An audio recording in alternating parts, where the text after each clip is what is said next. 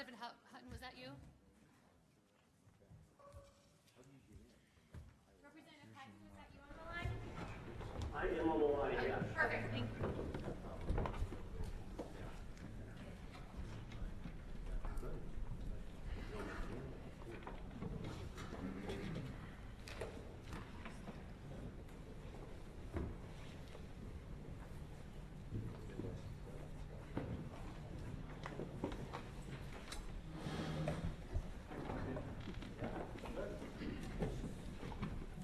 Good morning.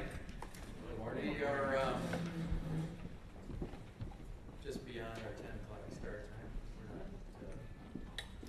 I think I was the last one here, so call me just in time. Just in time. So I'd like to call our meeting to order. For those of you who don't know, I'm Dan Ahrens, the chair at present. And can I use your roll call? Absolutely. Thanks. See how good she is? She's so ready. So I'll do a roll call. Ray Drager. Yes, here. Hello, Ray. How are you? Very good, thank you. Lisa Mowers here. Nancy Hernandez. Good morning. Good morning. Julie Lassa. Senator Lassa. Good morning. Good morning. Senator Gudex. He's excused. He's excused. Oh, good call. Tom Silkey. Are you on the phone, Tom? I am. Good morning, Tom. Representative Hutton. I think he's going to call in. He was on. Okay. And Representative Barca. Good morning. Good morning. Good with you all. Dave Drury, Wing Capital. Here. Good morning, Dave. Jim Ladwig. Where is Jim? Good morning, I'm calling in. Thank you, Jim. Good morning. R.D. Nair. Here. Good morning, R.D. Secretary Chandler is excused, and Secretary Neitzel, are you on the phone? I know he's going to be calling in, so we'll look for his attendance, and I'm here, so I think we have a quorum. We are all set. The second order of our business on the agenda is first to have us welcomed here at the UW Stevens Point, Senator Lassa's backyard. Is this your district? My alma mater. Alma mater? Wow. School's on? Pardon? Yeah, can we hear the school fight No, song? it's a Is a pointer. Were you the mascot? Did you wear the costume? No, thank goodness. I just went to the games. It went to the, all right. So we have a presentation scheduled from Cathy Sandeen, the Chancellor of UW Extension and the colleges, and David Brukardt, UW System Office and Economic Development, WEDC Liaison. So are you both going to do that together? We are. All right. Tag teaming. Welcome. Thank you.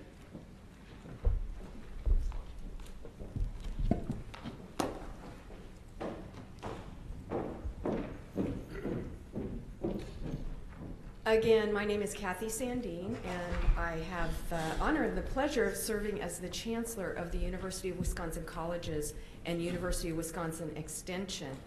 And thank you so much for a little bit of time here today for Dave and I to tell you a little bit about some of our economic development activities. This is based on a presentation that he and I made in Amsterdam last month. We submitted a proposal to an organization called University Industry Interaction Network, and it's a global organization. This was a judged proposal, and we were really honored to be invited to present. And we were given a slot, a 30-minute slot at this professional association meeting, and that means that they really wanted to give us time to learn about what we're doing here in Wisconsin. I'm relatively new. I began my job less than 2 years ago, and I moved here directly from DC, but I'm originally from California. And coming to Wisconsin, one of the things that drew me here is the way that the university is embedded in the community, embedded in helping industry, companies, entrepreneurs succeed, and the partnership that we have with WEDC is very important. So we'll briefly go through an abbreviated version of this presentation, and the main purpose is for us to update you on some of the activities and successes that we've had. So I started my presentation, of course, in Amsterdam, they don't know much about the state of Wisconsin, so I talked a little bit about where we are and what we're known for, like beer, cheese, and the Green Bay Packers. And then we talked a little bit about our challenges. And as much as we know we are very proud of our manufacturing and our agriculture industries here in this state, which are huge, we know that's a vulnerability because in a knowledge-based economy, we need to think about diversifying and supporting new types of industries coming in. Another challenge in this state that is well known is our demographic challenges. You know, we have an aging population. We know that. We also know that we experience out-migration from our state where many young people move out of our state. Some boomerang back. That's a great thing. We're learning more about that. But we have some challenges in terms of our demographics in the state. Fortunately, we have a history, and we have the University of Wisconsin, which was founded, our colleagues at this presentation, and I should pause and let you know that of the 412 attendees, we were from 63 different countries, and Dave Brukardt and I were one of only 20 people from the United States there. So this was truly a global, global meeting and convening. Now, I've been told that the University of Wisconsin was founded with a signature prior to the founding of the state of Wisconsin. That's how embedded and that's how important the university is seen. We are one of the land grant institutions, meaning we were formed right after the Civil War with the distinct purpose of bringing professional programs and applied research to our state to benefit the citizens, the farmers at the time, and manufacturers and industry of the state. So this is part of our tradition. And of course, here in Wisconsin, we go even a step further with the Wisconsin idea. When I was interviewed for my job, they asked me, well, what's the difference between a land grant tradition and the Wisconsin idea? And I said, well, the Wisconsin idea is really the land grant idea on steroids. Because back in 1904, President Charles Van Hise really put forward this philosophy and value system that the university is here to serve every citizen, whether they actually come to Madison and attend the campus, the only campus that was there at that time.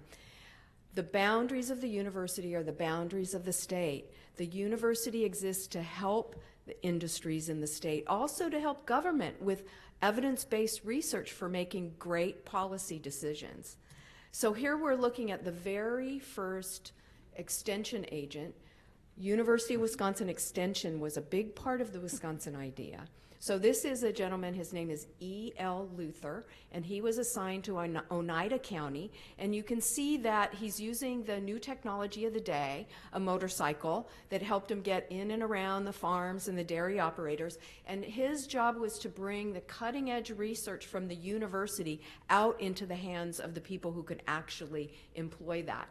So he brought soil science, dairy science out to this remote, rather remote county. Also taught the children of the farmers and dairy operators mathematics so that they can calculate yield and profit and so forth. Now, that's our history, but we continue to evolve and serve all sorts of industries within the state, but even in agriculture we evolve. Here you're looking at a group of farmers up in Barron County, and what they're doing is getting a demonstration of a drone or an unmanned flight vehicle that can be used to monitor crops. You know, we have such, what I've learned here, we have such precision agriculture, research-based production in this state, and every little small portion of an acre is managed differently than the one next to it, and having these monitoring devices and learning about it is so important, and that's what we continue to do today. What you're looking at here is the reach of the UW colleges and UW Extension. We have 4 divisions, including continuing education and e-learning. We have our Division of Business and Entrepreneurship. That's the one where we partner most directly with WEDC. We have the Division of Broadcast and Media Innovation, the home of Wisconsin Radio, Wisconsin Public Television, And we have the Division of Cooperative Extension that has offices in every single county in this state. So we pretty much touch every corner. Those corners where we don't touch, I hear about it. We try to serve everywhere we can. The big circles are the broadcast footprints for Wisconsin Public Broadcasting. So we're very proud about that. And in addition, we have the University of Wisconsin system with its enormous reach, 26 campuses. We're on one today, UW-Stevens Point. I oversee 13 of those campuses, the 13 two-year access institutions that are spread around the state. So when we talk about economic development, we have a great base and a great infrastructure from which to work. We've been doing it for over 100 years, but I'd like to invite Dave to come up here now and tell you about some of the newer things that we're doing in this unique partnership that we have with WEDC and the UW system.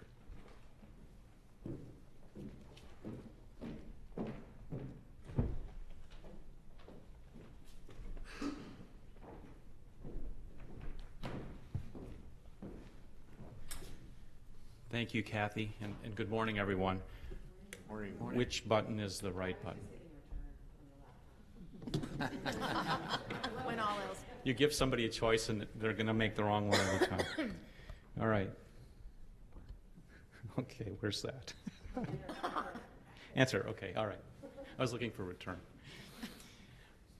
The Office of Economic Development at UW System was founded in 2012, not long after WEDC came together in the previous year. And the theory there was that these 26 campuses that we have around the state are doing a variety of economic development activities and have a variety of initiatives.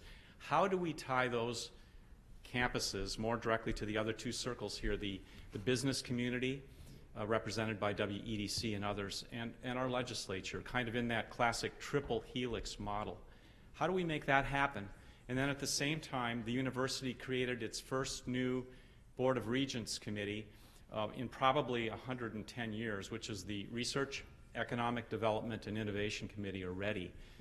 That gave us a chance to take a look at the university's important third mission behind teaching and research, the third mission being outreach and community service, that Wisconsin idea piece.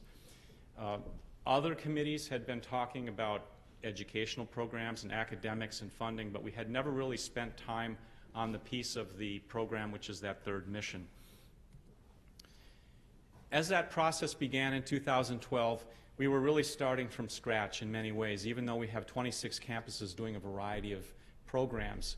And we spent the first 6 months going around the state, talking to our stakeholders and business leaders to understand what are the things that this university does well, and what are some of the things that are bottlenecks that prevent us from connecting more clearly and effectively with folks who are wanting to work with the university. That led to a strategic plan which gave us what we call the 3 C's: communication, connection, and capital. Can we communicate? Do people know what we're doing on these campuses here at Stevens Point and elsewhere, or are we just focused inwardly? Let's take those messages out. Connection. How do we bridge that membrane between town and gown, so to speak, so that these two groups can work together? And finally, kind of reflecting my background in Marx and banking, if we're serious about these things, are we putting any funding behind it, the capital piece? And if we put funding behind it, is it strategic? Is it something we can do that can move the needle forward for this state? Let's make sure that happens.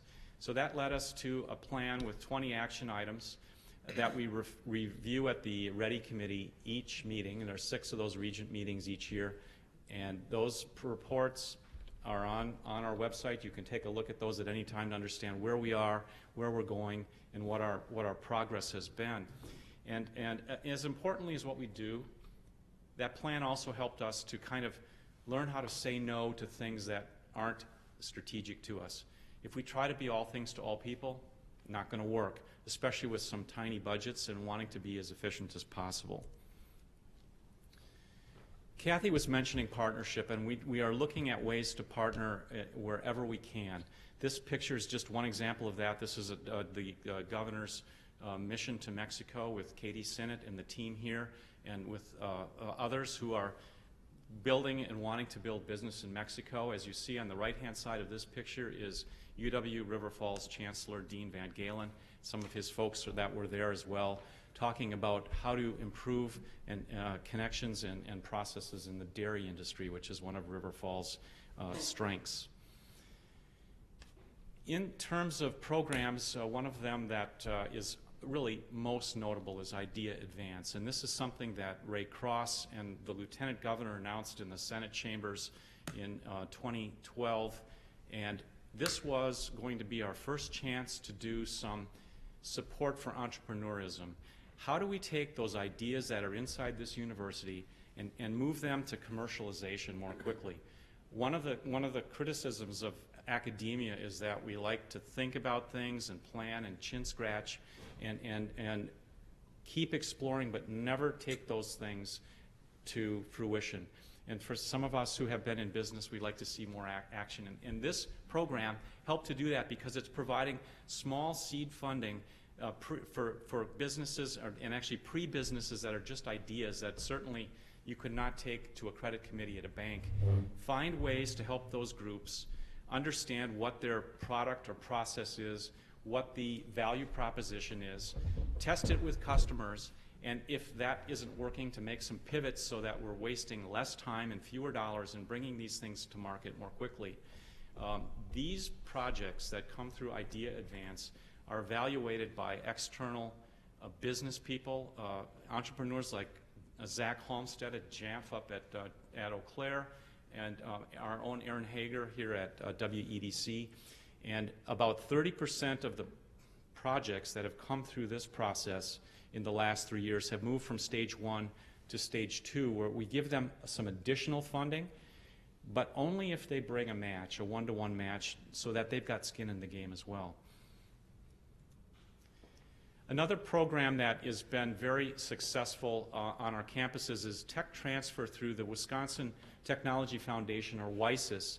And this brings the ability to help take technical products and potentially patentable items off of the 2-year and 4-year campuses. This is very rarely done anywhere else in the country, and was one of the items that was of great interest to our friends globally when we met with them last month. We are taking some of the functionality of a WARF or a UWM research foundation, bringing it to the other campuses. And as you can see, in the 10 months we've reported through this year, 51 disclosures of innovations that may be patentable or licensable. That's up from 46 last year, and that's happening all across our campuses. And as you see, there's a couple of circles off in the upper right. Those include some tech college campuses that have come to us and said, we've got things here, but we don't have those skills. Can you help us? And we're saying, yes, we can. And those projects are overseen by a governance committee that includes some regents, some business people, some of our chancellors, including Cathy Sandeen, and also Mark Hogan. So again, we're aligning, partnering to make sure that the things we're doing are making sense for not only a university or a project, but also for the state. You might imagine that a lot of our work is in the tech area and STEM.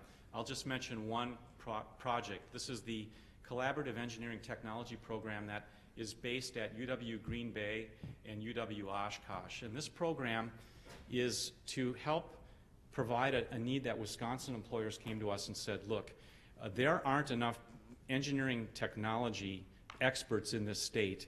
And you know what that is an engineer might design a bridge or a project, but the engineering tech is the person who takes that project and actually builds it, puts it in iron, and makes it happen. We need those kinds of people, and this program is unique not only because we didn't have anything like that in this state, but it also feeds from many of our 2- and 4-year campuses, from most of the tech college campuses, and also from the College of Menominee Nation. You can start this program at any one of the places that is close to where you are, online or on a campus, and then move through this process. You'll eventually get your degree at either Oshkosh or Green Bay, your preference. And then you can take that to wherever you want to go with your career. A program in the healthcare field that's been very successful and has seen a national and international recognition is called Nurses for Wisconsin. Again, it was one of the grants, the incentive grants, that were picked out of 56 options that we had as we started this program.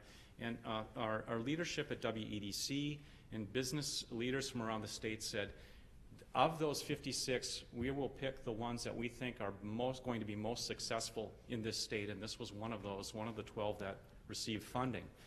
What this is advanced nursing educational support so that we can have more instructors in our nursing schools.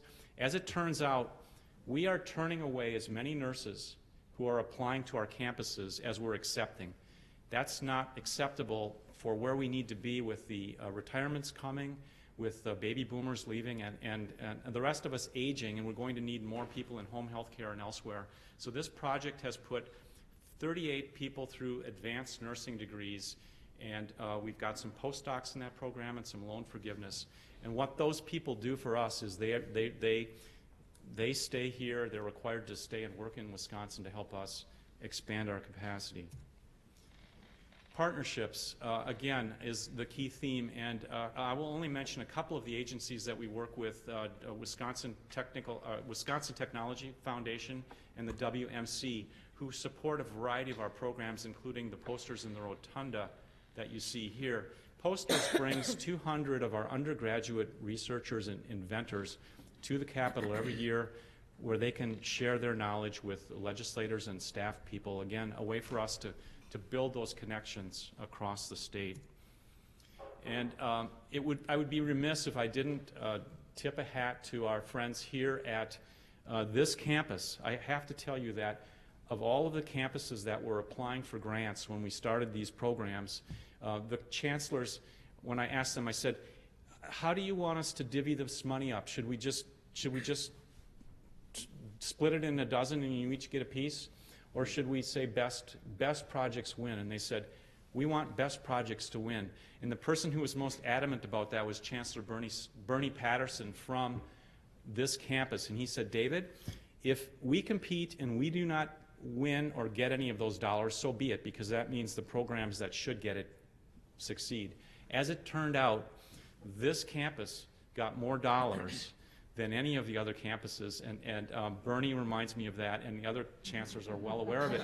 And the reason they did that is because they had some very innovative projects in pulp and paper, cellulose processing, forestry, and in paper. They came up with a paper that is now licensed through Neenah Paper and is generating income across the country. And this project, which is aquaponics, which is just down the road at Montello, this was what we consider to be one of the great successes here, because people say, well, okay, you do things, you have projects, you have initiatives, but do you ever get to a ribbon cutting? Well, we do. And this ribbon had a lot of scissors, and you can see Bernie, the Chancellor on one end, Bernie Patterson, and in the middle, Tricia was there. We have representatives of the Governor's Office, the Regents, Nelson and Pade folks, the faculty members, and this project in Little Montello has trained 2,600 participants to date in this program. In fact, Dave Ekman, who's here, probably could say that number is even higher. And when we had that open house, I sat next to the sheriff from that area, and I said, what's it like in this little town? And he said, well, it's different now because people come here to learn about what we do. And he said, I'm often having to take people who are driving rental cars. Sometimes they don't speak English, and I point them to Nelson and Pade. This project is helping to revitalize the freshwater fish industry in this state and fresh vegetables and organics, and is becoming, I think, a great piece of the 21st century economy. And then finally, talent. If the university, in fact, is generating students, bringing them to the market each year, so to speak, how do we do that better? There are 180,000 students at any given time in the University of Wisconsin system. There are another 50,000 in the private colleges, and the tech colleges have another 15 or 20,000 or more graduating, but they have hundreds of thousands. So how do we make it better and more effective for these people to move from their student years into their business years? Ray Cross, president of System, has said our vision is for every junior and senior student to have some business experience before they graduate. We'd like them to be not having their first interview nervous and sweaty hand when they graduate, but that they're working and being a part of that well before that. Now, as it turns out, many of them are. In fact, probably 50 to 60% of people have internships. They are doing these things, and it may be required. Maybe they've got clinicals. If they're in engineering, they have to do it. But a lot of others don't. So this program, which we'll be previewing tomorrow at the University of Wisconsin-Oshkosh with the Department of Workforce Development and others, is to put together a portal that will provide for employers all the career service options in this state on our campuses so that you don't have to find them. And for students, giving them the ability to work with the DWD website. Right now there are 500 internships on that site. We'd like that to be 5,000. This is a program we're working with our partners, and our partners include the WEDC, WMC, Wisconsin Technology Council, and the Society of Human Resource Management, and WEDA, the Wisconsin Economic Development Association. Again, partnering so that we can do these things in a better way together. And with that, Cathy, I'll turn it over to you to wrap it up. Thanks.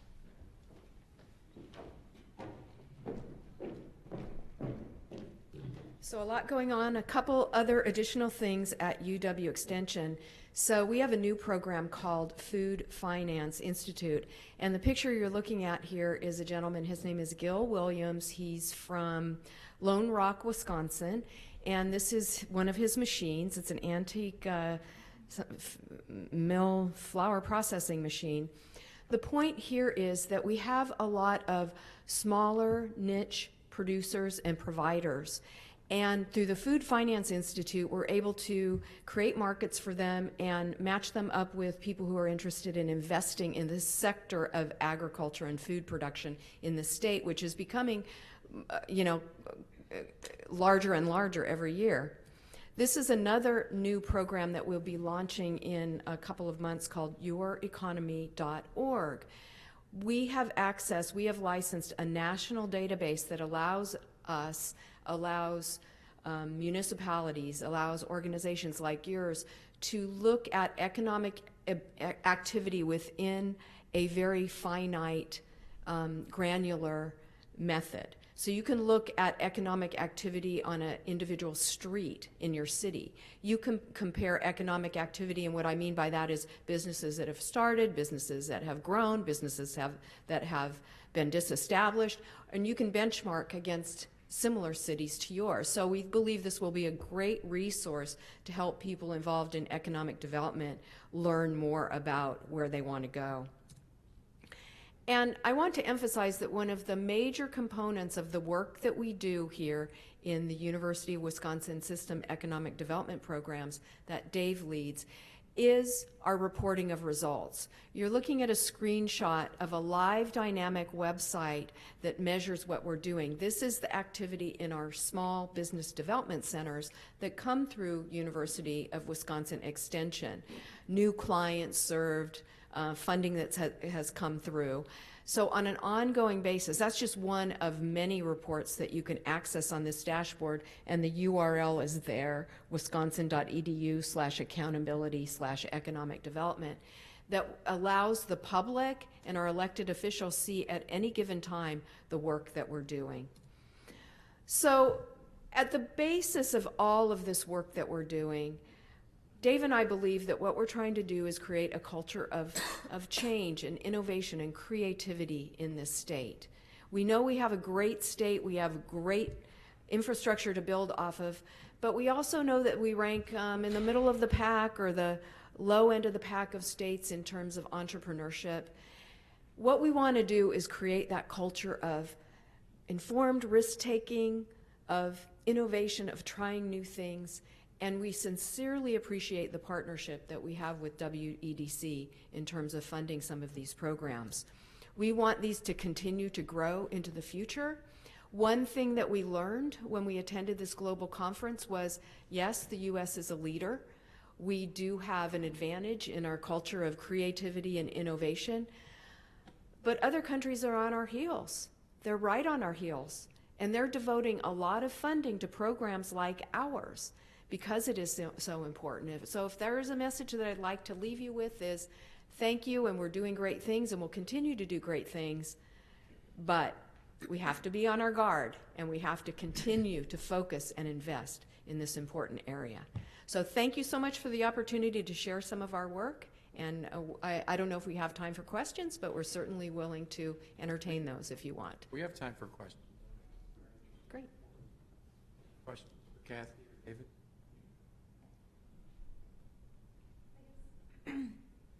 Sure, yes. Could you talk about the work that the CDCs do? We have one here on campus, how they work with folks, and I think that's really an area where it's an opportunity for Wisconsin to grow. It's to help entrepreneurs who have this wonderful idea, try to help them figure out if that's the right idea to move forward. So if you could talk. Exactly. The small business development centers that are spread throughout the state, but they are managed through University of Wisconsin Extension. This is a resource for any person who envisions opening a business. And so starting from the nuts and bolts of what do you need to do in terms of getting a business license and that sort of thing, it's a fantastic resource. Also, we are the conduit for federal funds that come into the state. So, for example, SBIR funds, which is Small Business Innovation Research Grants, we brought in, through these small business development centers, $13 million of federal money into the state of Wisconsin. That was leveraged with other funding to equal about almost $24 million in funding to small businesses. So this is very important.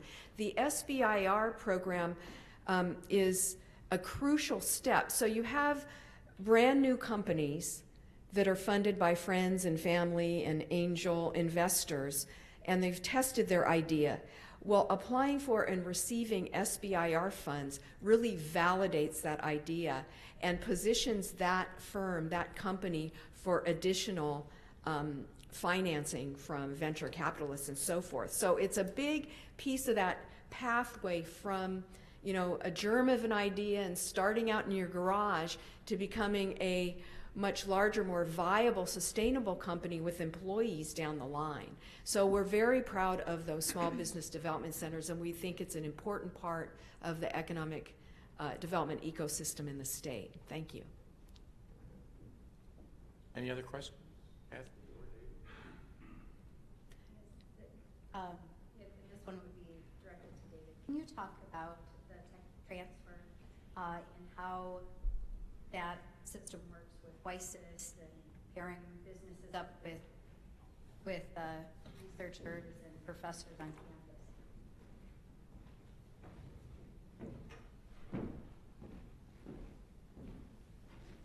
Arjun Sangha, who is the head of WEDC, could do a much better job of this than I could, Julie. But tech transfer really is helping someone understand how to work through the intellectual property process. Not every invention is intellectual property or can be licensed. And what WEDC does is it helps either the student or the professor understand if there is a way to do that. And with rules around IP changing, it's becoming very challenging to understand what can be disclosed and when. And with WEDC, a very significant chunk of whatever licensing would come from that stays with the professor in this state, which is a real plus. And that's why they like to work with WEDC.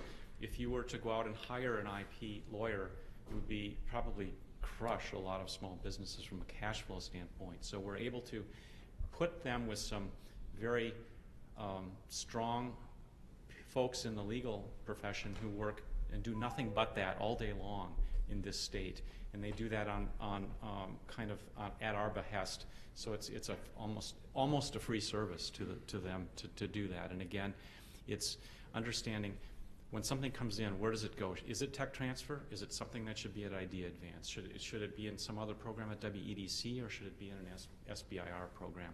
There's many options. Only a small amount of them, as I said, 51 this year. It's not very many, but that's a vast number more than probably happen on a lot of other campuses, because somebody says, I can't take this thing and spend $800 or $1,500 an hour to have somebody decide if it's a project or a process.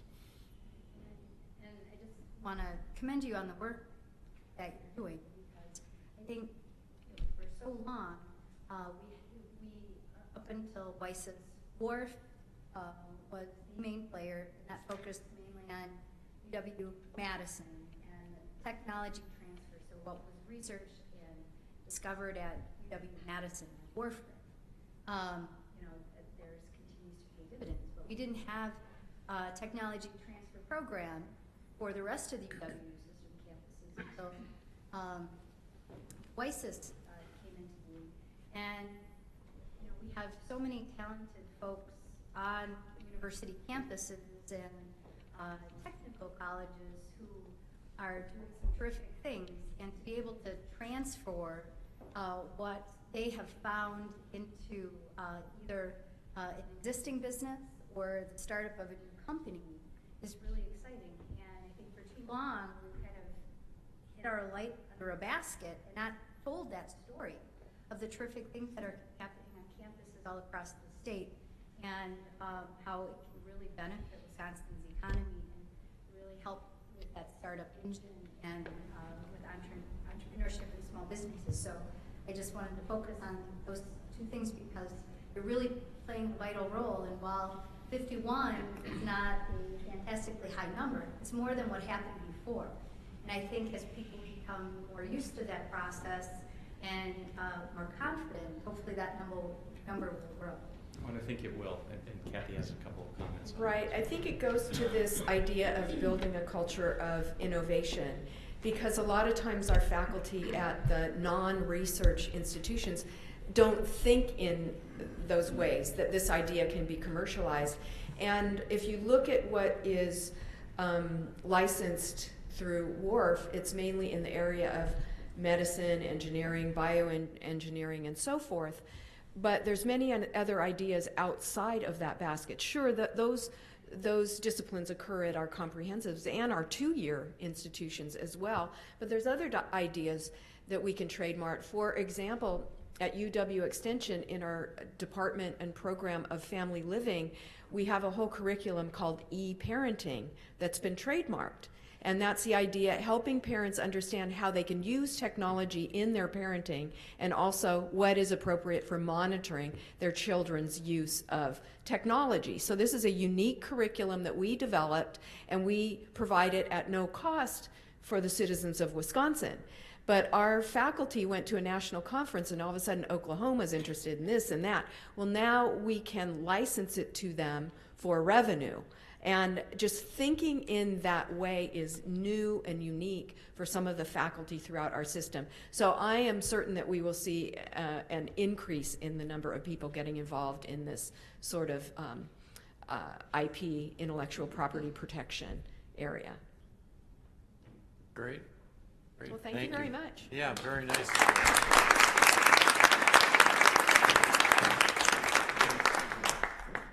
Yeah, that's helpful as we go through our agenda to get to start with a baseline of what's happening in the EW system. We don't take it for granted, but we don't always know what's going on. So your question, Senator, good follow-up for us to learn more about what the system does. Collaborating with economic development as well around the state. It's a great asset that we got to make sure we continue to use. So I will move on to the third item on our agenda, the Board of Directors orientation, and turn it over to Hannah Renfro.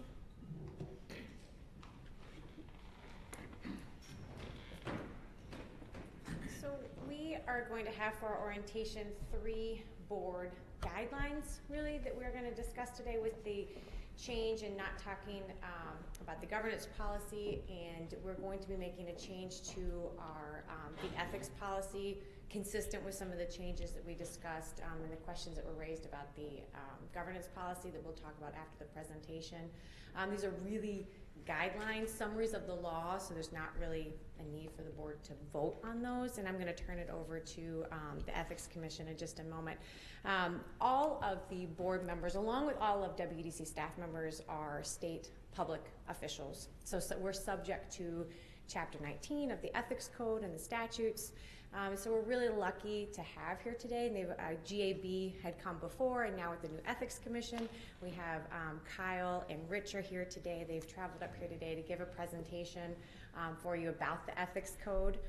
I know this is usually a much longer presentation that they give, so I really appreciate them coming up here and giving a shortened version of it given our packed schedule. After their presentation, I'll go over with the board a few items that are unique to WEDC and Chapter 238 that are not included in the Ethics Code, so I'll go over those things with you after the presentation. So I'd like to welcome the Ethics Commission up.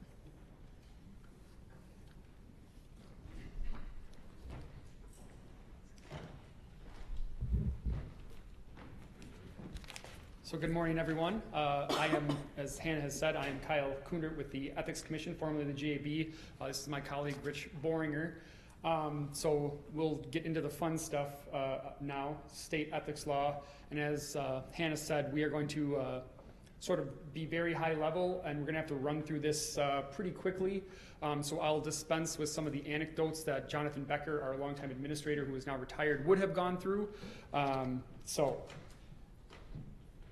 let us begin. So I have to go through this. This was John's favorite thing. This is a cartoon of one of our first governors in the state of Wisconsin, Coles Bashford. He was involved in a corruption, fraud, bribery scandal with some of the early railroad companies in the state of Wisconsin. Essentially, he was indicted for basically giving handouts to the railroads and then getting stuff in return. He then fled the state after he was indicted to where his brother was the governor in Arizona and hung out with his brother down there and managed to get involved back with some of the same conduct that he had in Wisconsin. But anyway, this was sort of the beginning of Wisconsin ethics and lobbying law several years before the U.S. government sort of planned their own set of ethics rules. So just going in briefly, our Ethics Commission, different from the GAB, it's now a bipartisan entity with 6 commission members. They'll serve 4-year terms of offices, and just like anything, requires 4 votes or quorum to do anything. Let me go back one minute. So because we're going to go through this so quickly today, the most important thing I want you to take from this is that if you have questions, if you just informally or formally, anything that you ask of the commission is confidential.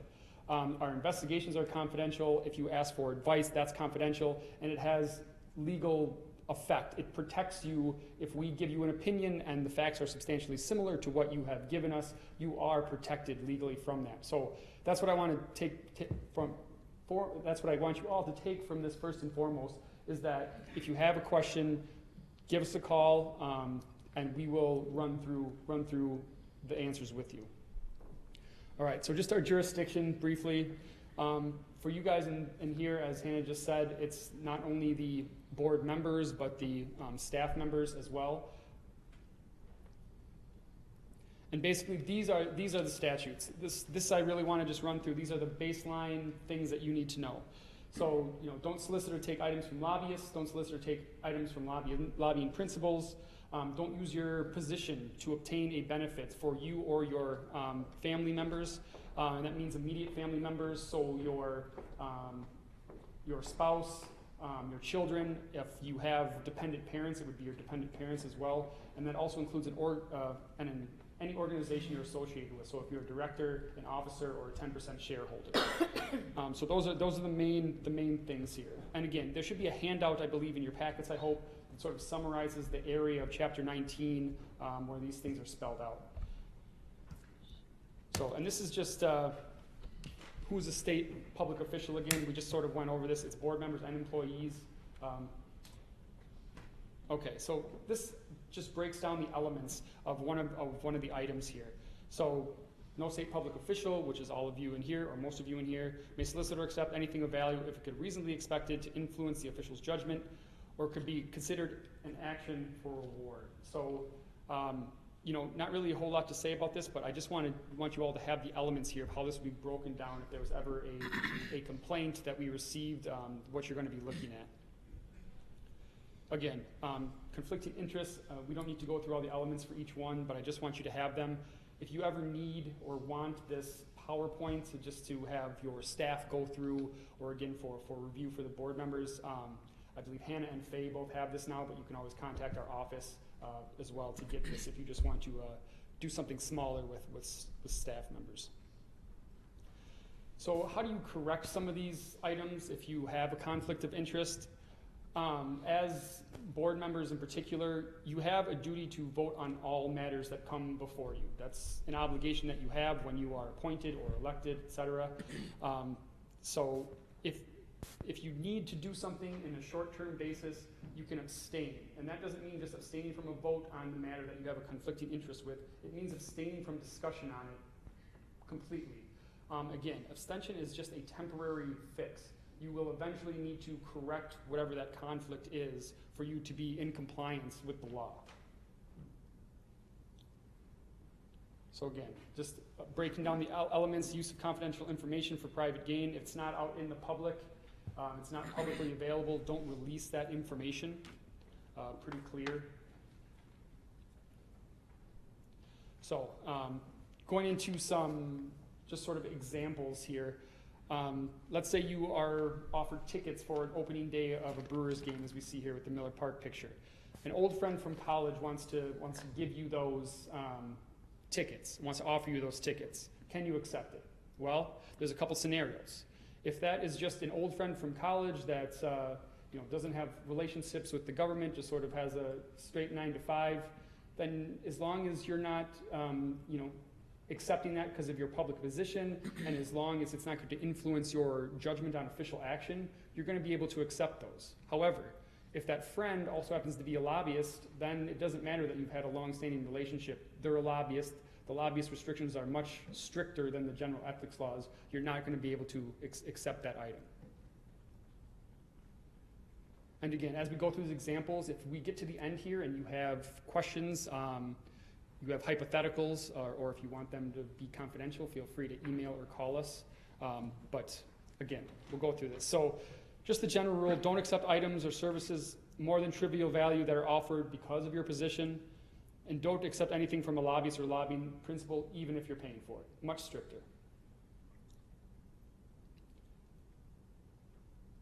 All right. So one of the sort of exceptions here is that you may accept transportation, lodging, meals, food, or beverage if it's in connection with a presentation or talk. So this doesn't mean you going to lunch with someone, let's say a lobbyist, and you having a discussion about a topic. That doesn't count as a talk. This is you being invited to an event like something like today and presenting the talk on an item of interest. If your acceptance of the items are for the benefit of the state, that's another exception. If you're going and you have some reasonable argument that you're going to be benefiting the state by giving this talk or discussion or being at this meeting, it somehow improves our standing in the world, you can also attend and accept those food, drink, and lodging items. Also, obviously, if the invitation is unrelated to your public position, the burden will be on you to prove that it is not related to your public position if you do accept something and we do get a question about it. So I just want you to be prepared. It's a clear and convincing evidence standard, not that we need to get too far into that. Also, SEIs, you all have to do them in here. Statements of economic interest for those that haven't done them before. They simply have to be reported on those SEIs called honorariums if they're over $50. All right, so let's get into one more here. So a solicitation for a multi-state economic development conference, excuse me. So you want to solicit the Wisconsin Bridge and Tunnel Corporation for some money to support this conference because you think it's going to bring money into the state. You think it's going to improve Wisconsin's standing in the world.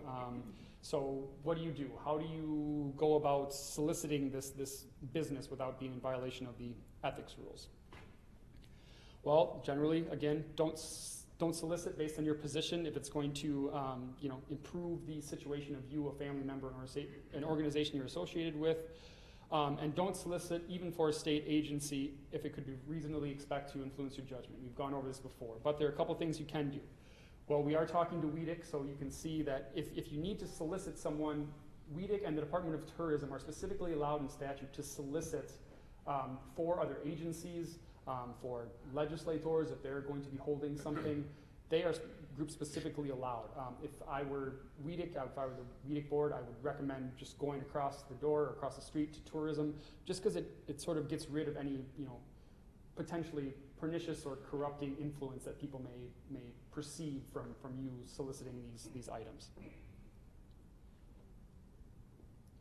All right, and just simply for those, I don't know how many of you it affects in here, obviously a couple of the representatives and senators here, but don't use your state resources for campaigning, and staff may not engage in campaign activity while they're on state time or in state offices, state buildings. Pretty self-explanatory stuff. So again, just briefly going through the statements of economic interest here. You know that you're going to file them annually, and you need to report all direct sources of family income from the prior year of $1,000 or more, and all sources of income from the prior year of $10,000 or more if received by partnerships, S corps, etc. You've all done them before. If you have specific questions about that, I would direct them to our office rather than discussing them here. So the last part of this is where to get more information. So we still have our GAB website, at least for a couple more weeks here. We'll update you when we have a commission website. But you can always call the offices. The numbers are the same. The emails are the same for now. And again, just reiterating, the advisory opinions, we hope that we get them out to you prompt, but they are confidential and they are authoritative. So if you have a question and you are worried about your conduct prior to doing it, or you're worried about your conduct after you've done it, call us, let us know, and those opinions will provide you with some level of legal protection. So I believe that's all we have for our base presentation.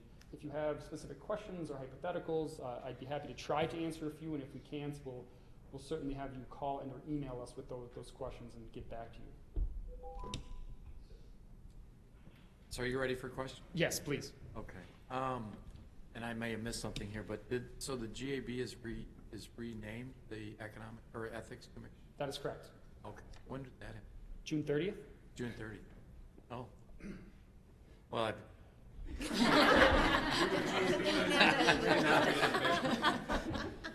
okay, so now I've caught up with that. So when we go through audits and things at WEDC, that the Ethics Commission? No. That's totally separate through the Legislative Audit Bureau. That's the LAB. Okay. Yeah, we do review. The audit bureau is required then to send that to us, but really, like Hannah said, that's really they get first take at this, and we're behind the scenes. I'm confusing too. So maybe I'm stepping out of bounds here, but hypothetically, these are not new guidelines, or is there anything here? No. This is the ethics rules didn't really change in the transition from the GB to the Ethics Commission. Very much similar. And there's nothing, as I read it, pre-read in your presentation, surprised me. Yeah, no, most of you should be pretty familiar, and like Hannah said, you have an extra sort of set of rules that sort of even narrow the scope further. So, as long as you're following those, you're following ours as well. So. Yeah, the one. Well, I got a couple of questions. The first one is maybe back a few slides where you mentioned recusal is not. How did you state that? It's only a temporary fix. So. Yeah. So. If you have a business that's working with, that could potentially work with WEDC for support of some kind, and you're associated, a 10%, or you're the owner, or you're the director, et cetera, if it's gonna come up and you abstain, that's great for one time. But if there's any potential to have continuing relationships, you need to disembark that relationship. You need to get rid of the conflict eventually. Abstention is only a temporary fix. Yeah, gotcha. So. I'll chime in on this one just because we actually have in Chapter 238, and the legislators can feel free to chime in on this one. The legislature enacted in 2013 a specific statute that allows board members to have a private financial interest in companies with which we have contractual relationship, because we wanted to be able to continue to tap into the experience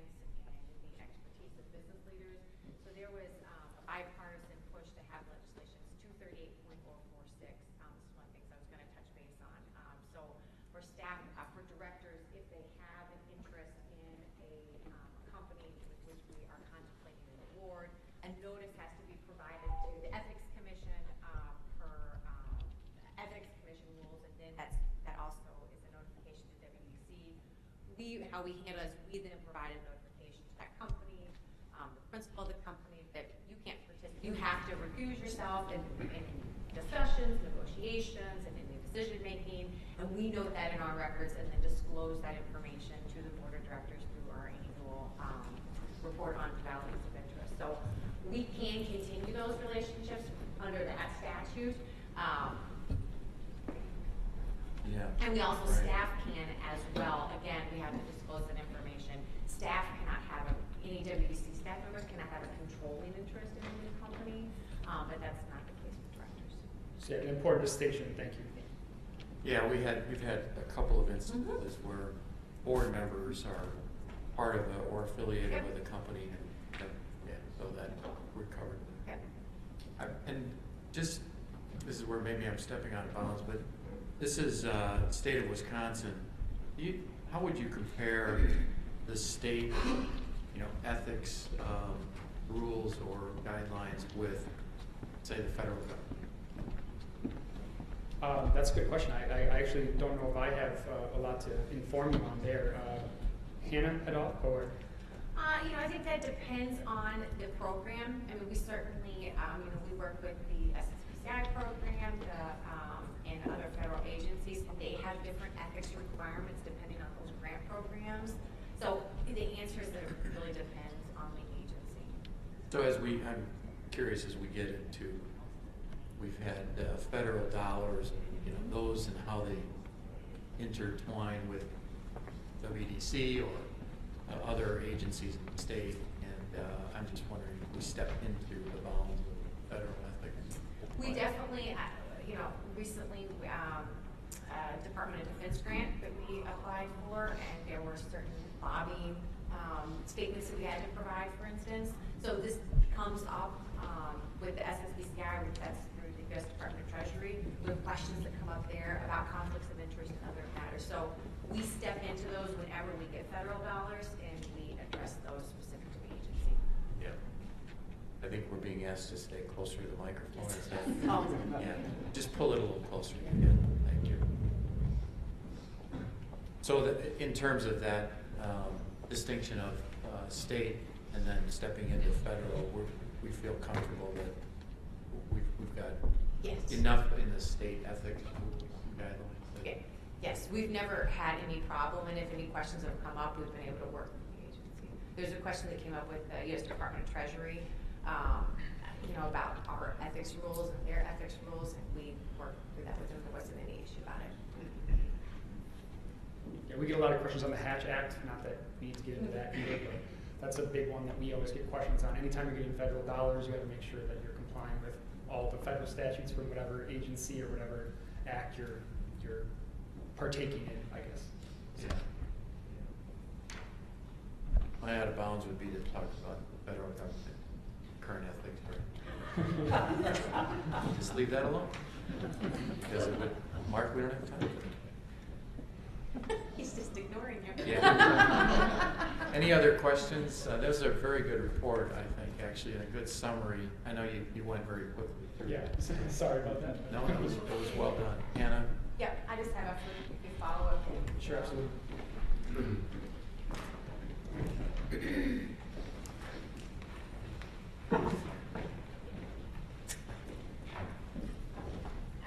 First, I do want to emphasize how helpful and practical GAB and now the Ethics Commission is, so don't ever hesitate to call them. You can talk to me and we can talk through them, but they have always provided such incredibly helpful and practical advice for us. We use them as a resource all the time.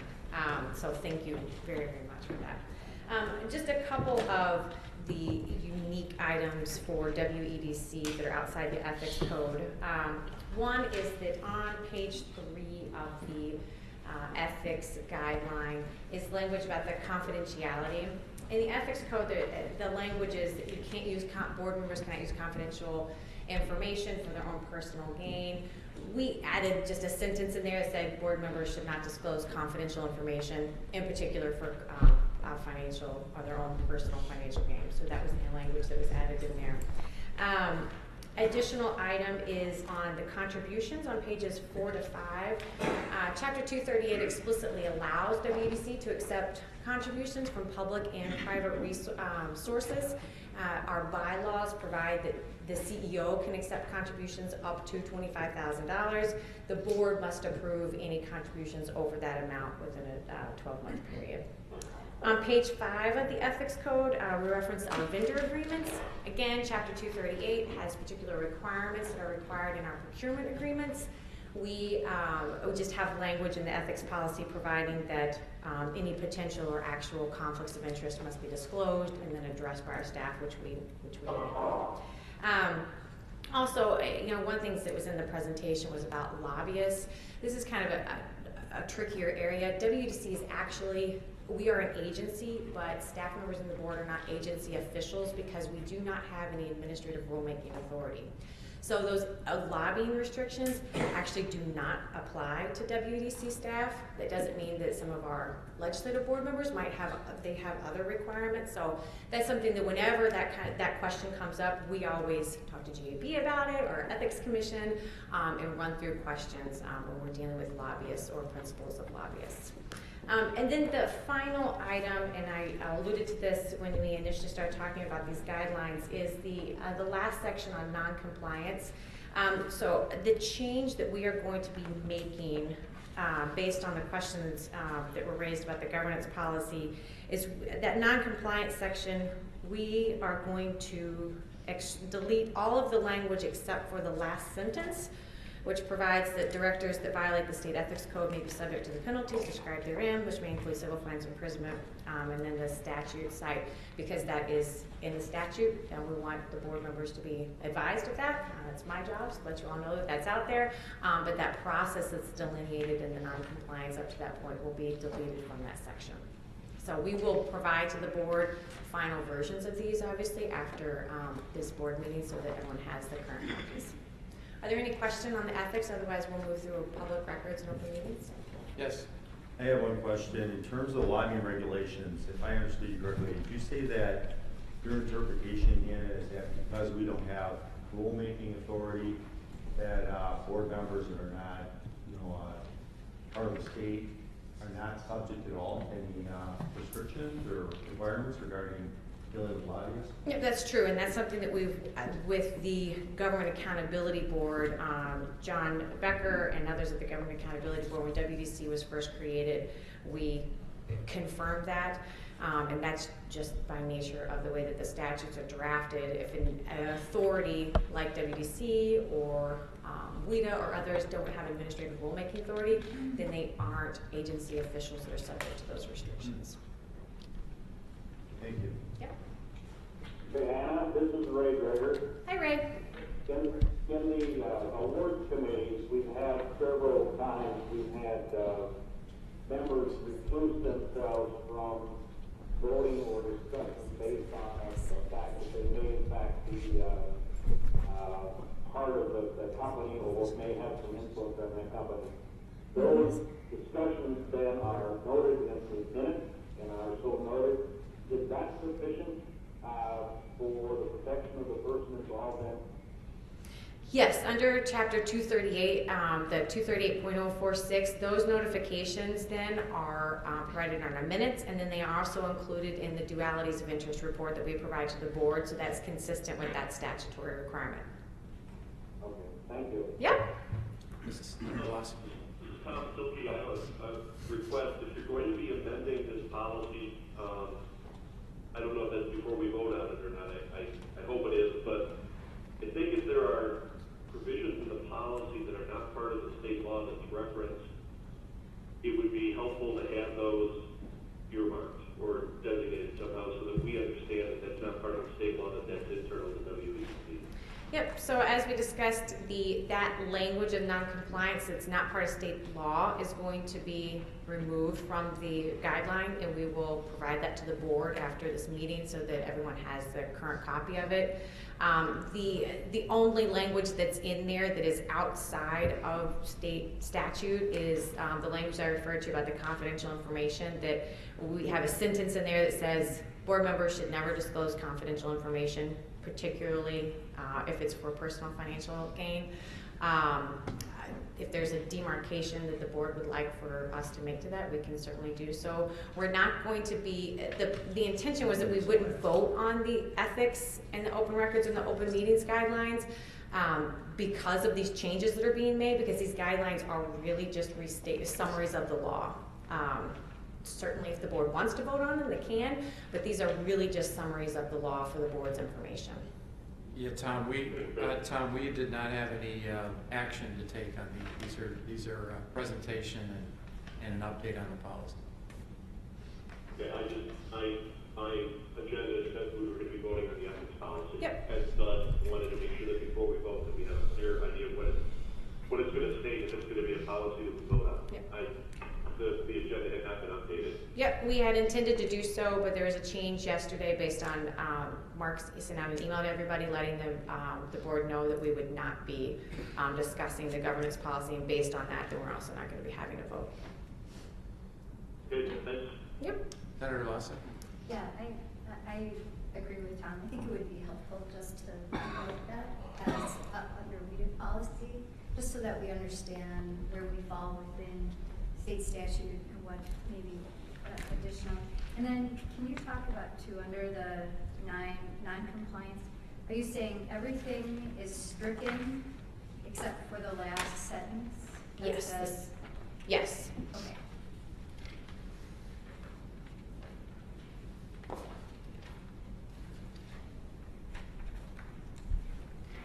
So I hear you would like to, Maybe just in that when they update it, when they send us. sure.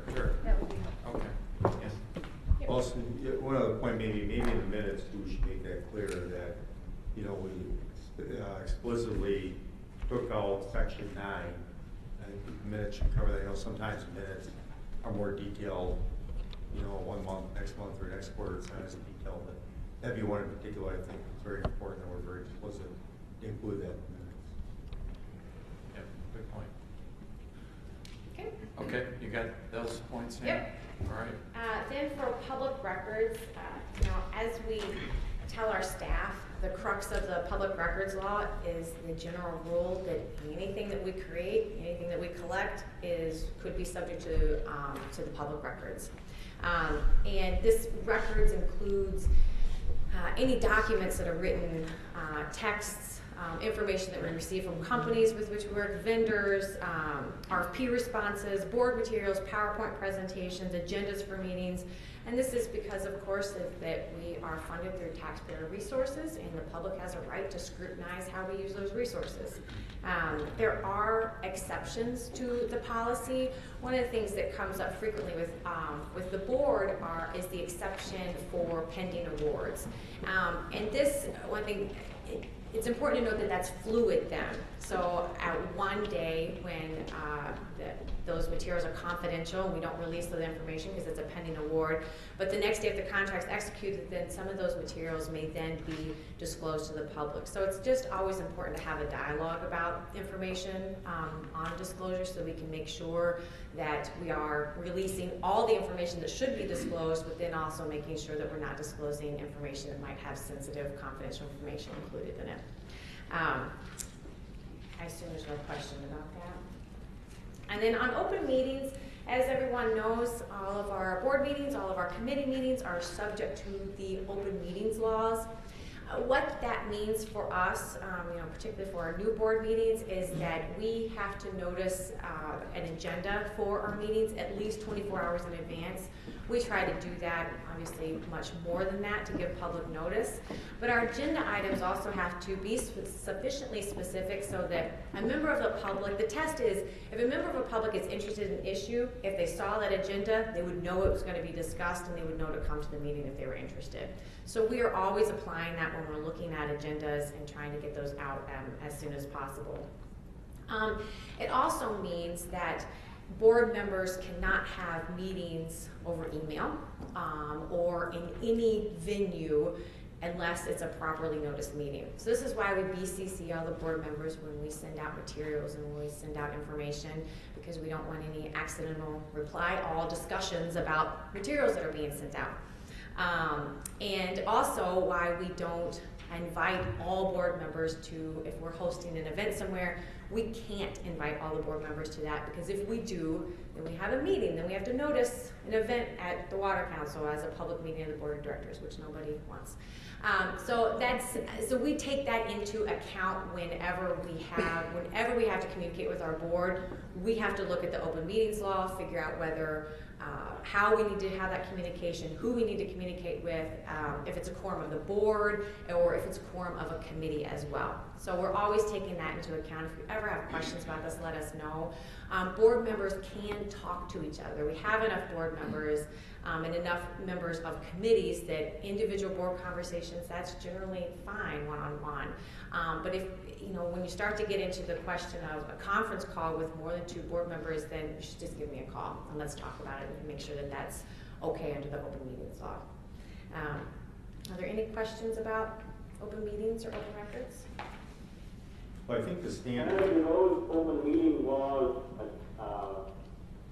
also include teleconference meetings? Yes, they do. So we can have teleconference meetings, that's fine under the open meetings law. We just have to notice them the same way and provide a phone number and a location for individuals who might wish to participate. Or not to participate, to view and to be able to listen in. The standard I know for legislature, and I think for all public bodies, and I assume for us as a quasi-public body, is the same, right? That you can have a majority of any committee or of the full board, correct? So if 3 people are talking and they're not on the same committee, it really makes no difference to you. But if there are 3 of 5 members on a particular committee, like the audit committee, then you've got a problem. Yes. Is that the same? That's the general For standard. WEDC? Yep. Yes. Sure. Yes. But we always have to start, if we happen to have vacancies, and then, so we always just appreciate the conversation. But yes, Barker, Representative Barker, that is the general rule. I gotta be careful with that well. Okay. Okay, Wonderful. is that it, Hannah? Thank you very much. Mark, you gonna do Life of an Award? Yes. All right. I'm looking at Faye. Nervous. I'll get you set up, it's okay. We are on item 3, letter C, Life of an Award.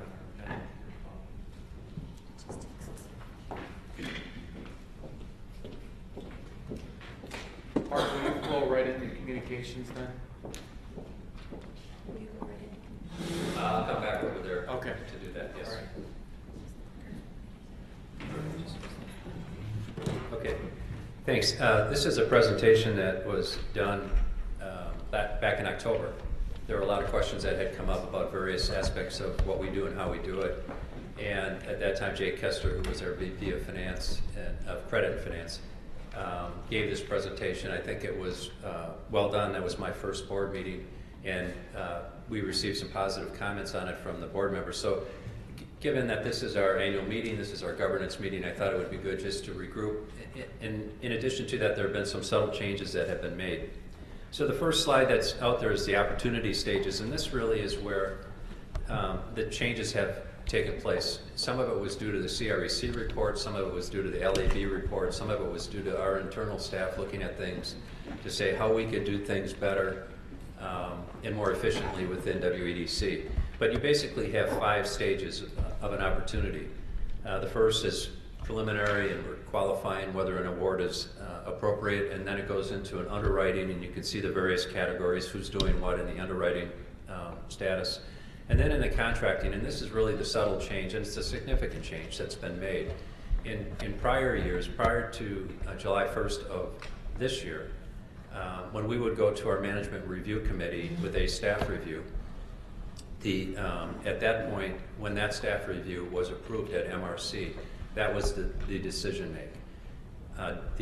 date. And consistent with the recommendations made by CREC and LAB, we made that change in that now what we are doing post July 1st is we will be sending out the contract along, rather than sending out a letter saying we've approved this, it's subject to a contract, we're actually sending the contract out. And the advantage of that is we're trying to tighten the time frame between when the decision is made and when we actually have a signed contract. And we think that's in everybody's interest, WEDC's interest, as well as our awardee.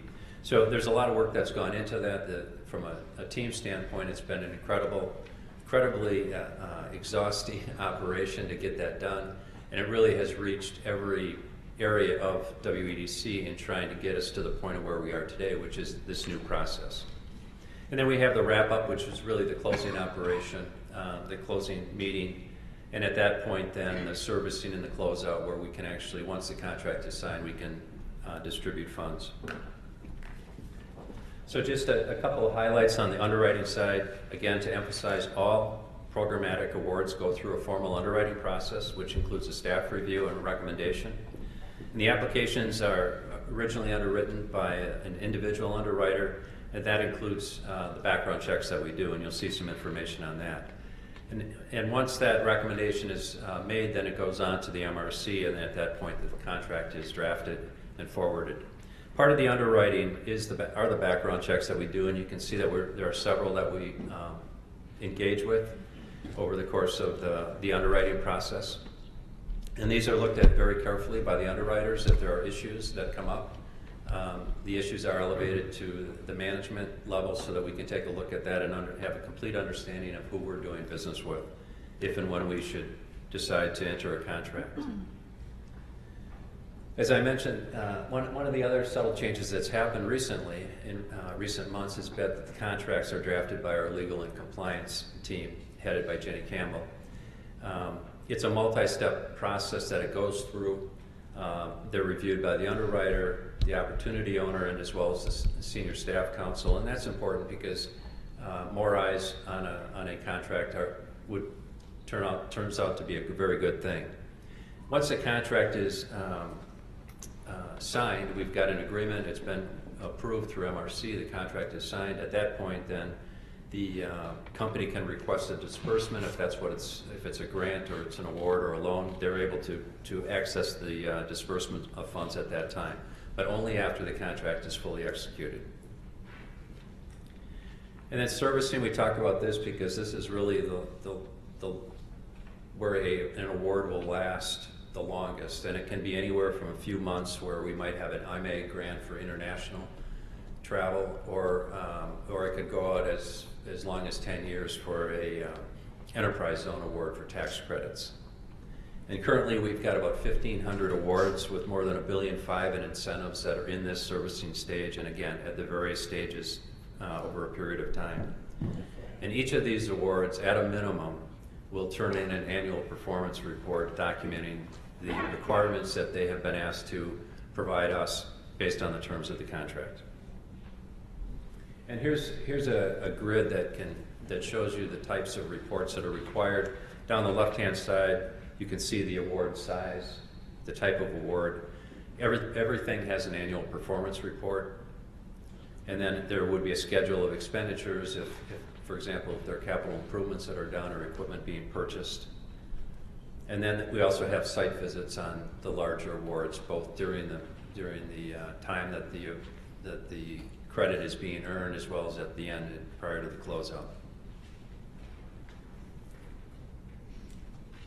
As I mentioned, we receive regular performance reports, and the timeliness, the requirement is at least annually, but it may be more frequently depending upon the type of award. And then we receive updates on the projects. We also work with the Department of Workforce Development and get award notifications from them. And also we stay in tune with our local partners, and that's how we get a lot of the information about how companies are doing, what they're thinking, where they're going. It's important for us to have those communications, so if something comes up, we're notified, and we can reach out at that point to the company and talk to the company about what they're planning on doing and how it impacts the award that they may have received. And then when we go through the closeout, this really ties everything together at the end after the contract is completed. The work is done, the jobs have been retained. We look at that and say at that point then we can close it out, and we'll review the compliance that the award was required to maintain, or the requirements that the award needed to have to fulfill the contract. and to make sure that they fulfilled those performances that were required. And you know, unless we're notified by an awardee that the contractual performance will not be achieved, it really happens at the end of the contract. So there have been a couple of cases, and I know we talked about Eaton and Plexus back in October, and those are situations where the contract is still in place. In the case of Eaton, the contract runs through December 17th. In the case of Plexus, it's through June of 2019. So it's at that point that we will look back and determine whether or not there were any issues that took place with the contract. But again, that's consistent with how we handle all of the contracts. You go to the end of the contract date, and at that point, you make out the closeout decision and determine what, if any, changes need to be made. And we do have penalties. The Department of Commerce transactions, we refer to the Department of Administration for collection through, and then they go to the Department of Justice if necessary. That was the arrangement that took place 5 years ago when WEDC was put in place. The difficult thing with that is that once we make that decision, then we're writing off the entire loan once we put it to them. So we really want to try and figure out if there's a way that we can work through those problems before we refer it. But in the end, if that's the best way to get the collection, if that's the way to get somebody's attention, that's what we do. And then we also have an internal collections area that follows the past dues, and we look at that on an ongoing basis. Brian Nowicki and I, our Chief Financial Officer, we sit down with them and we go through those and understand where we are from a collection standpoint. And then if somebody doesn't maintain the jobs that were necessary or didn't achieve the limits, then we do revoke their tax credits if they've been issued, and we work through the Department of Revenue in doing that. The same people, when we certify an award, what we do is we provide that certificate to the awardee, and then that company files that when they file their tax returns. And then under the qualified new business venture penalties, when there's a penalty that's charged there, WEDC sends an invoice for the penalty amount and actively follows up for that collection. Two more just on the grant repayments. If we determine a grant needs to be repaid because performance was not achieved based on what had been contracted for, we work with the person receiving the grant to make sure that we get that money back. And then there are the loans that are in the performance-based loans, where if the company, we make a loan, and if they achieve certain performance, those loans are forgiven. But if they didn't achieve those performance goals, then at that point, we'll sit down as we go through the closeout process, we will sit down with that awardee and work out a repayment plan so that the WEDC can be repaid those dollars.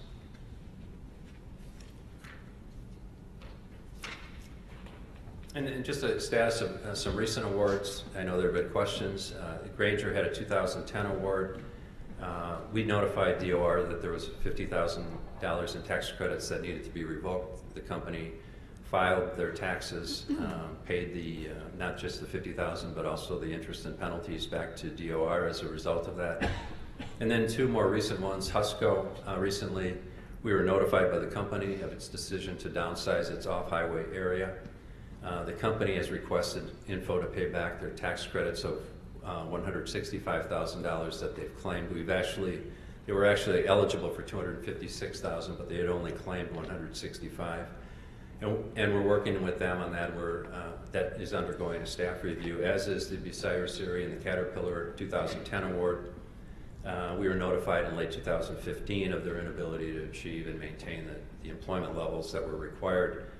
And we had issued $9.25 million in credits that were claimed in 2010 and 2013 for job creation, capital investment, and job training, and we are currently reviewing that award as well. I'd like to touch on a couple of things that I think it gets lost in it. There are times when people think that the state of Wisconsin is, when we do tax credit awards, for example, and it's a $500,000 business development tax credit. People look at that and say, well, we're giving these to an awardee, and we are, because they are refundable as long as they're achieving their goals. But what's critical is that we do look at the return on investment to the state. So if we're going to put up that $500,000 out, what is it that we, the state taxpayers, get in return? And there's really two items that we look at, and we're trying to generate the maximum amount of leverage for every dollar that the taxpayer gives us to put into these awards through WEDC. And then the second one is the calculation of the impact of the increased Wisconsin state income taxes has that are generated from the new employees. And we work with a company called MC, which is a third-party provider of economic data. There are 3 such providers, I think, that are recognized in the economic development community. We've done the review and feel that MC best meets our needs of the state. And they work with over 200 economic development organizations, and they cover over 99.5% of the employment population in the United States. You've seen this slide before.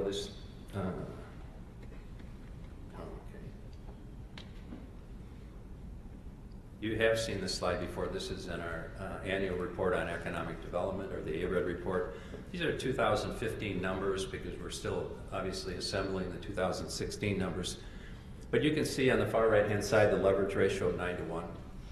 And what we're saying is for every taxpayer dollar that WEDC puts into an award or a grant, we're looking to leverage that as much as we can. The 2015 results, and you'll see a little more detail on the next page, that leverage was 9-to-1. And far right-hand corner, $145 million of 5-year income tax benefit to the state of Wisconsin based on the new employment levels that would be achieved under those awards. So a little more granular on the financial awards and the leverage.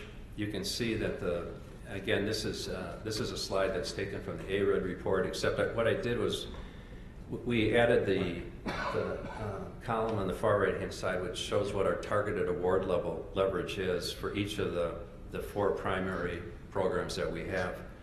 And the bond program, the investor credits, the loans, and the tax credits, all in our leverage ratio, the average is about 4-to-1. Last year, in 2015, we were at 9-to-1, which obviously is what we want. More is better.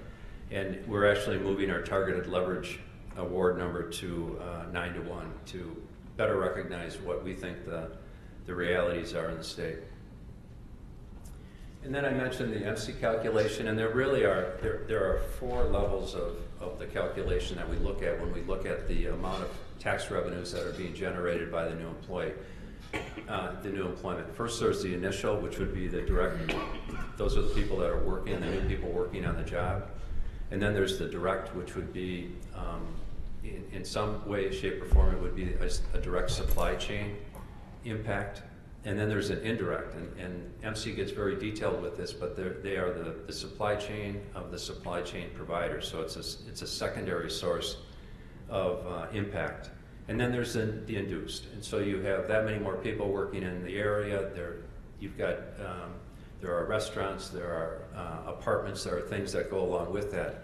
And when you go through that, those are the 4 levels that MC reports to us on. And then what we do is we take, this is a sample award, and just say it's a $500,000 award. And you can see in the left-hand column the various jobs that are created by the 4 definitions, the 4 categories that I just mentioned, 185 jobs. And in the case of the initial, and then in the far right-hand column, you're seeing the wages that are attributed to each of those jobs that are created. It's $9.9 million, and we receive an update on the state income tax from the Department of Revenue every year at 4.33%. So annually, it's about $429,000 state income tax benefit to the state of Wisconsin for these jobs that are created. And over a 5-year period of time, it's over $2.1 million. So now you go back and you compare that to the award of $500,000, so it's a little over 4-to-1. When I was putting this presentation together, I just went through, I have 8 or 10 examples of awards that have just gone through. In general, we seem to be in that 4 to 5 to 1. Some are higher than that. I didn't see any lower than that, but the 4 to 5 seem to be where it is. So again, I wanted to make those 2 points on the leverage and the return from a return on investment standpoint, both from a leverage standpoint as well as the additional revenue that's being generated for the state through the income taxes. If that, are there any questions? Questions, Representative Barkum? Well, Peter, good over. are you just talking to the microphone? Oh, sure. Good overview. Is this on? You're Can you hear me? Good. Yeah, good overview, Mark. A couple of those examples I think help illustrate, circumstances that come up during the life of an award. One of the issues though that I have is, when we, back in April, the governor and I came together on a policy, where we were trying to look at more immediate steps to collect if people are outsourcing. And it's my understanding that, based on your report here today and other discussions, that now companies they are required under our policies and they sign to let us know if in fact they do start to outsource immediately, correct? They are required, if they lay off a person, they are required to report it to us. That's what the reporting requirement is. Okay, so only if they lay someone off though? Right. Okay. And under that circumstance, we still wait till the end of the award cycle to determine whether to collect. I guess my question would be, the policy that we passed in April is to look for more immediate types of effort. So I would just suggest, Mr. Chair, I think we should take a second look at that policy, because if in fact we know that someone has made that decision and they can't honor their agreement, in some cases maybe they immediately come to some determination, but I think we should look at that policy very carefully, because there certainly is, if in fact someone's made that decision, we know they can't fulfill their contractual obligation, I see no reason to wait another year till the end of the contract. So, one other thing I guess related to that is, I think perhaps we could have some committee assigned to take a look at this very carefully. I know that in regard to the governance policy, that was not assigned to the committee, which I think was a big mistake. Obviously, there's a lot of adverse press around that, and we may want to consider bringing back a policy committee. But regardless, that's your decision in terms of the structure. I think some committees should look at these policies. But in particular, I especially would like to see us look carefully at this issue in regard to outsourcing. There's been a lot of concern expressed by various organizations around the state, and I know our policy that we passed was to look for more of an immediate payback. That was the wording of our language that we passed. So that'd be my recommendation, Mr. Chairman. I hear that. I'll turn it to Mark in a minute. Just to give you the private enterprise take on that, Representative Park, is that if we put together an agreement with a private company to award them some money or a tax credit or use some funds to invest and drive, it's pretty hard to tell in the middle of that whether or not it's going to all work out. It may be going in the wrong direction, but we're not going to know for sure.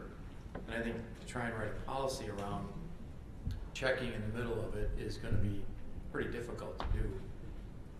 We had this long discussion, I think a year or two ago, about clawbacks and being able to. And I think one of the things that Mark's report points out, or two, is that in fact we do go back and check these awards and see if they're performing, and we are clawing back. And the second point is that everything we've invested pretty much is giving us a reasonable return. I think as a private business, if we could get 4 to 5 times our investment return, that's a pretty good return on the invested dollars of public dollars. So, but with that, I'll turn it to Mark to answer specifically. Yeah, just a couple of comments. One is, and I think Dan hit on it, it's very difficult to try and put into the terms of a contract all of the possible variables that may happen, especially when you're talking about a contract that's 3 or 5 or 7 or even 10 years in the case of an enterprise zone award. And the challenge that we have is that, and aside from how people decide to run their business, when we sign the contract, when we approve the award, we have set an employment number that company has agreed to, and if they achieve that number, and they're beyond that number, what they do and how they do it, I'd love for every company in the state of Wisconsin to employ every person in the state of Wisconsin and not move it anywhere else. But however they make that decision and what they do after that, as long as they're complying with the contract, we have a contract. We signed it, we said if we do this, If they do this, we will do that, and it's a contract. So there's very little room in doing that, other than if the company like a Husco or a Caterpillar comes to us and says to us now, you know, we're not going to be able to abide by the contract. Mm-hmm. And I give them kudos because it does allow us then to work with them right now to look at the clawback on the tax credits that they have received.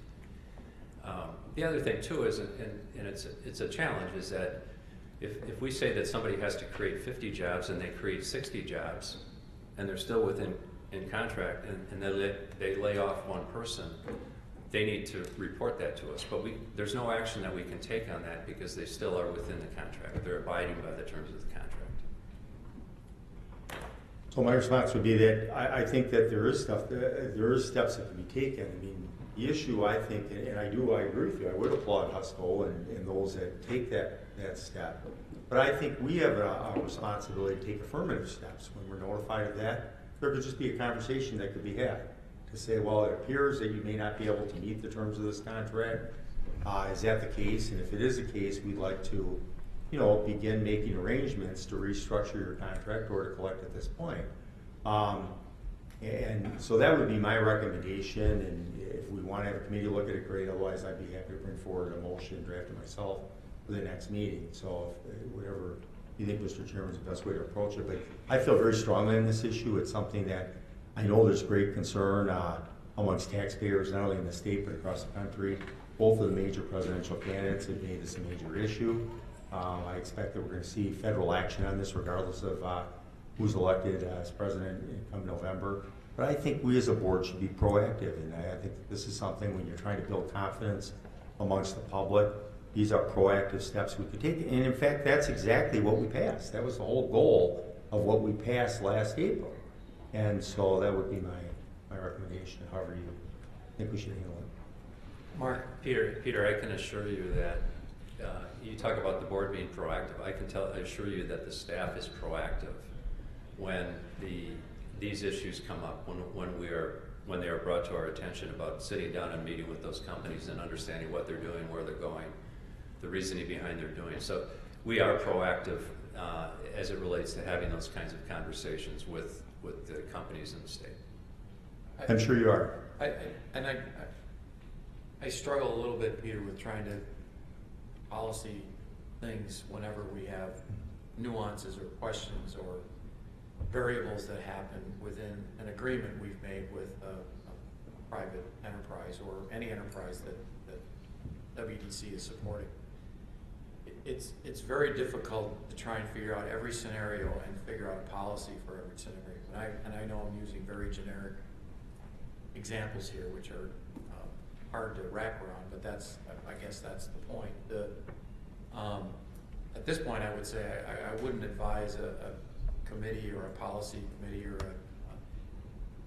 I think it belongs in the awards committee, and when staff brings to the awards committee a proposal for an opportunity for a business or enterprise owner, whoever that is, I think it's the board's role then on the awards committee is to thoroughly vet that agreement and ask those kind of questions at the time we're putting the award together.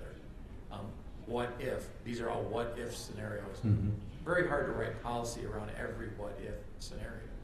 So, but when and I think staff, by the way, Mark, is far better than Peter, our history on this WEDC board. We've come a long, long way in terms of the awards process, the presentation Mark just showed us in terms of the life of the loan or an award. I feel, we're in a pretty good place right now. We're never going to be perfect. We are going to take on more high-risk opportunities than sometimes maybe a banking or other lenders would. But we got to do that in a smart way, and we have a process which comes through staff to the awards committee, and then here at the board we make that final approval. At this point, I would say, and if you want to bring a motion to the next meeting, that's fine. I think that's appropriate for right now. Okay, thank you. That's, of course, I'll follow. Okay. I'd think so too.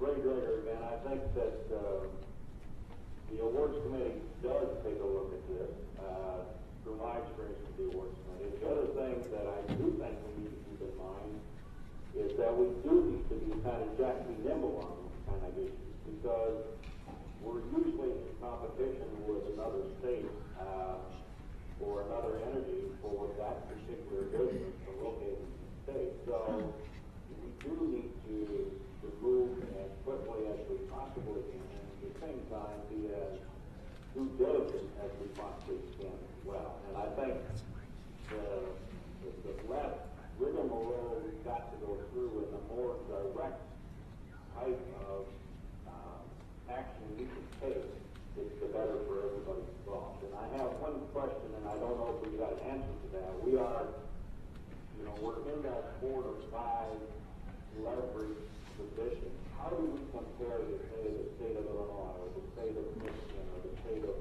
Iowa on that type of return? Because I want to get as much return as we possibly can, but I also want to be as aggressive as we possibly can as well. Ray, this is Trisha.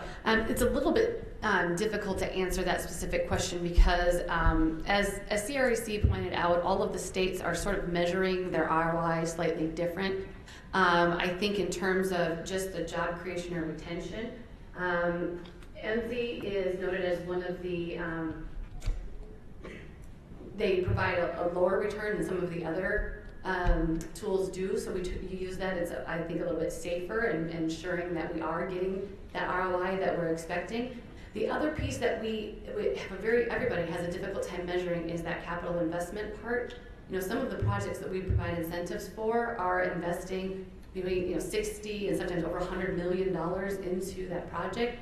But what makes that difficult is sometimes it's equipment that's being purchased, perhaps from out of state or out of the country. Sometimes it's bricks and mortar, and sometimes it's other things that go into it. So it's very difficult for, you'd have to analyze every single project at length to get that. So that's a number that's not in that 5 to 1. So it's actually higher than that, but I think it's at least for apples to apples, a safe way to measure it.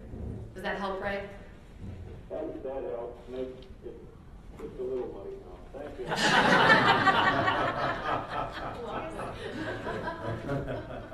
All right, any other questions? Yes. That will worry.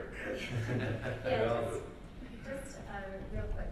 I mean, on especially some of the major awards like Sorry, Senator, could you move the microphone a little closer? Peter, share that a little bit. So, especially on like the enterprise zones and some of the larger programs that we have, we do have folks in the field who are checking in to see how businesses or awardees are doing. So there should be some red flags, especially if it's a 10-year award, because as I think we all understand, a lot can change. I mean, we could have the Great Recession, hopefully not happen again, but at some point, with the business cycle, it's always a chance of that. But so I would think that we would be, if we do see some of those red flags, it's, whether there's anything else that we could do to help, but also recognizing what is the reality. I mean, are they going to be able to turn a corner, or is it something where we aren't releasing more tax credits or, moving forward on our portion of the contract when they're not able to meet the terms of it. And I think that's what's concerning to people, is that if whether the business isn't keeping up with their end of the bargain, or if they're moving jobs out of state or out of the country, I think that's where people get deservedly mad, because they don't want to see their hard-earned money being invested in a company that then is not investing in the state of Wisconsin. And I think that's where the frustration comes from. Is it's like, well, how can we catch some of this stuff early, and then see if there's anything else we could do, if there are any other barriers, and if not, then to make sure we aren't investing anymore, and then we're clawing back if they have not met their contractual obligations, and I think there's a real tension, but somehow we have to figure it out. And that's why I think having good people out in the field, doing our samples and seeing if there are any problems is really helpful, because I agree with Peter, and I think there's a lot more attention to it, especially since it is being talked about at such a high level now during the presidential campaigns. And it's something that I think the board has to be sensitive to, as well as staff and the business community. Senator, I agree with what you're saying, and again, I'll come back to what I said earlier. Two things. One is, we don't issue tax credits unless a company grows their employment based on the contract that we have. Right. So they don't get it unless they provide us the information that shows that they've performed under the terms of the contract. Once they've done that, if their employment levels go lower, when we find out about those things, we're in contact with them. We're talking to them about what does this mean, what's the likelihood of them being able to do it, similar to a Caterpillar or similar to a Husco. So we are doing that. And again, we rely heavily, I've said it many times, and I've learned this in the last 9 months, is that we rely heavily on the community, the people that are in the community. Our economic development people are out there, they're in touch with them. We need to know from them what they see and hear. But if we feel that somebody is not going to be in compliance with their contract, or they don't have the ability to do it, the one thing that we can do, and we do, is to have a conversation with them. Other than that, we're bound by the terms of our contract, and we need to follow that. We expect them to follow it. I think they should expect that we follow it as well. And I know for our grants, where it's outside, it's not tax credits, but it's grants. Right. If they don't meet their contractual obligations, and I think what Peter's getting to is that if we can catch that earlier, that would be helpful, so that we can make sure that we can recoup those investments, and try to make taxpayers whole. I agree. Artie? I guess in some senses, I think we're doing as much as we can right now, because the risk we might take with an early intervention is to make a bad thing even worse. And by pulling the strings early, we might just exacerbate a downward trend. So, and given the fact that a contract is a contract, I think we should just let things play out. So in a sense, I'm sympathetic in letting things stay the way they are. Thank you. Appreciate that. So, yes, Representative Barker. I'll follow up because I want to make sure I'm clear in terms of my perspective on this. I don't feel, obviously, we have to honor our contract, and so does the business. And what I'm saying is, take the case of Husco and Cat. They approached us. They didn't approach us. It appears like we would have no idea what was going on there. But when they file that they have layoffs, what I'm suggesting is you have a conversation. I'm not suggesting we tell them we're going to terminate the contract or somehow we're going to take legal action or anything of that sort. But it's being proactive, and I think as a board we should have a policy to have it so that our staff, in fact, will have those conversations, so that we have an ongoing dialogue. Maybe there's things we could do to be helpful. Maybe that company's experiencing problems in some other arena where we could be helpful, putting them in touch with somebody. Maybe they actually need more capital. Maybe there's some other steps that could be taken through other partners that we're involved in that would help them to turn around their circumstances. And I just think that's good business practices. So that's what I'm suggesting, just to be perfectly clear, in terms of where I'm coming from on this, that we have a policy, that we recognize it. And again, one more time, I just want to repeat, in April, that's what we voted on a year ago. And I don't feel we're following our own policy, frankly.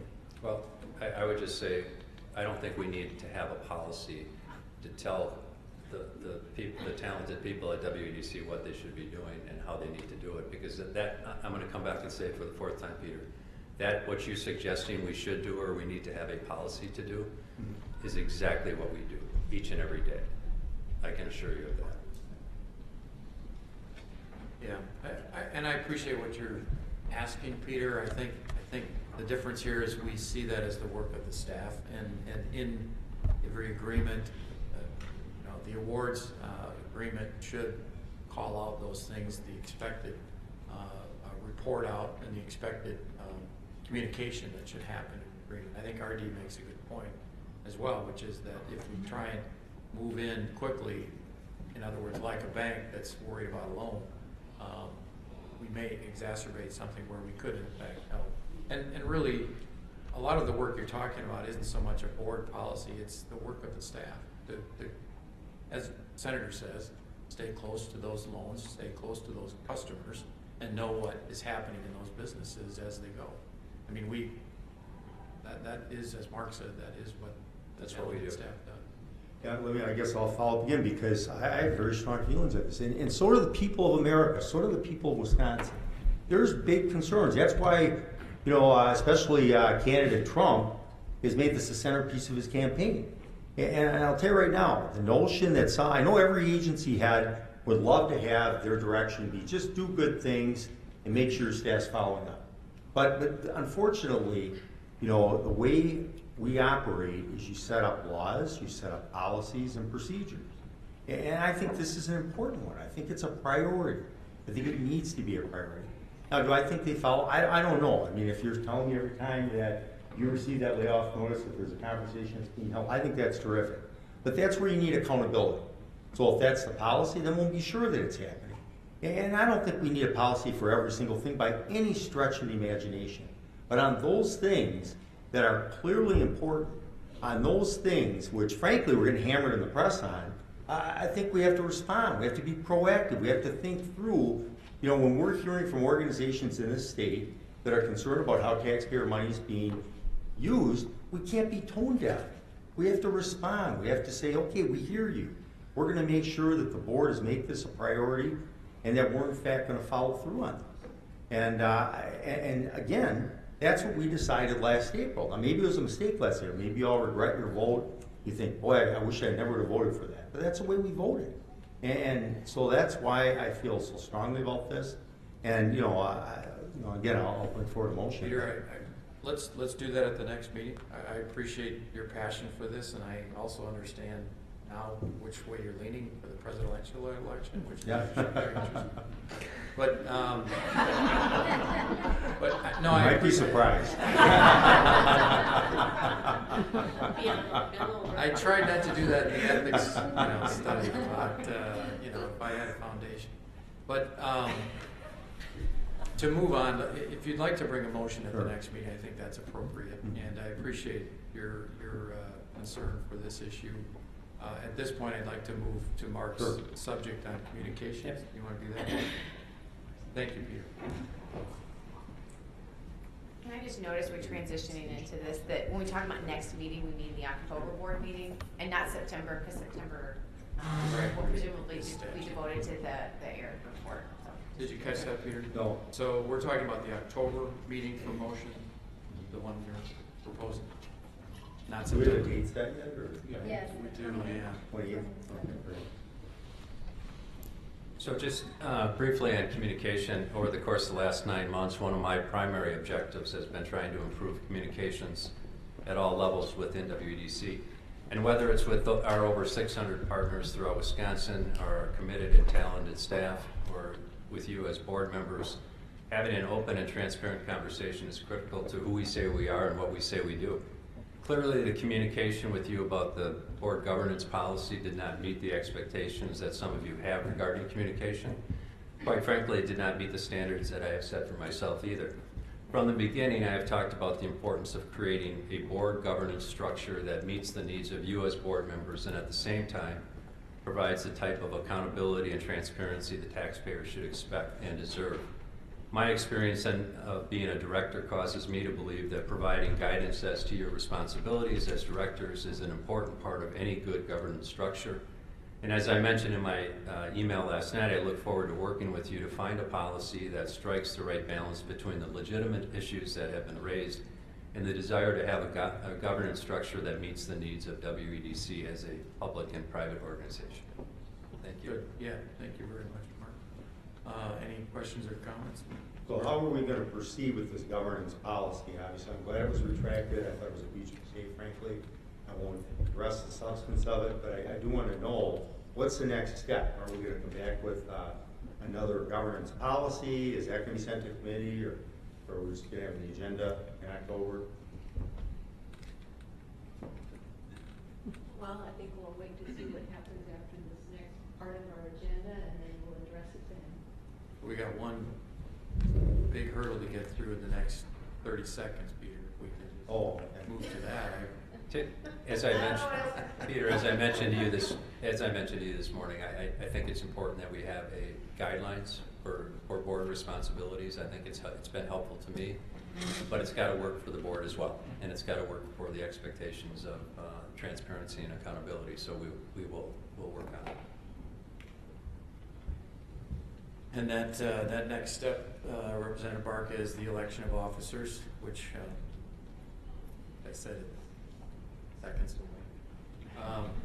We have a resolution for the officers, and if I could read this, I think that might be appropriate. The following resolution of the Board of Directors of the Wisconsin Economic Development Corporation, a public body, corporate and politic, is adopted at a meeting of Board of Directors held on the date set forth above, following the required notice and the quorum of the Board of Directors present pursuant to Chapter 328 or 238 of the Wisconsin statute. So whereas Article 4, Section 2 of the bylaws requires Board of Directors elect at its annual meeting a chair, vice chair, secretary, and treasurer.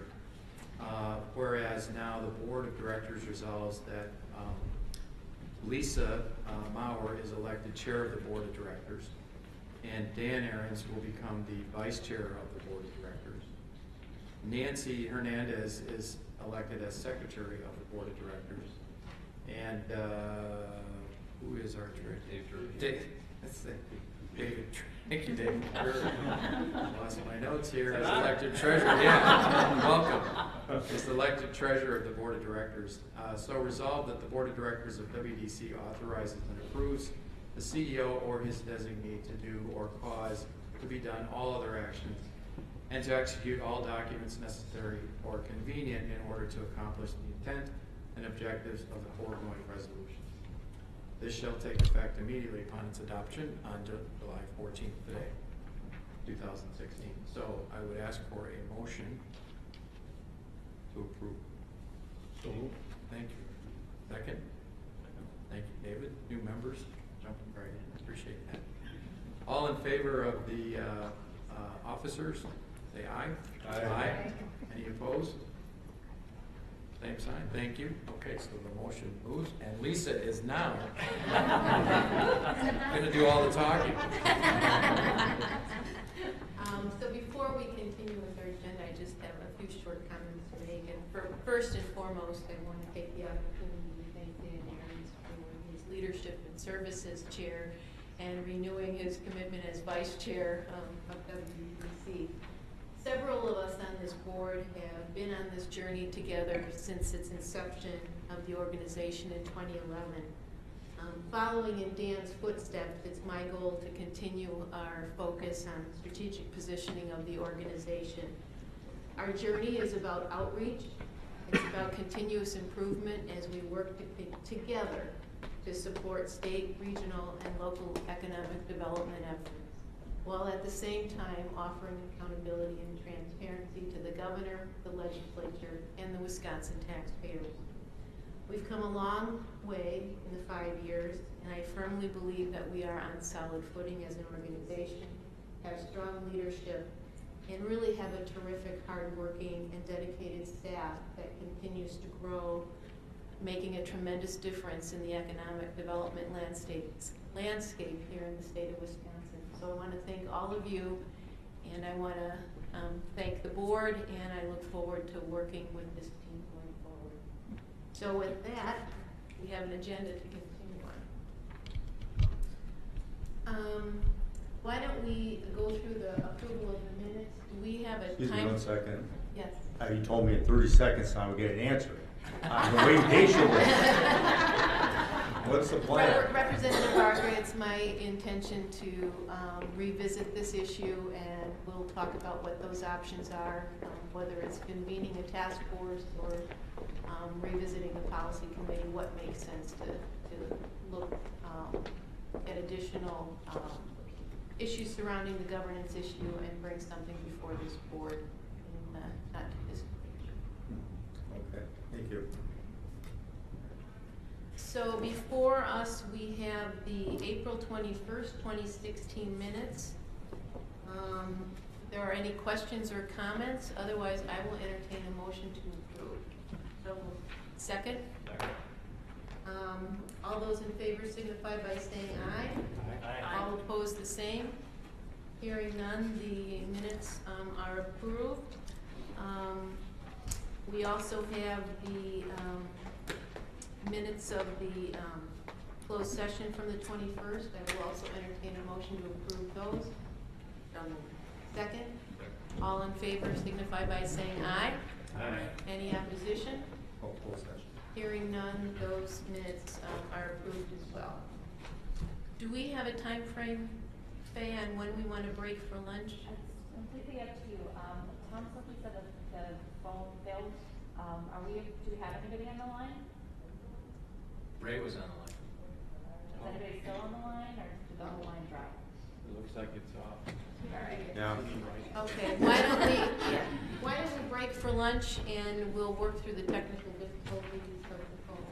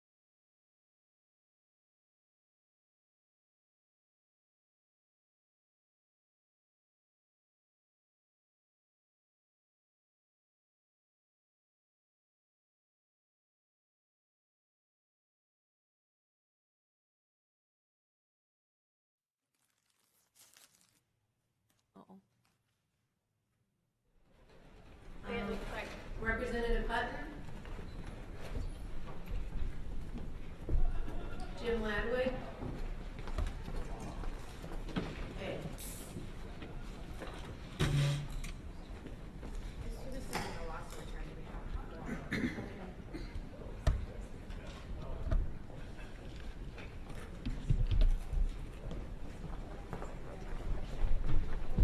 Maybe one of us can try and call. Because maybe I may not know where to call back. I will call them. Could you try and actually call that number so you can go through? Oh, there you go. Head back on. Oh, super, Tom. Is anyone else on the phone with you? No.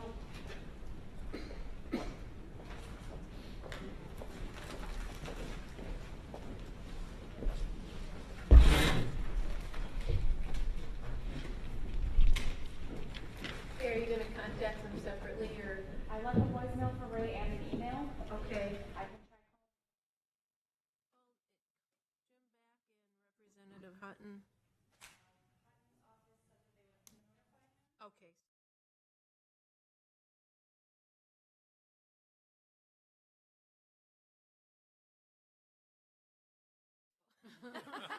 It'd be nice to get him.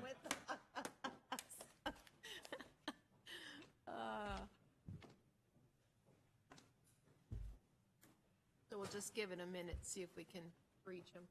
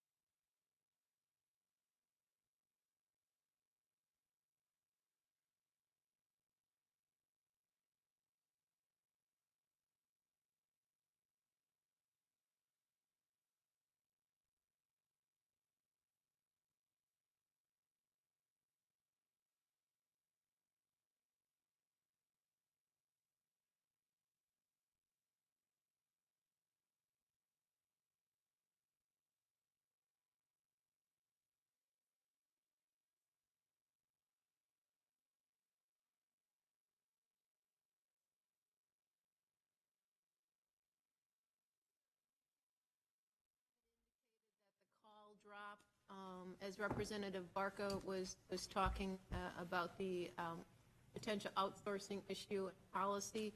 There has been no action taken on that. He has expressed an interest in bringing a motion to the board at our October board.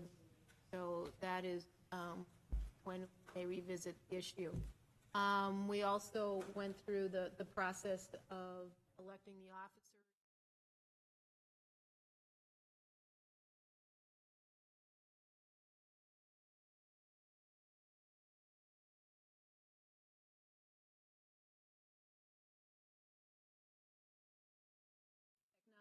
Void, Jim Ladwig, and hopefully he'll be able to join us shortly, who's the president and CEO of the Racine Area Manufacturers and Commerce Association, and R.D. Nair, who is professor of accounting and information systems at the UW School of Business, and also been so generous with his time working with WEDC as part of our audit committee. So we welcome both of you. RD is with us here in person, and again, hopefully Jim will be able to join us shortly. Excuse me, this is Tom Silky. Did you say you had an election of officers? We did. Oh, and what, all I have is a sheet with blank lines on it. You were elected the chairman. Unanimous. Congratulations. It's a done deal. So, Take over. Sorry. Tom, this is Lisa, and I've been elected chair. Dan Aarons is vice chair, secretary, and Dave Drury is treasurer. You're welcome. Sorry. So we have also under the chair report, the board committee charters. All of you should have this in front of you. Hannah, do you want to just do a quick review of those? Sure. Relatively minor changes with the charters. On the audit committee charter, we modified we had a reference to our old policy code, I think it's in HR 803, under whistleblower, under the authority and responsibilities of the whistleblower. It says it will now read in accordance with the WEDC Code of Ethics and Conduct. Employees may address concerns regarding illegal, dishonest, or fraudulent activity with the chair of the audit committee. So that change will be made. We will send out all these charters to the board once after the board meeting. And then also on the audit committee charter supplement, RD has graciously agreed to chair the audit committee, so we make that change. And the budget and finance committee, we discussed this at the last budget and finance committee meeting, is adding the strategic planning language under the mission and under the authorities and responsibilities. And this was something that had been discussed actually when we were initially talking about creating a budget and finance committee. So we wanted, and this came up with CRC's review to make sure that we had embodied it or codified it in our bylaws or somewhere the board's role in strategic planning. So we thought this would be the appropriate format. And then on the budget and finance committee charter supplement, Dave Drury has agreed to serve as chair of the budget and finance committee. Let's just change his name. And then our awards administration committee charter. And on the change that has been proposed here is on the organizational structure. This initially provided that the two outside committee members had to be retired bankers, effectively. We wanted to broaden that up so that we could expand the scope of the individuals that we could have on that committee. So we just modified that language accordingly under the membership structure and quorum. And then on the awards administration committee charter supplement, we've added Raina Polke as an outside committee member to that committee. Are there any questions or comments on the charter for the I just had a generic question. I understand the whistleblower responsibility. In many cases, things that we are concerned about happen with our awardees. Is there what are the channels in which you find out about maybe illegal dishonest or fraudulent activities with our awardees? Well, that would be information we have. Current channels would be through our, through account managers and through our field staff. We are actually looking at creating a hotline that we would publicize on our online and with our awardees for that very purpose. And this hotline would probably be something that we would outsource to a third party would monitor that hotline. You have a timeline for that? No, but this is part of one of the things that my team is looking at for this year. We definitely want to implement it in FY17, but we've got to look at, WEDA has, I don't know, Brian, you want to speak more to this, but WEDA with an HWEDA has a hotline for those purposes. They don't get, I think, very many calls, but it is something that a lot of both private and public-private organizations have for that reason. Right now, our hotline is basically an internal one, so as Hannah said, the goal, and I think what you're getting at, RT, is that we want to make that external facing. Yeah, Thank you. I think one of the things I'd really encourage, and hopefully for all of the state agencies and those that are quasi, is we have in place a fraud, waste, and mismanagement hotline over at the Legislative Audit Bureau. Those calls remain, those reports remain anonymous, and LAB investigates or they forward them on to the appropriate agency. So we already have a hotline in place for all of state government in our programs. So I would encourage you, if you not only to have, once the WEDC hotline is in place by this third party, but we should just use the LAB's hotline. It's there, it's been established for a number of years. And I know that they do keep reports, and the callers' information can remain anonymous. It's not open to open records or anything like that. And the reason why I'm very passionate about this is this was legislation that I was able to get passed and signed into law that created the hotline. And they've done a tremendous amount of work, and I would just encourage you to also publish that information on the website and our materials as well, because that's where we're trying to funnel all reports of fraud, waste, and mismanagement is into that hotline. Good, thank you for those comments. Anything else?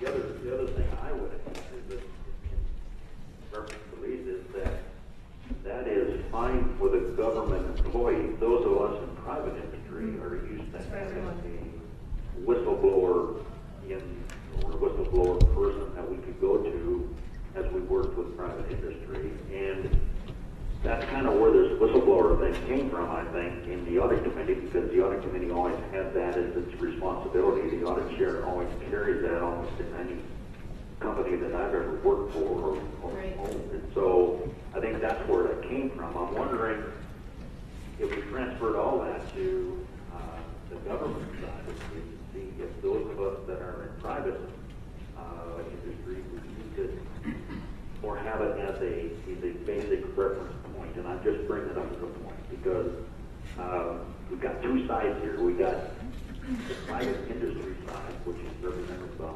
the six of us, and then there's the government side, which is represented by the six of you. So it's kind of in between, and that's where this all came from to begin with. But I don't know. Okay. Yeah, it's if the person is calling, whether they are within a company who has received a grant or an award from WEDC or another state agency, it's fraud, waste, or mismanagement within state government programs, and that would also include if an entity receives state funding, that they would be allowed to use this hotline. So whether they would be calling or reporting that to our audit chair, or if they wanted to report it to this hotline, it's the same, and it should be investigated. So it does that dual purpose, right? Thank you. Any other questions or comments? If not, is there a motion to approve the board committee charters for the audit committee, awards and administration committee, and budget and finance committee? So moved. Is there a second? Second. All those in favor signify by saying aye. Aye. All opposed, the same. Hearing none, let the record reflect the vote in favor for approving those charters. Then item C under the chair report is the 5th amended and restated bylaws. Anna or Mark? Yeah, I just want to touch base on this. This has to do with the governor's appointees. When I came in, I looked at it and said it didn't seem right that there weren't staggered terms. And I'm on the board at WEDC. We have 4-year staggered terms for the governor's appointees. That's what we're proposing here. We'll work with the governor's office to determine the people that exist, those 6 appointees today, what their staggered term would look like. We'll work with the governor's office on that. So this impacts those 6, not any of the legislative appointees. Any other questions or comments? Hearing none, is there a motion to approve? Second, and I I hear second. All in favor signify by saying aye. Aye. All opposed, the same. Hearing none, the bylaws as amended are passed. Then we go on to the CEO report. Mark? Right, you have the pack for the credit and risk portion of it in front of you, and if you go to the graph page, it's the last page in my documents. You'll see that upper left-hand corner, there was an increase in the payments over 90 days of about $270,000 since March. But you'll also notice in that same graph that to the right of that there was a reduction in the total principal balance by just under 100,000. And what we're seeing is a couple things. We're in transition with a couple of awardees that have gone into the past due category that we're comfortable with. We don't think they're going to be an issue. The other side of it is there are a couple of situations that are in the $150,000 to $200,000 that are moving into that category. And I think we're not making any comment about what had been done. I think just Brian and I, the way that we look at this, we're trying to be aggressive as to how we recognize these. We're more, I think we're more insistent on when amendments come forward in front of us, we understand that we're not just pushing it down the road, that we want to be able to make sure that we understand why we're amending things. And so as a result of that, some of these awards have fallen into that category. Not to say that we won't have amendments on those, but just the fact that we're going through that process, and it's a bit of a changeover right now. I think so that's basically the past due status on that last page. And if there are any questions on that specific one. Representative Barka? On page 1, there's 3 that are listed here that are a year overdue. The second one, greenbacks, I thought, was that referred for prosecution? Well, I think that's well known, what's going on there. From the papers, Peter, yes, it is. And so we're pursuing litigation there, but it's in bankruptcy, in receivership. It's in receivership. The other 2, though, on that sheet, that are a year over, TW Design and FDR. Which ones are you? Oh, on the past due loans. And on the past due loan list on page 1, there's 2 other ones that are a year old. TW Design and Manufacturing, 365, and then the other one's almost 3 years old. FDR, LI Holstein. Yeah, and that's a $30,000 award that's been on the past due for a while. The former, that has been cleared. That was a situation where we were dealing with a bank and we were subordinate to that bank. They blocked payments to us based on the performance of the company. That blockage has since been released, so we can start receiving payments again on that. Okay, how about TW Design? TW. Again, that's one that's just falling behind, and we're working to work through it, but it is a problem. And then the Holstein's one? That's one you spoke to. No, I thought that was form right? Oh, okay, so the Holstein's one, that was the blank, was the bank was blocking payments. That was form right. That was form right. Form right, and Holstein's, the first one, it's 577 days overdue. Yeah, that's one that's been past due. It's a $30,000 loan, so it's been perennial past due. Okay, and then we're still trying to collect on it? Yes, yes. And there's a chime in here. Many of these, when they're that far past due, one of the things we're doing is while they're not written off, that's why they're still on here, is they're not written off, but they're fully reserved. In other words, we've, from an income statement perspective, written these off from a practical or financial perspective, but not from a credit perspective. And then in terms of the historical trends on the crafts,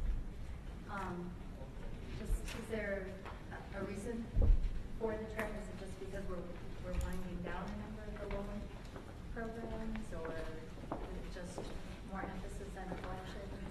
I think it's a little bit of that, but I do think we're seeing some of as the loans now are aging, we're starting to see that where they really will end up. But there is some seasonality to it too. If you look at the first 2 quarters of last year and the last 2 quarters of last year and the last 2 quarters of this year, in both cases, for whatever reason, there was a spike up, and it could have to do with the timing of how the amendments run through the system. And then next sheet, the overdue performance report lists, these are just reports in order to track how they're doing, but we have a number of them both in the, grants category as well as loans, it looks like, that are over a year delayed. Can you not connect with them, or are they seeing? No, we're talking to them in 3 of those cases, Peter, 3 of the first 4, green box, not one of them, we're working through closeouts with them right now. So those will be cleared as we go through the process of reviewing their performance reports and determining what, if any, action we need to take as a result of if it was jobs or whatever it might have been. I understand that one, but you got River Vision, 516 days overdue, Community Economic Development, 457. Right. Hampton, 457. Those Science or Math. Those are going through the closeout phase right now. Oh, all of those are going through the closeout Yes. phase. Yes. And same thing on the next page with Formite, 487 days, Obster, 457 days, Main Tube, 457, I think it was, and Dreyfus Solutions, all those are in the same category. Well, Formite is the, we talked about earlier, Hopster and Riva, those are going through closeouts, and those have been assigned. Mini Tube, same thing.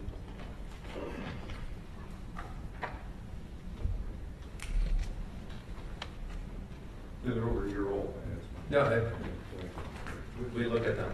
As I said earlier, Brian and I look at these at least once every 2 weeks. We meet with people that handle these and try and understand what the strategy is for collection.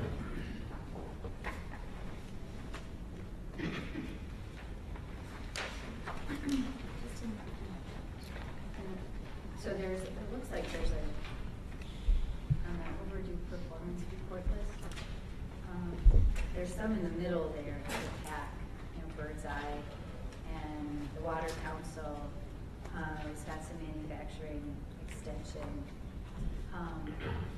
So I know that with Water Council, we just recently did some things with them.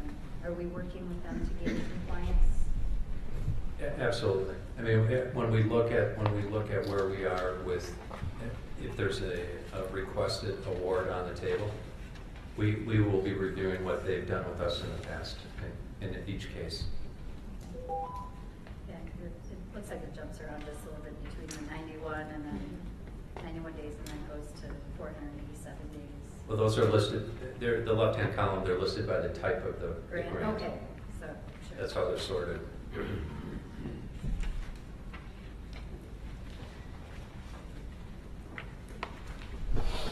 And then further in the back, the awards origination for the quarter. And again, as I mentioned earlier, there was a push to move as many awards through prior to June 30th, and which we did. The team did a great job in making that happen. There was one charge off for the quarter, that was why not. That was a situation where it had been on our past due list for a while. We made the determination that settlement was the appropriate and the best way for us to resolve it. And we settled for $15,000 and charged off the balance.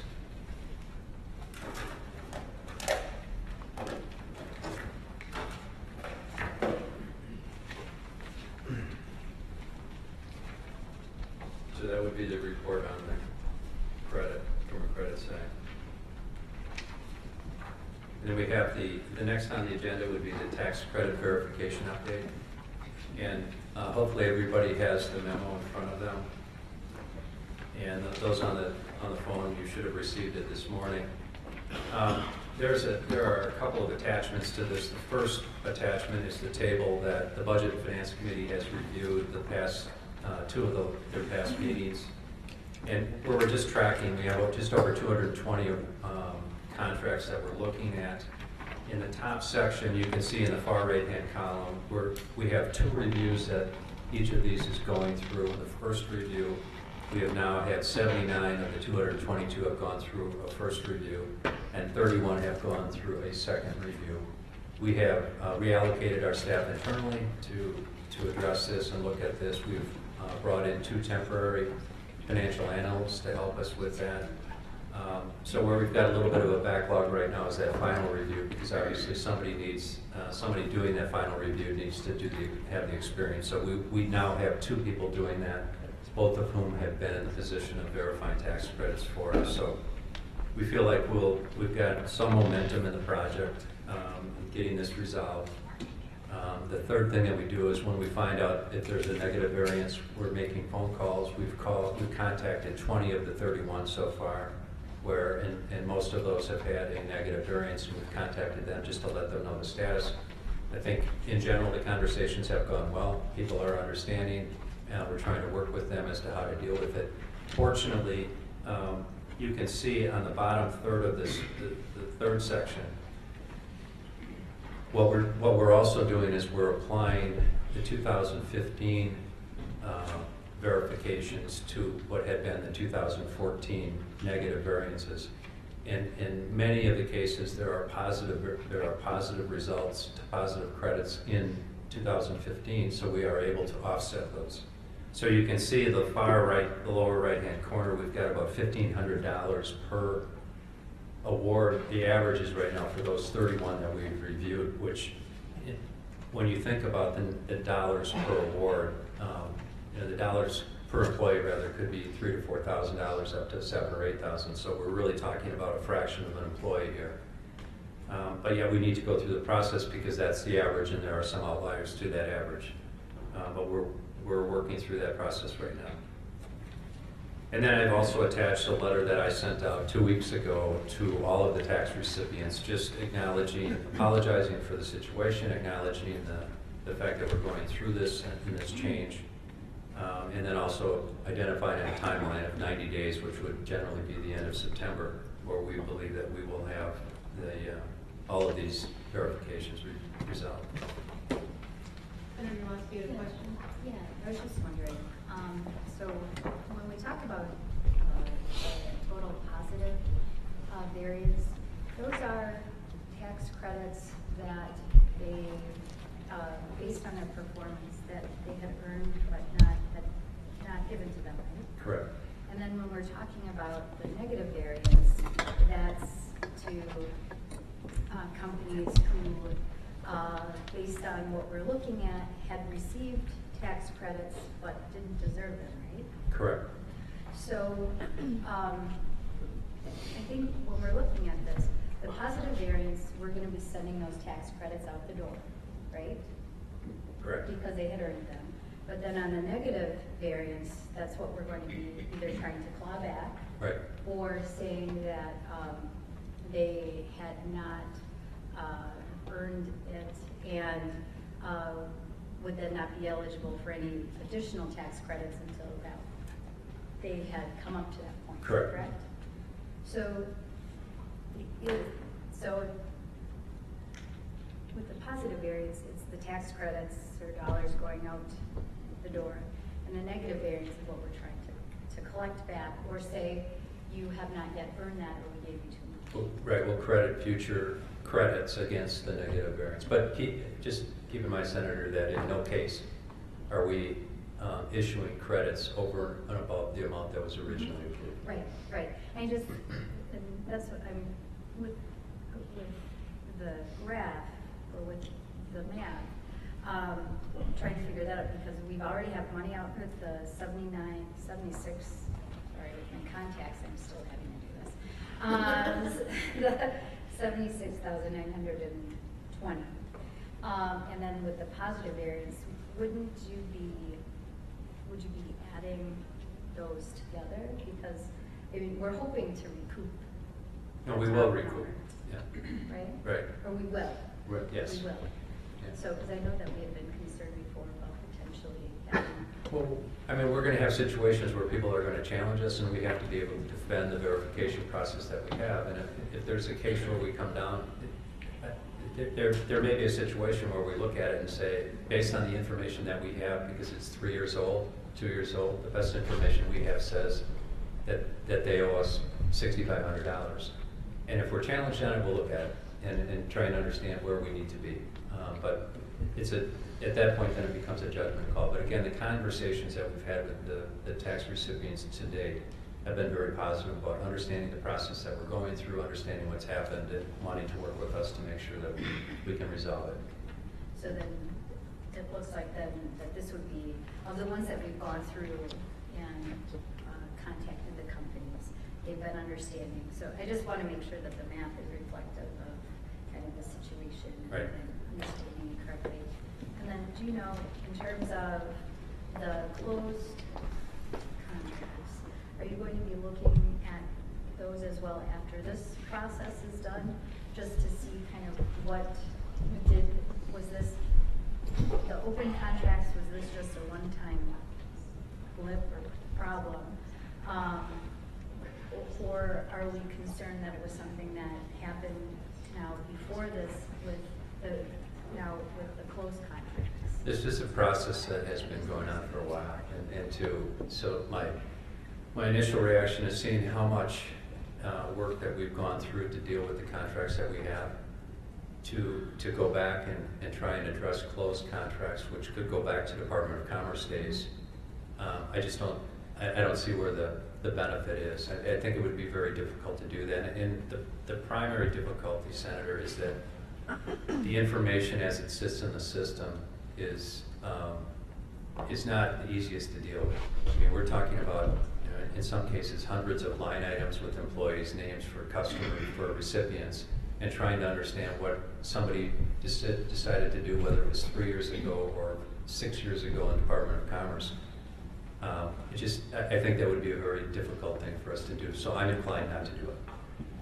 And that would be my question. This is, if it's a closed contract, I'm assuming that the contract was closed and they received all of their tax credits. So the only way it would be of benefit to us is trying to figure out if a company got more tax credits than they would do if we had this problem, whether it was Commerce or WEDC, where they got the tax credits but actually didn't have the full-time staff or whatever they had signed the contract for. But keep in mind the converse of that is true too, because there could be closed contracts where they would benefit from it. And then ultimately, why I'm saying I'm not inclined to do that is when I'm looking at the number at the far right-hand column in the bottom, $1,500 for each of these awards, a total of $48,000 for these 31.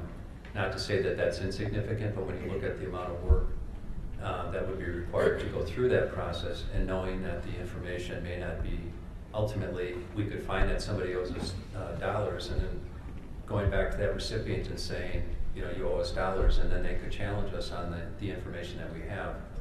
I'm trying to look at it from a practical standpoint.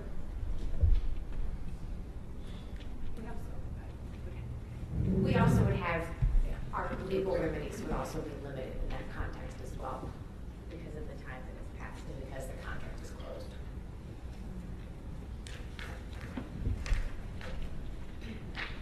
Complete your report? No, we got a couple other things. Madam Chair, is that okay? Absolutely. One personnel update was Steve Michaels moving over to the Department of Administration. It was important for us to find the right person to fill the Public Affairs and Communications Director position. Fortunately for us, Mark Maley had coincidentally expressed an interest in returning to Madison, and Mark was extremely well thought of. I did not know Mark prior to him leaving or my starting. But he's extremely well thought of by his peers at WEDC, and we're pleased to have him back. And it's not just his knowledge, but his enthusiasm for WEDC that's very contagious. And it'll be great to work with him on a day-to-day basis. So welcome back, Mark. Thank you very much. Glad to be back. Just on a legislative update, last month, I notified all of the board members that we had requested the reallocation of $8 million in tax credits from the early stage program to the business development tax credit program that would take our allocation from $17 to $25 million. Again, you would have received a memo on that outlining the request that was made to the Joint Committee on Finance, and that was approved by the JFC on June 13th. there really is strong demand for that program, and we fully expect to use the entire $25 million that's now been reallocated to the BTC program during the balance of this calendar year. And then my final, no, it's not my final, a couple other things. But just, we had the Governor Walker had the cabinet on the road on Monday and Tuesday of this week. Tricia Brown and I both participated up in the northwest part of the state. And I had several opportunities over those 2 days really to witness some of the great things that are being accomplished in the local communities like St. Croix Falls, Rice Lake, Osseo, Chippewa Falls, Turtle Lake, and in some cases where WEDC was really a critical partner to that. And two examples I'd like to give had to do with our community development investment grant in Rice Lake, where they renovated the old city hall and now has been re-tenanted with offices. And in St. Croix Falls, where they did the renovation of a 100-year-old auditorium, which the local participants were very clear. Neither of those projects could have been done without the assistance of WEDC and the taxpayers of the state. So both projects are going to add substantially to the quality of life in those communities for generations to come. And it's a good reminder that as we look at the budget in a little while, and Brian will be talking about that, there really is a balance that we need to strike to make sure that our programs are addressing the diverse needs of our state. So whether it's early stage or mature companies on tax incentive awards or community development type programs, the ones that I just mentioned, and you'll hear from Katie Sinnott in a minute about finding ways to assist Wisconsin businesses to extend their international efforts. These are all important to the economic health of Wisconsin, and they need to be looked at in their totality and not just as individual programs. So, and then just finally a quick update on our new approval process. I just want to mention this again. This was a significant undertaking on the part of the staff, and I just want to compliment the staff for their sticking to it, getting it done, working through it. WEDC is 5 months old, and similar to any new business, we've had our share of challenges, but we talk about continuous process improvement for a reason, and the importance of looking at things, for doing things in a better way, and I think this is a great example of our being able to do that. You know, as I've said on many occasions, we embrace our roles as stewards of the taxpayers' dollars in the state. And as an organization, we look forward to continuing to provide programs that address and meet the needs of the economic development efforts in our state. Those are my remarks. Thank you very much. And Tricia, you are up on the CEO. Very good, thank you. Actually, it is. I'm sorry. Oh, sorry. Yeah, real quick. Mark, do you know, there was some feedback, both positive and negative, in terms of the transfer of the $8 million. One of the Madison newspapers ran an article. And I was just wondering, when we originally made the law change to allow for the transfer to be done in the joint finance approval, one of the, I think the caveats was that this would be kind of a short-term fix. Do we know what we could be doing to make that program more effective so that we don't have to worry about transferring that much money out of the program to the other, but so that we're building capacity so that it's all utilized to be helping them? On the early stage program? Well, I think it is successful, but when you look at the numbers where they had been, centered to where they are now, that went from, I think it was 12 million in 2014 to 18 million in 2015.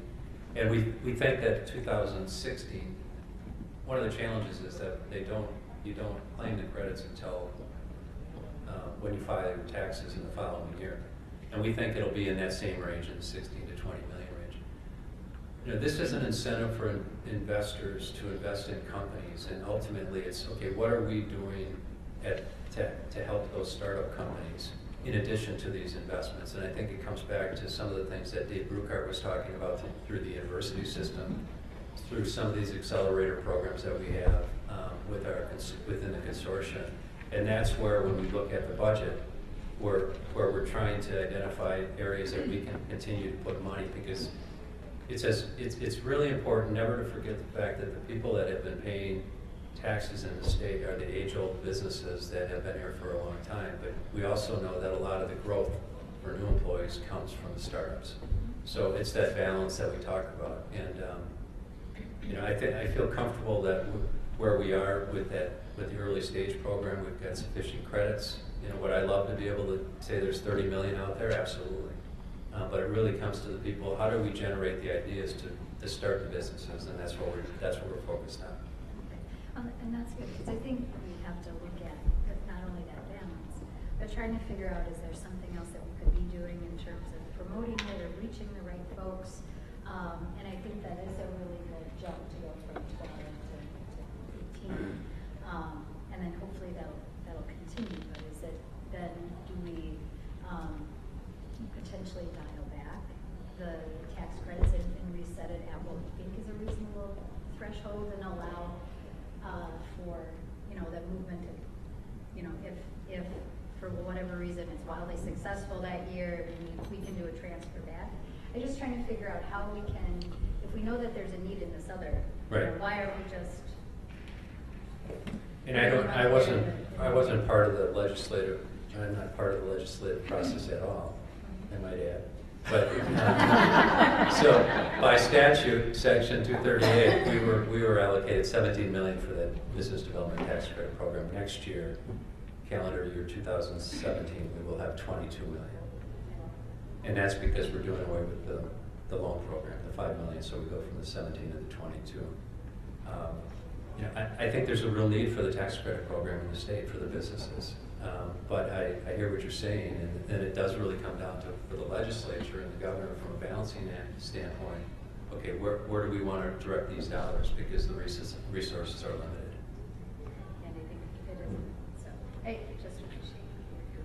Thank you. I know, maybe I just have one thing, and that's, I know in the finance committee, that was one of the big things that they deliberated, because of course that Kaufman report came out saying that we were not doing good enough with financial stuff. And part of it's outside our control, because that venture fund, unfortunately was not put within the purview of WEDC. That was put separately. Do we know a little where that's at, with the venture fund that was created, in terms of if we had contact with that? With them. Yeah, briefly, the fund-to-fund structure has been established, and right now they're, I believe the recipient funds are in the process of being formed and identified, and if they have been established, are out raising their private capital right now. I am not aware that anybody is actively making investments underneath the fund-to-fund structure yet, but as you mentioned, it's not under our purview, so that's just what we run across. Is it DOA? Any other questions? Artie, did you have a, okay, Tricia? Okay, thank you. Well, to start off, as you know, last board meeting in Milwaukee, we had Aaron Hager walk through the Entrepreneurship and Innovation Division and give some kind of deep dive information on what they do and what their role is in helping to advance WDC's mission. And so today I am pleased to introduce our VP of International Business Development, Cathy Sinnott, who is going to provide an overview of her division. Hello everyone, thank you for having me today. I feel honored to be able to present our division to everyone here. Prior to going into the specific details about the International Business Development Division, I think it's important to first understand why international business development is very important for the state. If you look at the United States over the last 10 years or more, we have had a lower than 1% growth in our population and a 2% growth in our economy. Seismic shifts are occurring in our populations and in our business development. I'm sure you've all heard that 95% of all the population will be outside the United States over the next 8 to 10 years. What's more important than that 95% is that outside the United States, there will be 1 billion people joining the middle class. It's also important to understand that today, 3 out of 4 billion-dollar companies are here in the developed nations. In the future, in the next 10 years, we will have 7,000 new billion-dollar companies.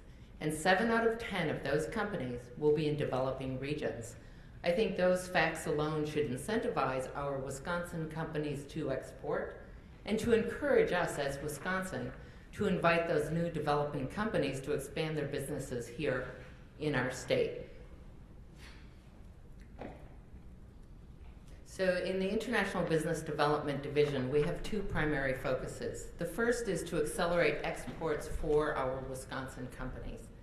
The second is to promote Wisconsin as a destination for foreign direct investment. And how do we do that? We have multiple ways. To accelerate exports, we have 4 key programs in the state that we utilize. That would be Export Tech, our business development ventures, the International Business Development Grants, as well as our Authorized Trade Representative Network. To raise awareness about Wisconsin as a destination for foreign direct investment, we focus entirely on our key industry clusters, which I'll talk about a bit later. Another effort that we do, which is very important, is that we hone our focus in on our key trading partners. So what that means in real terms is that every single year we lead trade ventures to Canada, Mexico, and China. They are our key trading partners. And we also focus on the largest sources of foreign direct investment, which I will talk about in a bit. When we're looking at the exports for 2015, we have exported $22 billion to over 200 countries. And Wisconsin ranked 20th in terms of exports among the key 50 states. I think what we see here is that Wisconsin and all the other 50 states face challenges with a weak global economy, low oil prices, and clearly a strong US dollar, which has made our American-made products far more expensive than they have been in the past. Although not shown here, I do have the first snapshot of what 2016 looks like for Wisconsin and for other states in the nation. We have seen that in the first quarter, the exports are down by just about 9%. And this is a challenging trend because the US dollar is still strong. We believe, though, that the economy is still strong, underlying economy is strong, and that the US dollar will recover its position. When we look at some of the specific items where we've had some decline, for example, in industrial machinery, the largest decline was in large land-moving machinery. And this reflects clearly the changes in the oil and gas, industry. But if we look at some of the high points in our exports in the first snapshot of 2016, we can look at aircraft, spacecraft, and parts. And we have seen an increase of almost 19% in that export category. So instead of having paper products, as you see here in position 7 for Wisconsin exports, it's now aircraft, spacecraft, and parts. It's a significant change for us. When we look at our regional peers, most of them have gone down between 2 and 13%. Taking a look at the destinations for our exports, as everyone probably knows, Mexico and Canada have been our key export destinations for a very long time, probably just due to our geographic proximity to each other. Our third key export destination is China today, and their #1 export is our medical equipment. So they've seen a significant increase in medical equipment being exported in both 2015 and first quarter 2016. When you look at the other 3 countries, they often shuffle for position. Currently, Japan has increased its position or its ranking because of the strong yen. So they have the ability to buy significantly more exports. The UK has also changed position in Wisconsin because they buy 60% of all of our aircraft, spacecraft, and parts. Germany is #2 in that category. So I'd like to cover with you briefly the key programs that we utilize to accelerate our exports. So Export Tech is one of our top programs that I am so incredibly proud of. This program is put on by the WMCP, right? That's CMP, their new name. I'm used to calling them the Wisconsin Manufacturing Extension Partnership or the Manufacturing Outreach Center in UW Stout.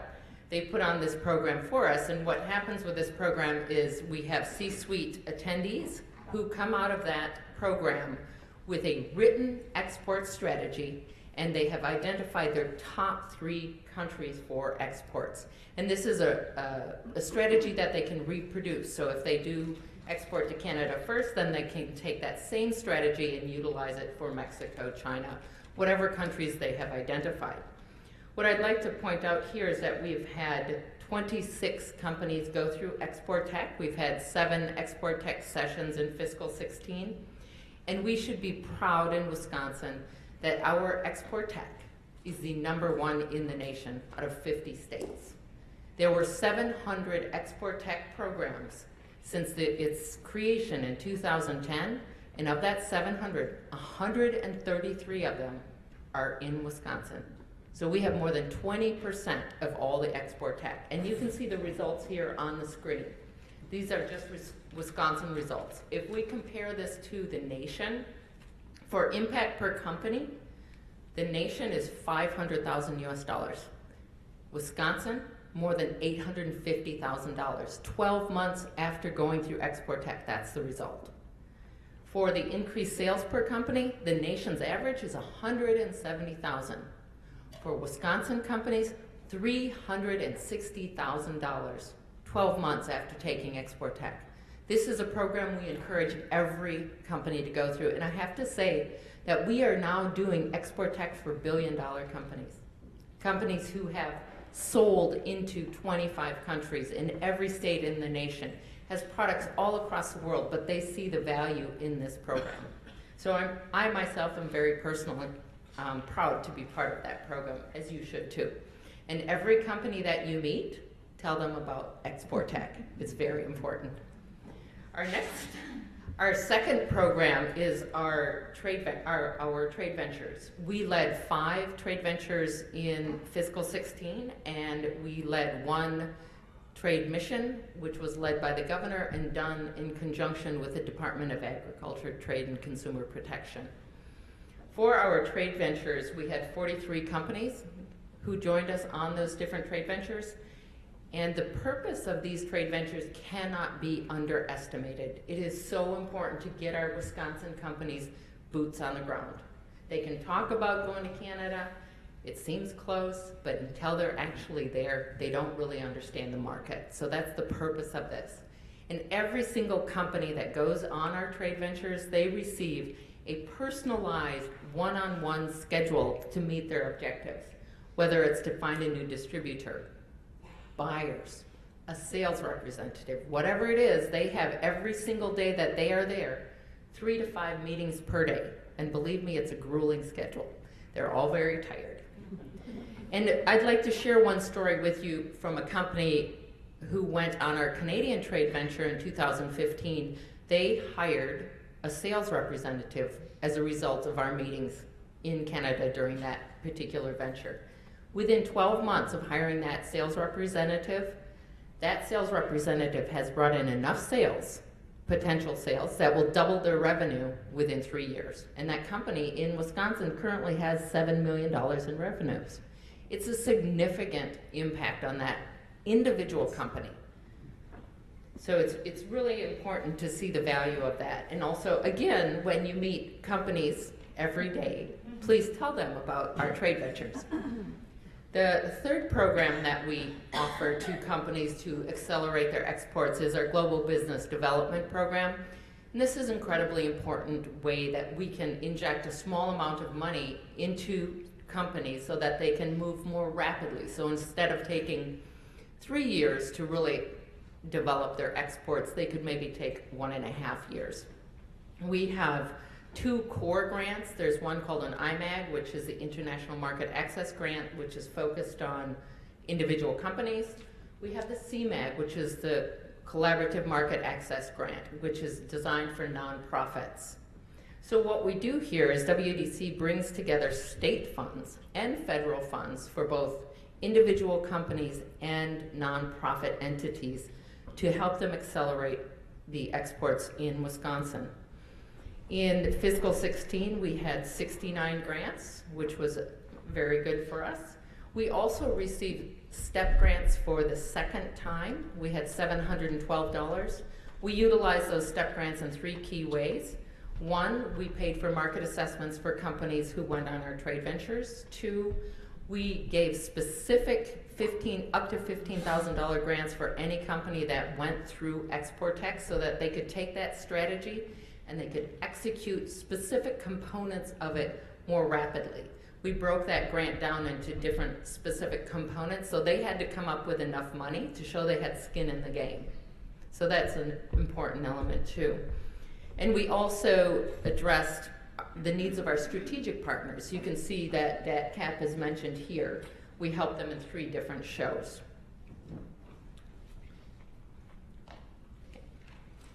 And the 4th and final program that we use to support exports is our Authorized Trade Network. This network provides Wisconsin companies with advice on exporting, market assessments, meetings for both Wisconsin companies and for WEDC. Many of these trade reps go and represent us in their country when we cannot be present, because we are a small team. We've divided the world into 3 different segments. We have the Americas and Australia, New Zealand, represented by Brad Schneider, who's here. We have Europe and the Middle East and Africa, represented by Stanley Frame, who's also over here. We have South and East Asia, represented by Kay Kong, and Mark Roderes represents Mexico. It's worth noting that the majority of our trade representatives, authorized trade representatives, are on a fee basis. We have very few that we have retainers. We only have retainers with the countries that are our key trading partners. And this has actually brought great savings to my budget, which is a good thing. So, just a small comment then about foreign direct investment.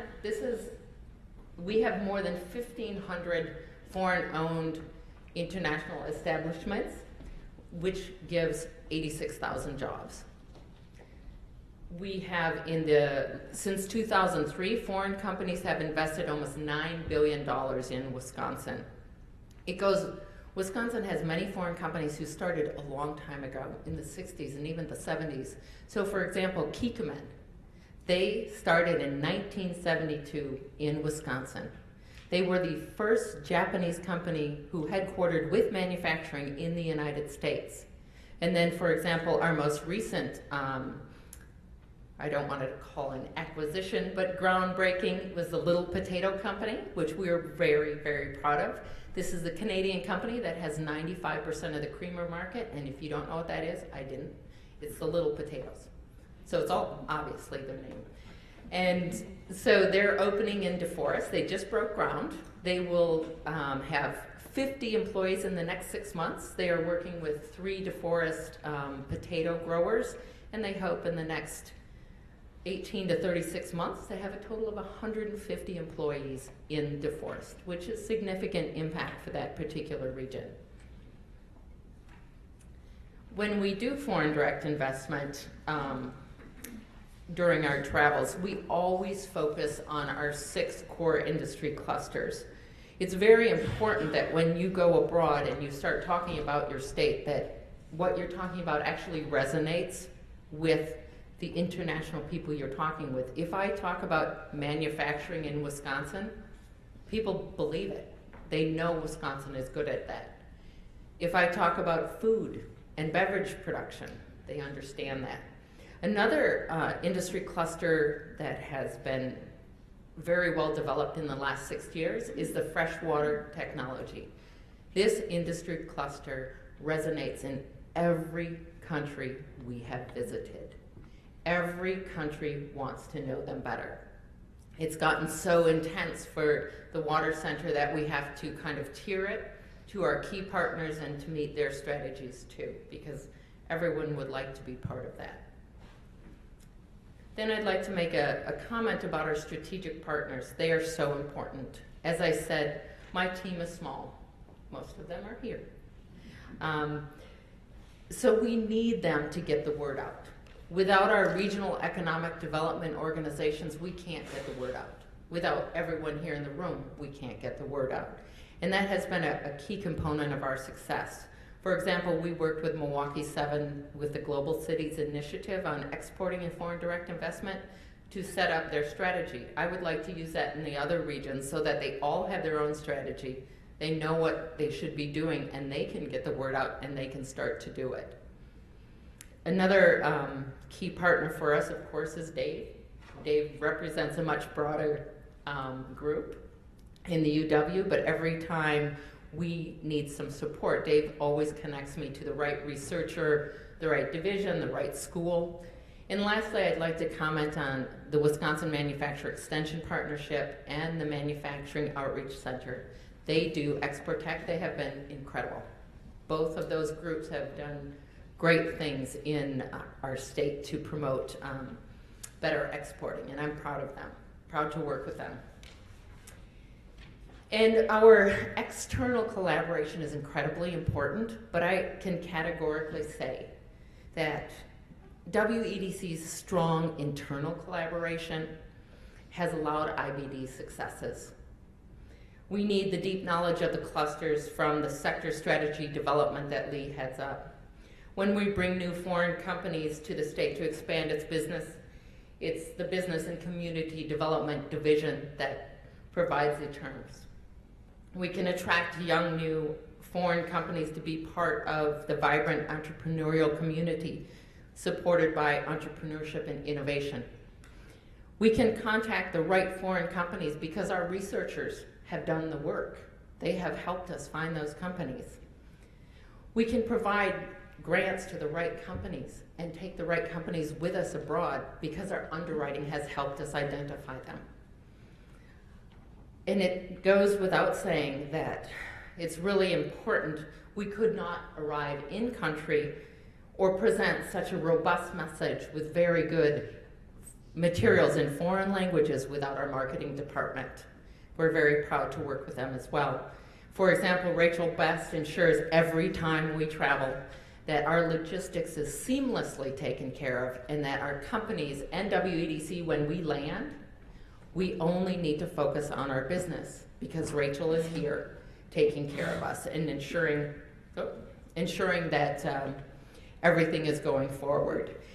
And I would lastly like to personally thank my team who has worked all the time very hard and very dedicated to ensure that we have successes in our exports and our foreign direct investment. And if you would stand just for a moment, and Rachel as well, to be recognized by the group, because I'm very proud to work with all of you.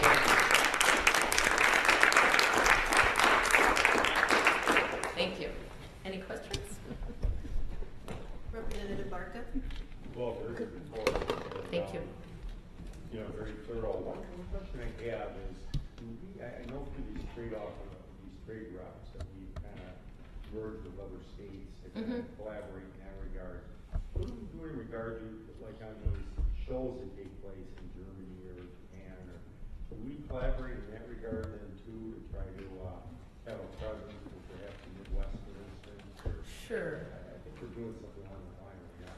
Sure. For example, we work with the Council of Great Lakes, St. Louis, Seaway governors, and it goes on. They've changed their name, it's very long. But we work with them, a lot of their trade reps, and we did go to Germany on a trade venture where there were multiple states who had booths to represent the clusters of their states and to attract investment into the states. And during that, we didn't necessarily collaborate directly, but we all requested to be together in the same region because I feel strongly about if our states around us are strong, we are all strong. And to show the strong manufacturing all throughout the Midwest is incredibly important. So whenever we do go to shows, it happened also at the Select USA event that we just went to in Washington, D.C., in that we did request that the Midwestern states would be located together at a minimum. But also for the Council of Great Lakes Governors, I meet with them on at least a quarterly basis with my counterparts to understand what they're doing, and just on an ad hoc basis, we are working frequently together. Thank you. Yeah. Any other questions? Thank you, Katie, for an excellent, Thank you. oh, I'm sorry. Really quick, and I don't know if you know the answer to this. It's okay. Because it's happened relatively recently, but I saw on your map that, it looks like Britain and Japan trade places. And have you heard anything from our trade rep with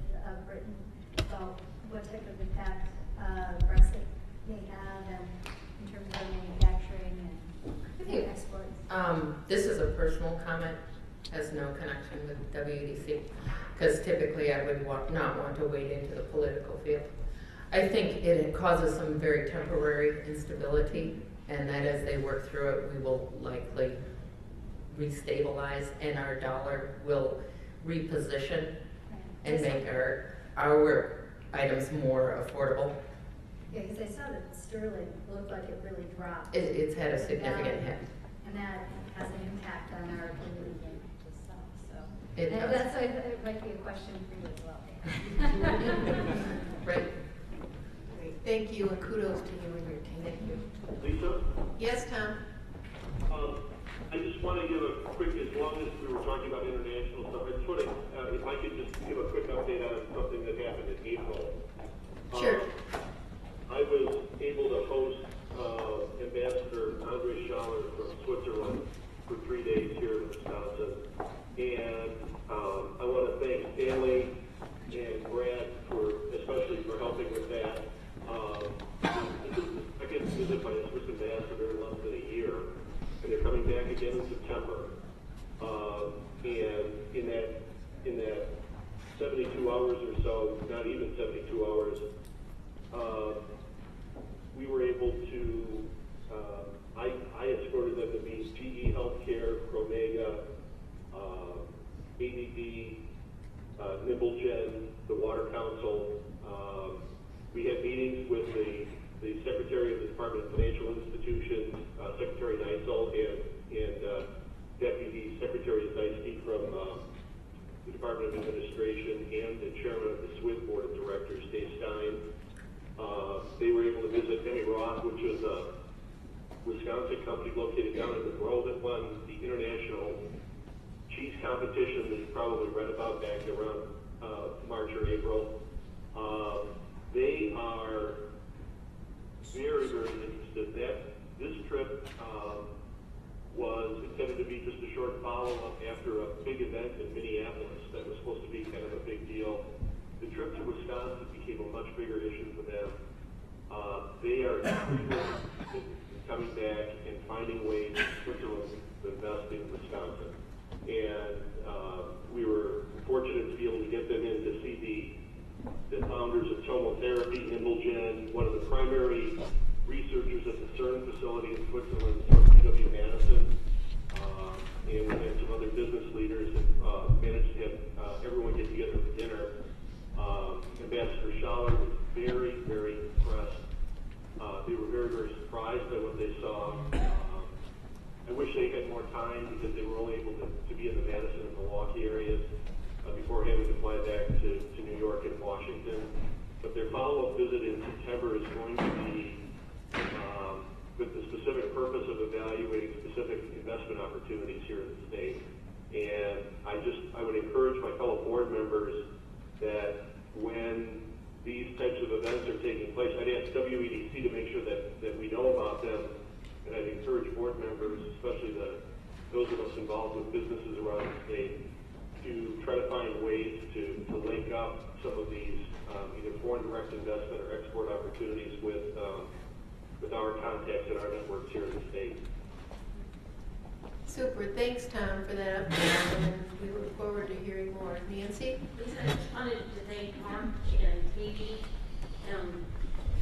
Mark Roder really played a strong role in helping support the case for bringing the first foreign consulate to the state. So that is up and running, even though it's a slow start that they've gotten. They'll do an official grand opening in August. We are expecting the equivalent of their Secretary of State to come in, Mexico's Secretary of State to come in for that. And thank you so much for your team.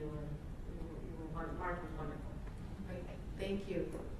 Thank you. And I want to acknowledge also, I was able to go on the China trade venture in Harbin in January, but that's a different point. A little chilly. But Katie's right. It really is an amazing operation that they put together. Everything from underwriting the businesses that are going to go with us, to marketing, putting together all of the details and the materials, to even the finance team, getting all of our credit cards and all of that situated in our laptops, computers, electronics, and then you get there and it is seamless in the companies and the feedback that they come back with after their days of meetings and the excitement and potential.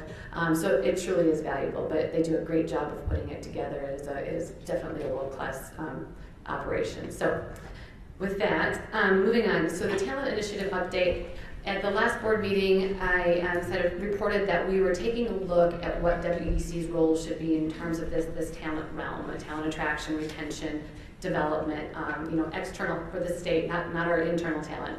And so what we have done since then, we had put together an internal task force and did an assessment of not only what we across divisions have been working on that somehow touches or influences talent activities across the state, but then what else we knew about.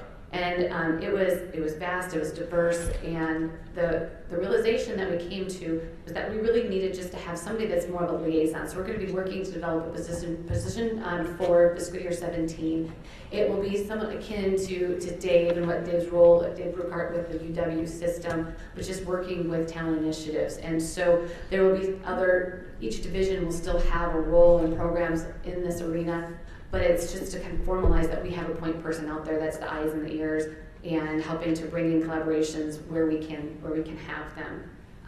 Part of that is also this brand conversation that we've talked about and helping for Wisconsin to be able to talk about itself in a way that resonates with that young professional, or actually all of the talent that we're trying to keep or attract into Wisconsin.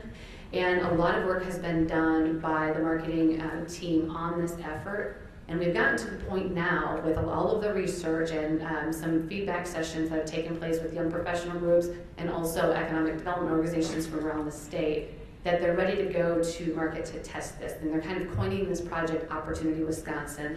And there'll be more updates in September, or in October probably, October board meeting, on where we've come with that. But just to give you a heads up, if you hear anything or you wonder, who's talking about it, it's a very complicated role for WEDC to have, but it's one of the things that other organizations have said, you're the one that has to lead this charge. But we need the ideas to be grassroots. We need the decision-making and the consensus to be owned by other organizations.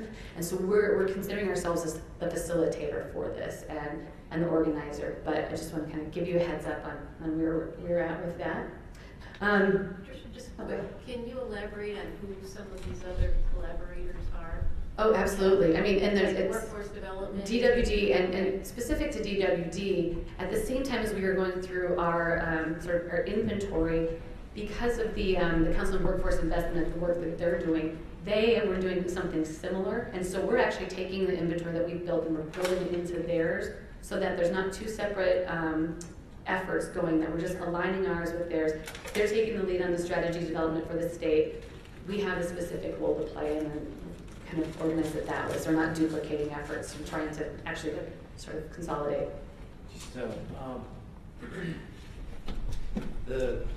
it is an important role for WEDC to play in the branding. But, and just two comments, the branding of the state is really hard to do if it's not thinking about all the assets of the state. And one of the things, maybe for our friends in the legislature, think about, and that's when tourism is off promoting the state as a state of tourism, and we're promoting the state and a brand of economic and commerce and opportunity, it can create, you dilute the dollars by creating two different messages. And I've said from my role at the WMC and in our summit, and I've mentioned to the governor that somehow one of the messages WEDC should try and encourage is that we get one brand for the state that works. I mean, it's very hard to do, and then there's money allocated for tourism to promote the state. It's the right thing to do for the tourism industry. You know what I'm saying? I understand. Dicey political water. We get that taken care of. You're absolutely right. I'm speaking for Kelly now, and please correct me if I misstate any of this, but in their research that they've done, they looked at all of the different kind of state brands, and there were only 2 that they identified that actually did one consolidated brand. So it's not uncommon to at least start out with 2. You know, one that gets you here to have fun, and another one that wants you to stay here and work and live and do that. And so I think the process that they've gone through to get to this point where they're at has been so sound that what we'll end up with is pretty hard to argue with, I think. Is that fair, Kelly? So. I have a question. So Dan, what you're getting at, I mean, because obviously you're trying to attract different markets, but what I think you're trying to say is within the branding itself, the image that you're using, trying to harmonize that to some degree. Is that what you're getting at? Yeah. Like similar logos or some type of catchphrase or something that can kind of evoke a positive image for our state, that whether you're coming to work or invest or just find entertainment would be similar. I mean, that's the goal that you're driving at? Yeah, and Tricia's right, Kelly, probably, you know, all the studies you do will, maybe there's a way that over time you can bring the 2 together. But you dilute every dollar that sends 2 different messages out, right? If we're advertising, you know, tourism, and I don't know what their current slogan is, I can't pretend, but, and it says one thing. We know that people are coming to work and live in Wisconsin because of some of the assets that we have in tourism, right? Great lakes, great soil, great air, clean water. I mean, those are all reasons we want to live here and create commerce here. So yeah, I just think over time, and there might be a way, you know, you're asking for policy, maybe I'm asking for legislation. I think it's a great point. I wonder, you know, like, because obviously UW's marketing all the time too. Yeah. They're all over the country, all over the globe, because they're putting together partnerships and very effectively, frankly. And I know vocational college similarly, and I think it's a great idea. I mean, it's easier said than done, of course. But I do think that to the degree to which we can, you know, embark upon that type of effort. I don't know if any other states have done it successfully, perhaps, or other kinds of regions of the world, maybe. But it's something I think it's a good challenge for us to take a look at. Yeah, I think of it as, you know, one Wisconsin of commerce and, you know, energy and agriculture and manufacturing and tourism and lakes and recreation and family and schools and education and, you know, advanced and bioscience. I mean, there's a lot of things we do. We heard, you know, Lisa was just commenting on Katie's report. Just, you know, you think, wow, there's a lot of stuff we do here at the WEDC, and we forget about all the programs we have going on, the great things. And tourism probably has a whole day list of things that they're doing. So does the university system. And so it's, how do we get that one brand, one Wisconsin communicated? Maybe like the urban snowblowers. Yeah. What winners do we have here? So I mean, not to do, but use that example. We have 2 brands. We have Aaron's and we have Gravely. I'm not trying to promote a company, but they each say specific things. And our Gravely customers always ask us to make them a snowblower with the Gravely name on it. The answer is no. It's we make one brand of snowblower. That's because we don't want to dilute the quality of that product into 2 brands. 1 + 1 is not 2. It's probably 1. Yeah, sorry. No, you're good. You're the chair. I know this is such a, we have a new committee. Also quickly wanted to update, in June, was able to attend, CREC had another state directors roundtable meeting, and it was at the same time as I think it was a water event, Water Summit. And so Mark had to attend that, so I was able to join 18 states total in Nashville for a day and a half of meetings, and another great conversations, good ideas that came out of that. And also, as follow-up to that, they had mentioned the grant that was going to be coming out, the application for the data sharing, and is ready to submit on Friday. Rebecca has been working on that. It was a short time period. It pulled together a lot of different agencies, DWD, DOR, and so we have all of the feedback and just kind of in the final stages of submitting that. So just FYI. And then the third thing, I'm actually going to have Aaron Hager come up and give some more detail. He had introduced, or I guess mentioned in his report last quarter, the inclusion of some criteria in the TDL loan program for convertible debt. And so just want him to give you an update on where that's at. And this is something we also discussed in finance. And they have their memo, this part. Yeah.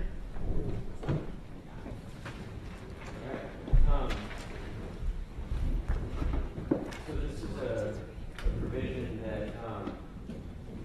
is new for us. It's actually been in the PDL program guideline for a number of years now. We just never enacted it. But looking forward to do so. It's really, the way I look at it is, it's currently a tool that we don't have in our box.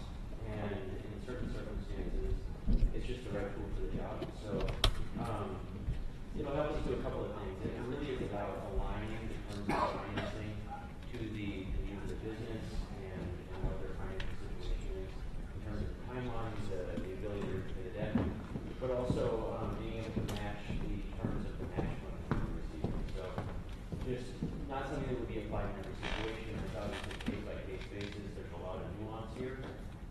But at the end of the day, what we're hoping to do is set up financing structures that provide terms that are in the best interest of WEDC taxpayers, but also meet the business's needs without creating a deeply unlevel playing field.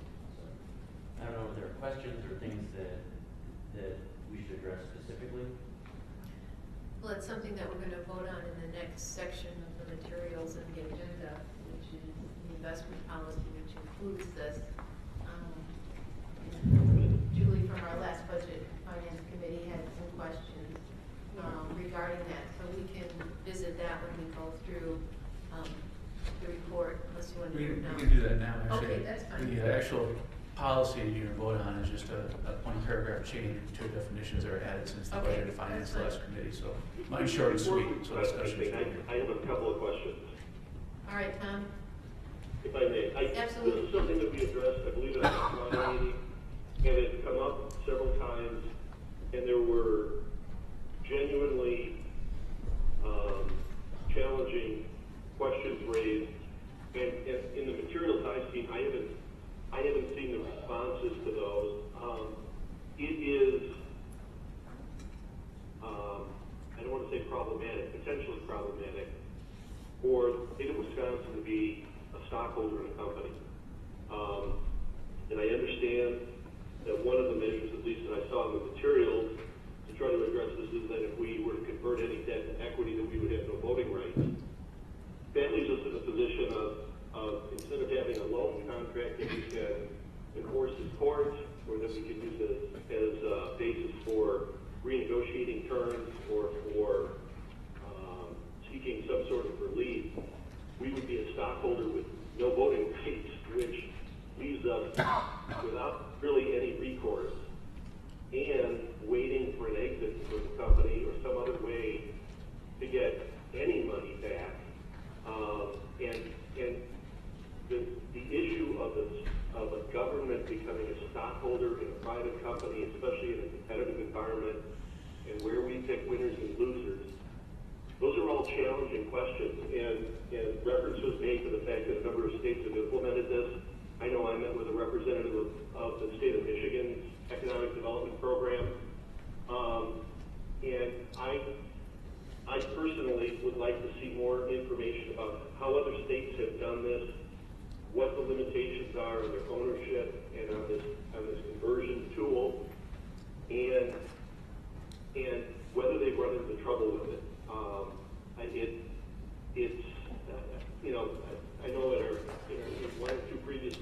pointed to exact sciences or to epic systems and said, geez, it would have been great to, to be part of that. I don't disagree with that, but there are also a lot of stories where stockholders don't get their investment out, or they wait years and years and years. And if we're going to use this tool, and it's going to put us in the position of a non-voting stockholder waiting for a payout to get anything back on a loan that would be paid back as loans typically are, I think that would change our risk profile with companies that already are probably high risk if they're coming to us. So those are just some of the issues, and I'm not against it, but I want to make sure that we're careful about implementation of this, its use, and making sure that we understand how and why we use it, and when and what limitations are placed on it, as opposed to the way a private investor might use convertible debt. Tom, this is Brian. Before I let Aaron kind of address some of the specific questions, we did have discussion in the Budget and Finance Committee, and Julie had asked some very similar questions, and we tried to address those in the program guidelines that are, I hate to jump the gun a little bit, but that's in the packet that's in front of you. But the DL program does have a section related to how we're going to risk mitigate some of those issues. It still has non-voting stock or non-voting shares as a caveat in the program, and so we want to discuss that a little bit further. But we did try to mitigate the risk of government ownership with a private company. In terms of, sorry. Aaron. I was just going to say, again, other states have done this, and I just would be curious about how closely we've looked at what their experiences have been. One con, whether there have been claims, about, the improper deployment of this sort of debt, or whether it's been favorable and just what sort of that data looks like. Aaron's going to answer some of those questions, I believe. Yeah, so the nice thing about convertibility is this actually is made as a loan, so we would still have all of those lender protections. We would have a filing, the potential to take collateral if things start to move in a negative direction. But by the conversion would be a WEDC option. We would not be bound in any way to convert to a stock position. And it's anticipated that move would be done when it's in WEDC's best interest for the security of those assets. So that this is done in the safest, most prudent way possible. Yeah, Tom, this is Mark. I think when Senator Lasso and others raised similar questions about this, my comment to Budget and Finance was, it is hard for me to envision a circumstance other than a liquidity event where we would convert this debt. Because it will always be, unless we're going to get a return on it, immediate return on it, it will always be to our advantage to have the leverage of being a secured lender or a lender in any of these risk situations. The whole purpose of this process is to create some upside, and I know you understand that, but I mean that is the whole purpose.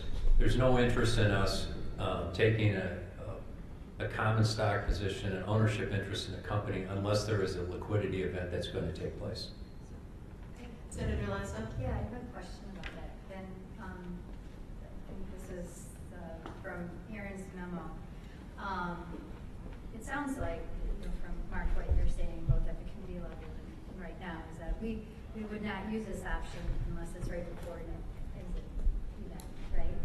Right. It's hard for me to envision what that event might be if it's not a liquidity event. Okay, so then with the memo, maybe I didn't understand it correctly, then, but there were use cases in here, so that it seems to be that there might be, where companies with a long pre-commercialization period, or required match funding, or unexpected changes to their development plan. So are we also looking at those as well, besides exit strategy where that's coming? Those are the kinds of, in my mind, those are the kinds of examples where we would take the convertible debt because the risk is greater, because it's taking longer for us to get paid back the loan, because it's not the company isn't going to be able to generate revenues. And that's why, those are the types of reasons that we would actually take convertible debt.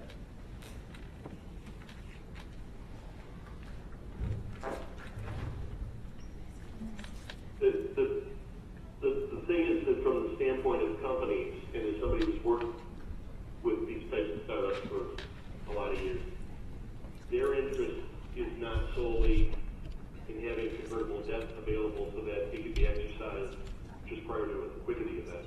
And if that's going to be, if our strategy is to wait until that's on the immediate horizon, why would the, well, again, I have read enough about this and I've had experience with it in California and some other places where I just hope that we are very careful about it, because the government being a stockholder in a private company is not, a chip shop.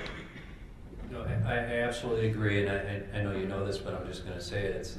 That is one of the advantages of WEDC being a public-private entity, is that we have the capability of doing it given our structure. We're not the state of Wisconsin. We're not a government entity. We're private from that perspective. But these will not have any, there's no put to us on these. As Aaron said, the only way we would do it would be when it would be in our absolute advantage to be able to do it.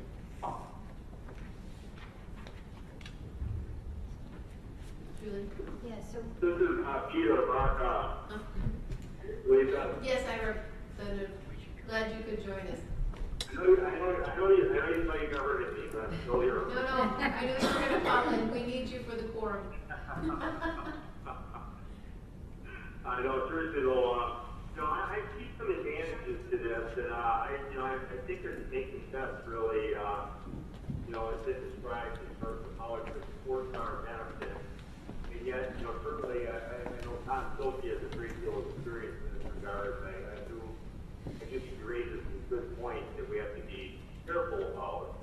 And I guess my question for Tom to some degree, at least in terms of given your experience in this regard, are there some parameters you think we should put around this, or some, policy guidance, in terms of, when it's most appropriate, or what period maybe we could hold these, this debt?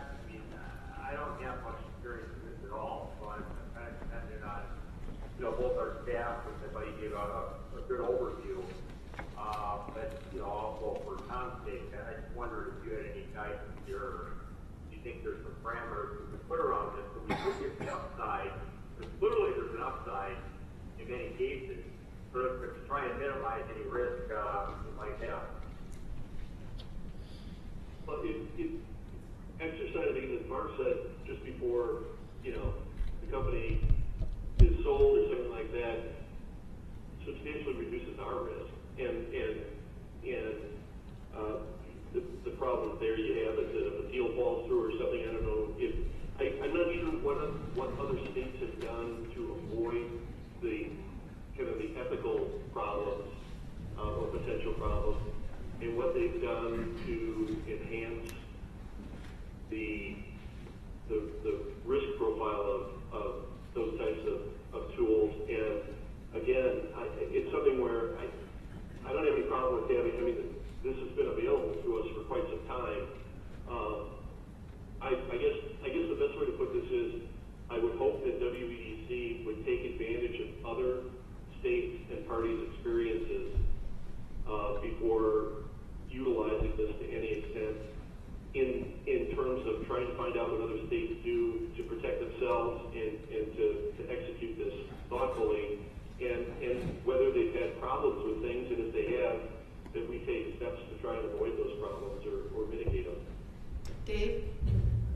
Yeah, Tom, I hear what you say. I agree with being cautious. I wonder if we couldn't go strike a deal where we authorized the use of this tool, but before anything got converted, it came back to the awards committee or one of the committees of the board to agree that it doesn't make sense to convert. Before it's converted, yeah. Representative Barka? That sounds like a gigantic need. I think that sounds like a very sound strategy, and even within our company, you know, we authorized our vice president of administration to make decisions up to a certain level, and then beyond that, it had to back our corporate board. So I do think that the actual suggestion, and I think that's one that clearly would increase my comfort level. Okay. I think that's, you know, that's a great suggestion. I don't know whether convertibility affects any kind of premium or discount on the value of the loan or the terms of the loan, and if it does, we just need to understand that if convertible debt agreements are signed, and Aaron and Brian, you can maybe speak to this, whether the terms of those might potentially vary from our standard terms in any, you know, meaningful way, and then the exercise of the convertibility option, you know, there being some sort of way to check that. Again, my desire is to not reinvent the wheel and not to make any mistakes that other states may have made or find any problems that somebody else has already found, and just be thoughtful about how we deploy this. Absolutely, point taken. And I'm assuming that's something we can do in taking into consideration the terms of the loan agreement if it includes convertible debt options. I think so, especially on the back end, making the decision to convert. You're obviously doing an analysis, you know, depending on how it's set up on the front end, you're right, you know, whether it's discounts or caps. But you're making an analysis whether or not to pull that trigger based on terms and to know whether it's advantageous to the agency or not. So to have that run by the awards committee as a decision. Before is there anything else in the cash and investment policy that you'd like to address before we call a vote on it, Brian? No, it's just that the investment policy gets involved here just purely because of the term equity, governmental policies. This is the only equity that will ever be placed in. Senator, last question. Yeah, I have a quick question. I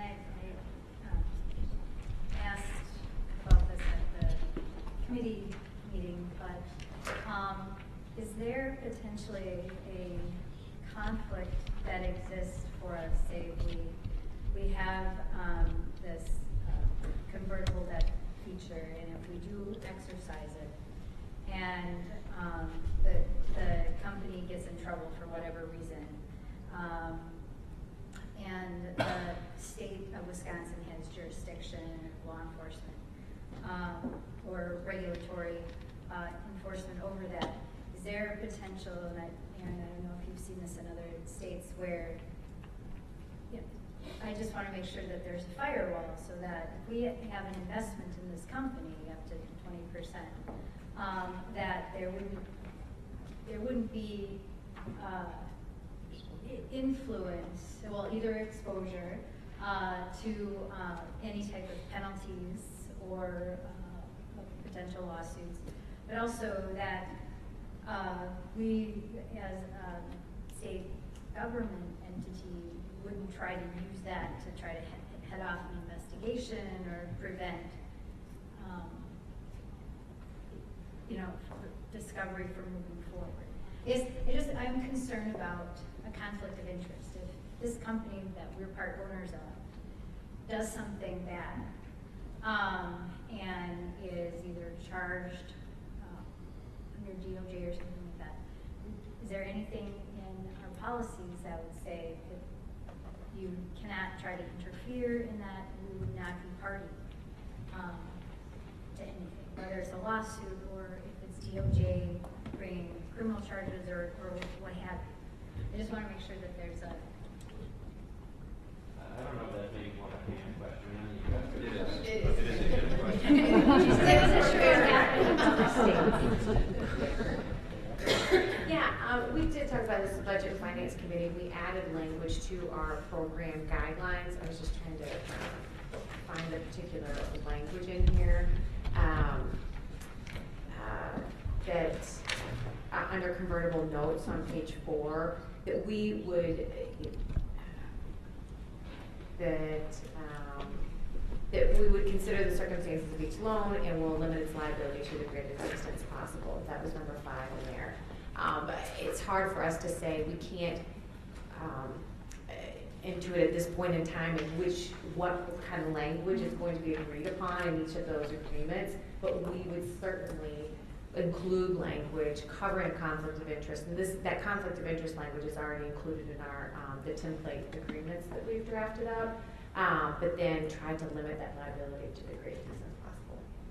And then the other kind of feedback that we had heard is that will the 20% be a deterrent to other investors if they know that the state can potentially convert our debt into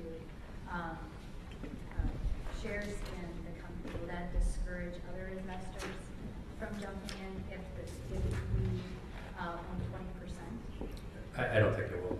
I mean, they would view our ownership interest just as if it were somebody else's ownership interest. Yeah. And then, and I don't, again, Senator, I just don't anticipate us being at the 20% level. We're talking about probably less than 5% in any of those. And then just one of the questions that I had about the program guidelines is, looks like generally has been inserted, like the company should generally be an early stage company or spin out, and generally limited to $25,000 per company. Are since it's generally, I'm assuming that there's going to be some exceptions to that. Do we have anything in mind, or in terms of guidelines, when we would generally not follow what's in the program in terms of the 250,000, or you know, I think if we knew what those were, we wouldn't put the word generally in. And we would, well, that's what I'm wondering. but it if does. you have some idea But it what does. Well, I'll give you exception. an example. So we have a company that we've been dealing with for 2 or 3 years, and all of a sudden they don't have, something is going on, and they need another couple of years from WEDC. And we'd look at that and say, okay, our risk is greater than what we originally anticipated, and to step in at that stage and say, we'll extend for 1 year or 2 years, but if we're going to do that, we need 2% equity, 2%, and turn it into a convertible note at that point. So to have the flexibility to do something like that, again, that's one of those situations that Hannah talked about, where we could sit down and come up with 15 different things, and do we want to put those 15 things into the guidelines, or just say generally? But that's something that, an example of where I could see it being different. Yeah, because when you have, and I can understand that, because each situation is going to be different, and you don't want to lock yourself into, because we can imagine a million different scenarios, and how you come up with policies or something like that. But if it's generally, are we going to have within the guidelines how those decisions will be made, or is that something that if we make this change about it coming back to the awards committee, in what will they base their decision on? There has to be some underlying principle, or Well, we'll have to, in the staff review, when we make the case as to why we want to have a convertible debt instrument rather than a straight loan, we're going to have to make the case as to why we're doing it. And similarly, if we go to the awards committee, we're going to have to make the case why we want to convert the loan into equity at that time. So I think that's the process that we have in place. I think the process works. But you have to be able to justify why you're doing it, because we're not just going to do it for the sake of saying, okay, now we've got three loans that have been converted into equity. That makes no sense at all. Yeah. Just another point, this is one of the reasons why we use the underwriting checklist associated with each one of our staff reviews. So we have mandatory guidelines, and then we have guidelines, and the ones that are generally, those are guidelines. And so if there's a deviation from that, there's always an explanation that's provided. Why are we making that deviation? What is the deviation? So we cover those bases when we're doing the staff review. One small example, it could be, a company, right? Maybe it's university staff that's been on paper for 10 years getting federal grants, and we drew a line that might have 2 people and no grant, and we still want to be able to support them. So it could be a situation like that. And we are certain now this will come to the awards committee, is that correct? That is the intent, yes. Awards committee petitions for a raise? You could have a piece of the equity, how's that? Weren't you paying attention to the ethics before? Maybe just double your compensation as a director. Can I just verify who is on the phone, so that I make sure we have a quorum? I heard Ray, Tom, Representative Barca. Is there anyone else? Jim Ladwig join us? Okay, we do have a quorum. All right. Yep, Jim's here. Thank you, super. And we introduced you earlier, though we missed you on the phone, so welcome to the board. Thank you. So we have in front of us the cash and investment policy, which includes this language on convertible debt. So I will entertain a motion to approve with the addition protocol on the, any loan in question. That additional protocol is just included to our awards committee charter policy. Okay, I was gonna bring that up. Not the investment policy. So what The do you change, suggest? So, with respect to the, I think we can vote on the policy, and then we can talk about what we need to accommodate in the charter for the awards administration. Okay, super. All right. So I don't think we So need the to change policy this. is, Yes. is there a motion? I'll vote. Second? All in favor signify by saying aye. Aye. Any opposition? No. Okay, we have Julie is registering in opposition. The motion passes. So noted, Senator. You want to talk about the? So just the awards administration committee charter.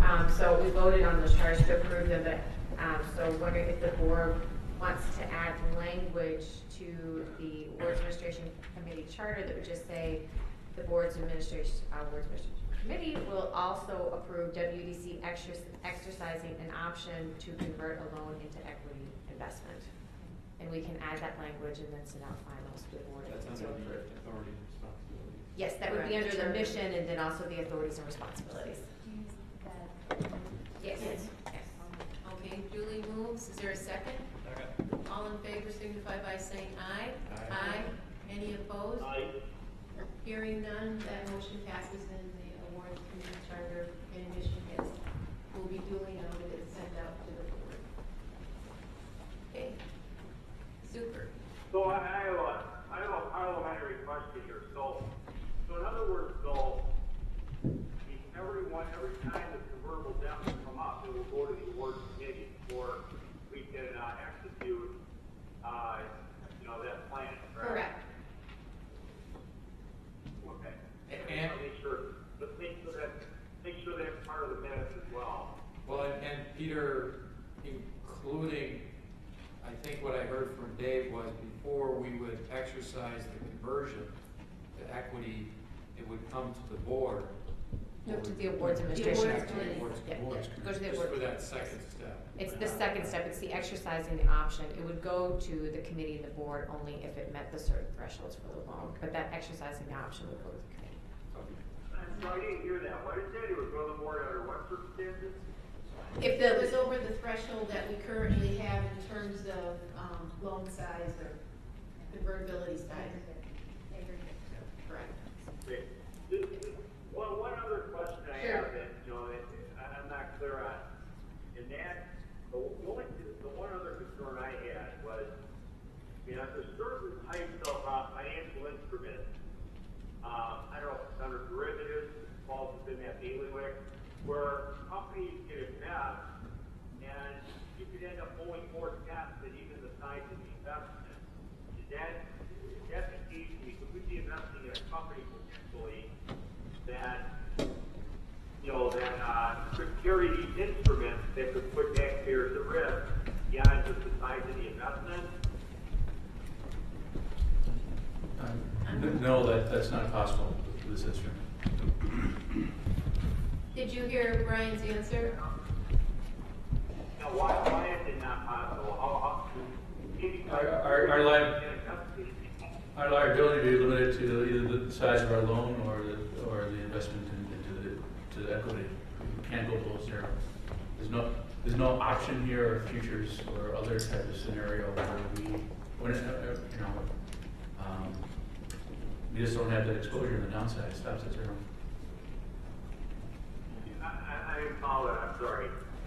How do we know if the company has futures or has some derivative that could take you below 0? Are you saying that? This isn't a derivative instrument though. This isn't a derivative instrument in that vein. Our liability is limited. I guess I'm not, remember. Right. Go ahead, Representative Barca. Okay, I understand it's not a derivative we're investing in. I'm asking, you're saying that there's no possibility that the company that we're making an investment in could be holding futures or derivatives. Is that correct? No, I'm saying our investment is such that we cannot go below 0. Either we lose the loan at the right of the loan, or we have a 0 marketability in the equity. There's no scenario where we have to pay additional money other than the original loan. The downside is the same as if we had a loan.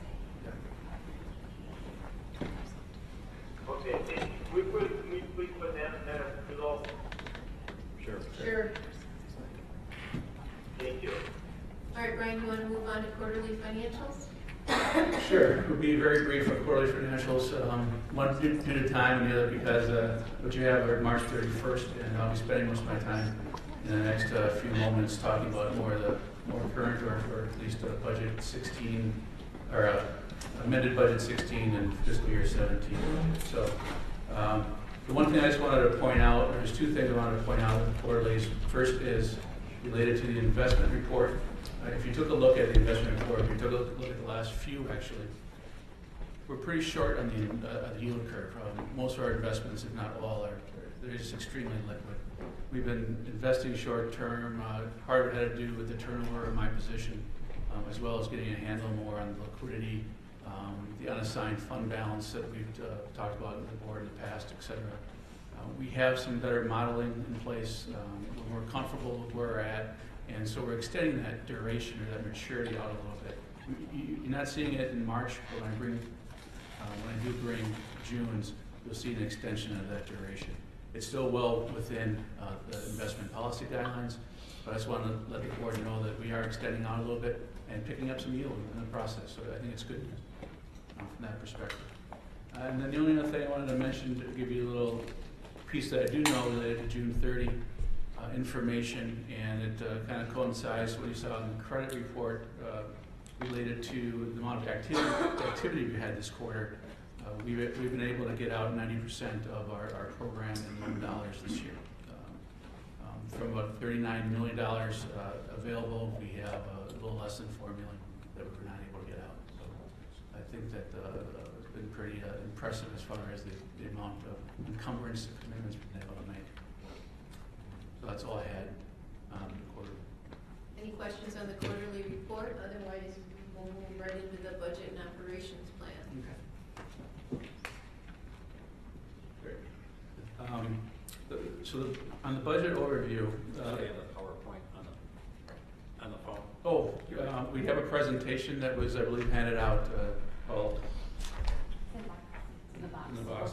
For those of you on the phone. Yeah, WEDC fiscal year 17 budget. I'm also kind of, for those that may not have the presentation there, I'm covering basically pages 18 to 26 roughly in the operations plan that is a handout that was printed out. So I'm picking and choosing little pieces for this presentation. So if you don't have it, I'm hoping you can follow along. Our budget is balanced. Our sources equals our uses, as all budgets should. However, there is a little caveat here, just because we're into deficit spending. Let me explain that a little bit more. The general theme I want to spend the next 10 minutes talking about is that we have increased revenues this year based on the biannual budget. We received $5.5 million more than we had in the prior year. That was preset. Our expenses are relatively flat for the year. So revenue's up, expenses relatively flat. But we were in fiscal year 16 expecting currently a deficit of $16.8 million. And for 17, we're only expecting a deficit of $10.8 million. And so while our revenues are up, expenses flat, we're still in a deficit spending, and it's purposeful. We've been trying to and been told to spend down our fund balance. And we've been successful in doing that, not just in fiscal year 16 that'll end or has ended, that I'll be reporting to in the coming months, but in this budget represents that continual deficit spending to reduce that fund. And so sources equals uses, but they don't, because we're using fund balance to get there. Allocation between grants and loans is another thing I just wanted to bring up, is that we're seeing, and this slide and the next one will show a graph. I'm going to show that right away. Is that we're seeing a trend where obviously loan volumes going down, grant volumes going up, and that percentage is consistently getting higher and higher for the grants. Fiscal year 18, when the loan program, except for the TDL program, ends, that'll go up even further, where about 85% of our entire program funding will be grant funding. That has some effects on our budget long term, and I'll try to point that out as we go here. But basically, you know, your loan portfolio is the one product that we have where we get the money back. It's not grant, it's not tax credit, it's affected on the state side. So this is the only program we have that has sustainability to it. So we're going to be losing that over time. Our loan balance is going to go down. The sources of funds we can get from loan prepayment or payments and prepayments will go down over time. So that's an important factor, and wanted us to point that out. So a budget overview. This is kind of presented in two ways. One is an income statement presentation. It's called budgeted revenue. If you looked at 4 lines down, that's really our income statement revenue. But then I added some additional, what I call it, cash flow pieces to get at that sources and uses look at the budget. So if you look at our, and most of the stuff I've already kind of discussed a little bit, general purpose revenue is the $5.5 million increase that I had mentioned. Our SEG funding is pretty much flat.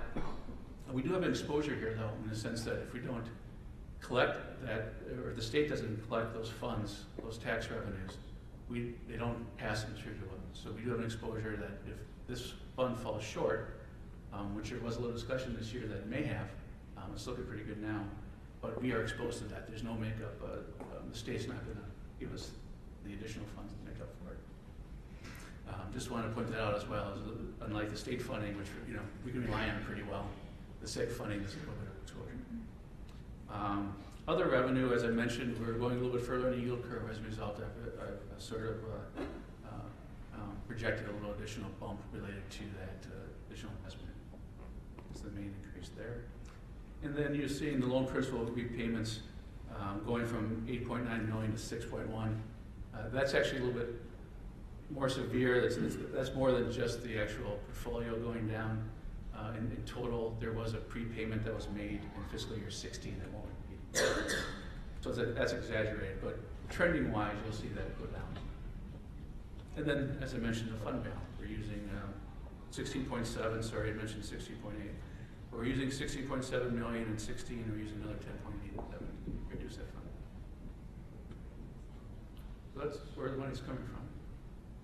And then here's a graphical presentation, and I just pulled out the pieces, as I mentioned, related to fund balance and loan repayments as being the large shifts of where money's coming from. We've seen some good in the fund balance area, bad there. So what are we doing with the money on uses? Program grants, we are fairly level. We're up a little bit for program grants. It's a little bit of a mix. We've decided to increase grant program funding in targeted industry projects, 1.4 million. So that's our biggest increase from the prior year, related to additional funding for centers of excellence in areas related to, and Lee, correct me if I missed something, but aviation, food and beverage, aerospace, supply chain management, composite manufacturing. Yes, advanced composite materials. Advanced composite materials was the other one. So increase of 1.4 million there. We've started doing workforce development training grants again. In fiscal year 16, we did a deal in the last half of 16. We are going to continue to do that, and our increase for 17 is another $600,000 in that program. In addition, we are adding to our capacity building program, but this focus here is going to be a pilot program in the entrepreneurship and innovation area, in Aaron's area, of $500,000 to increase capacity building for startup entrepreneurial firms.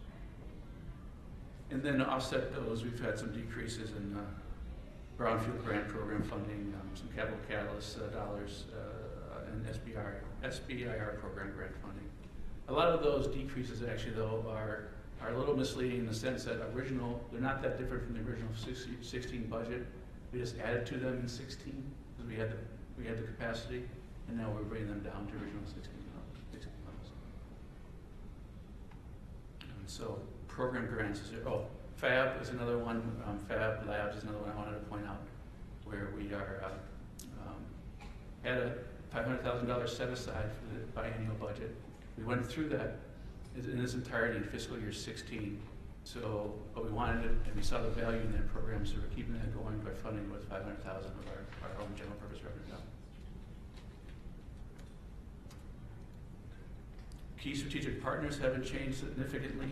Promotions, navigating some general administration areas, expense areas. Promotions are up 4%. We're projecting payroll and benefits 6%, related to a combination of, we have stepped up in the second half of fiscal year 16. We've added back office positions in the compliance and data quality or assurance areas to help with additional processes we put in place to monitor data quality and data integrity related to not just our deals, but anything that's in our system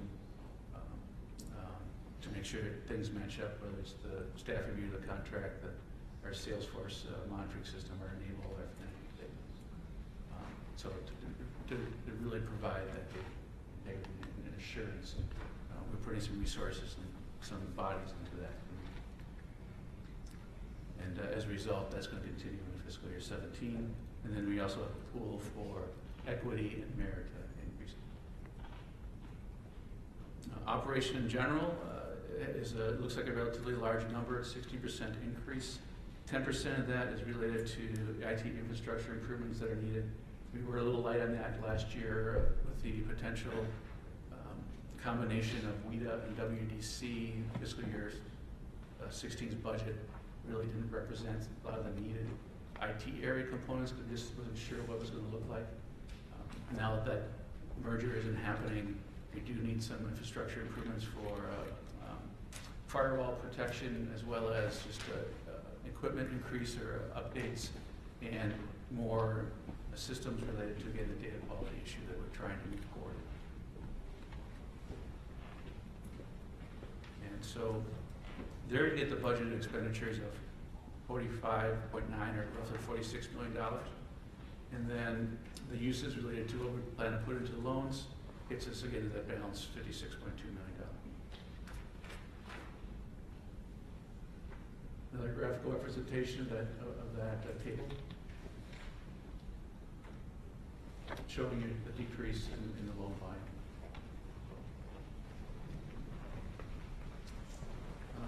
What does all this mean to our fund balance? We talked about it being deficit spending. The fund balance is made up of multiple areas, and I think I'll just finish the next few slides just talking about the different types of fund balances we have and how things are affected, how activity is affected by those fund balances. We have a total fund balance of $106.8 million that we're expecting into this year, and then it'll be $96 million roughly 17 after the $10.8 million reduction. But that balance is made up of a different area. And the non-spendable fund balance that you see there is going down, and that's really our loan program. We reserve our loan portfolio there, and that makes sense based on what I discussed today about doing less lending. The lending programs are going to go away except for TDL, and so those loans are coming off faster than so you're going to see a reduction there, and that's going to continue going forward. Restricted and assigned is what was previously mentioned here as well, that Mark was talking about, the transition to the contract date, going from trying to spend less time encumbered waiting to get contracted and actually having the contract signed. And that's the difference between restricted and assigned. Assigned is when we encumber the funds because the decision's been made. We restrict it when the contract's signed.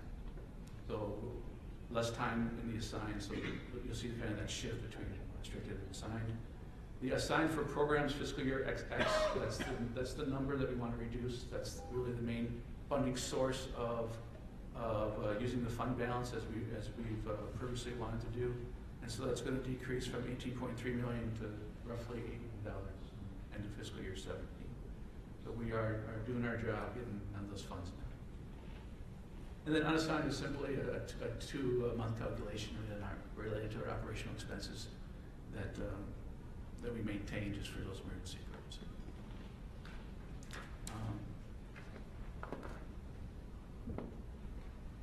It's getting late. So how if I stop there? I'm more than happy to talk a little bit about how a loan and a grant goes through the different fund balances. As fascinating as that is. There you go. Thanks, Dave. Dave, you're my big supporter, so you're staying there. But you know it's time to stay. Yeah. That is something that the Budget and Finance Committee had an opportunity to go through. I don't think it's necessary to go through it here today, given our time constraints. There's one thing I wanted to do is I wanted to pass it to Tricia for a few moments to talk. What you're passing is not just the budget, it's the operational plan. It's the program guidelines. And so Tricia's going to talk a little bit on that. No, I will fly through this. But we thought it was important because a big piece of the Sorry, that's my dog. of the CRC recommendations was to make sure that we are tying our operations and our budgets around our structure and around our mission and our vision. And so a lot of work went into really re-articulating this mission. And in the number one recommendation they came back to us with is that we should reframe and articulate WC's mission, vision, and goals, because we needed to talk about what we do in a way that really encapsulates the impact that we have on the state of Wisconsin. So part of that is the structure, and in the report itself it was strategic pillars, but to the more public entities, catalysts of economic growth is just plain more exciting. But it's essentially the same thing. And looking at the different areas of focus, not necessarily the divisions, but the areas of focus: business development, community and economic opportunity, strategic economic competitiveness, brand development and management, and operational and fiscal excellence. So those are truly the core of what WEDC is and what we do. Again, Katie had this slide up in her presentation, but they also recognize that we can't do what we need to do effectively without leveraging the partnerships that we have. And they also drive our key performance indicators, so it's important to remember that.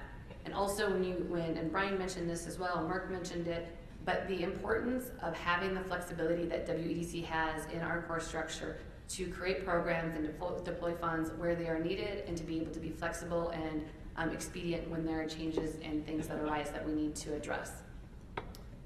So first of all, looking at the programs and the program guidelines.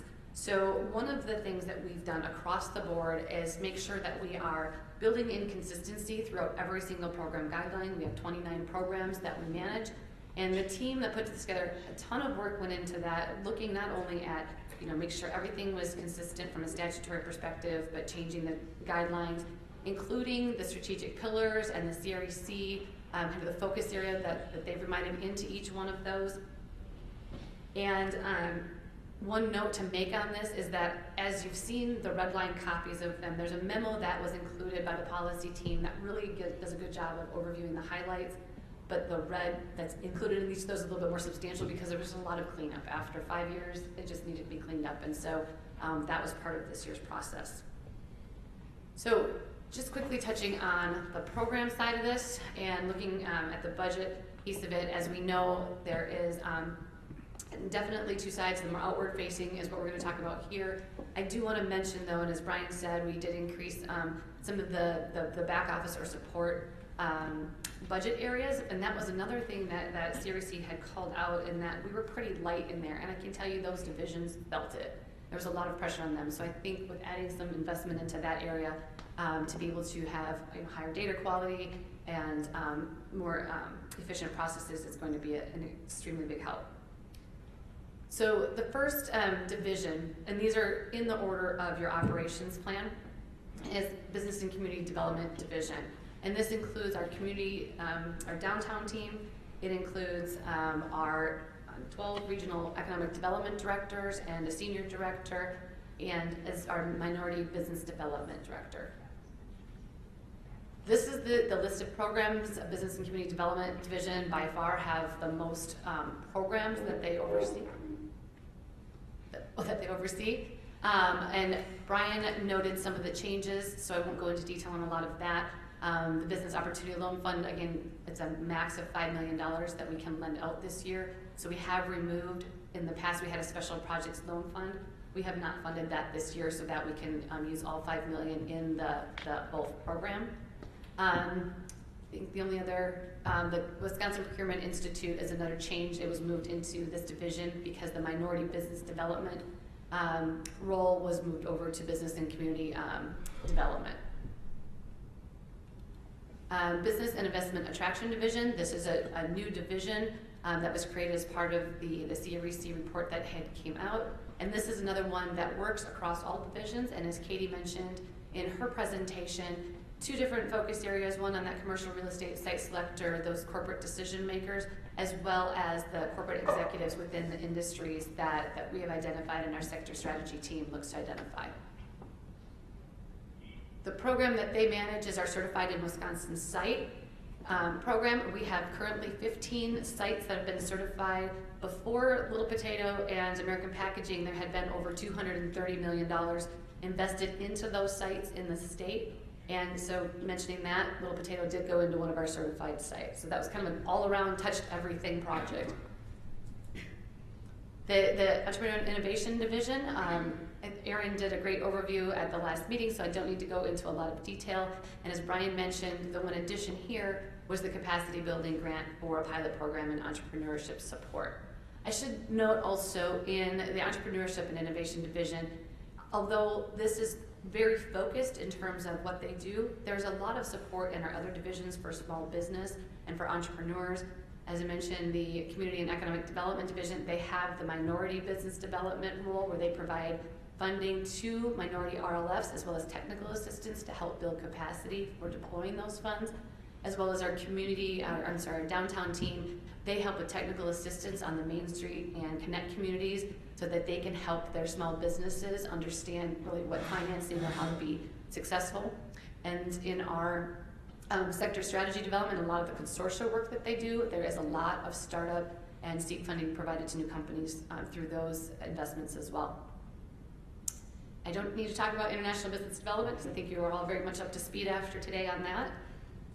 And sector strategy development, again, this in a way that makes sense, this would go at the front of all of our other program divisions because it does drive the focus in a lot of what we do. And the areas that they're investing in this year, again, aerospace, aviation, advanced composite materials, food and beverage sectors.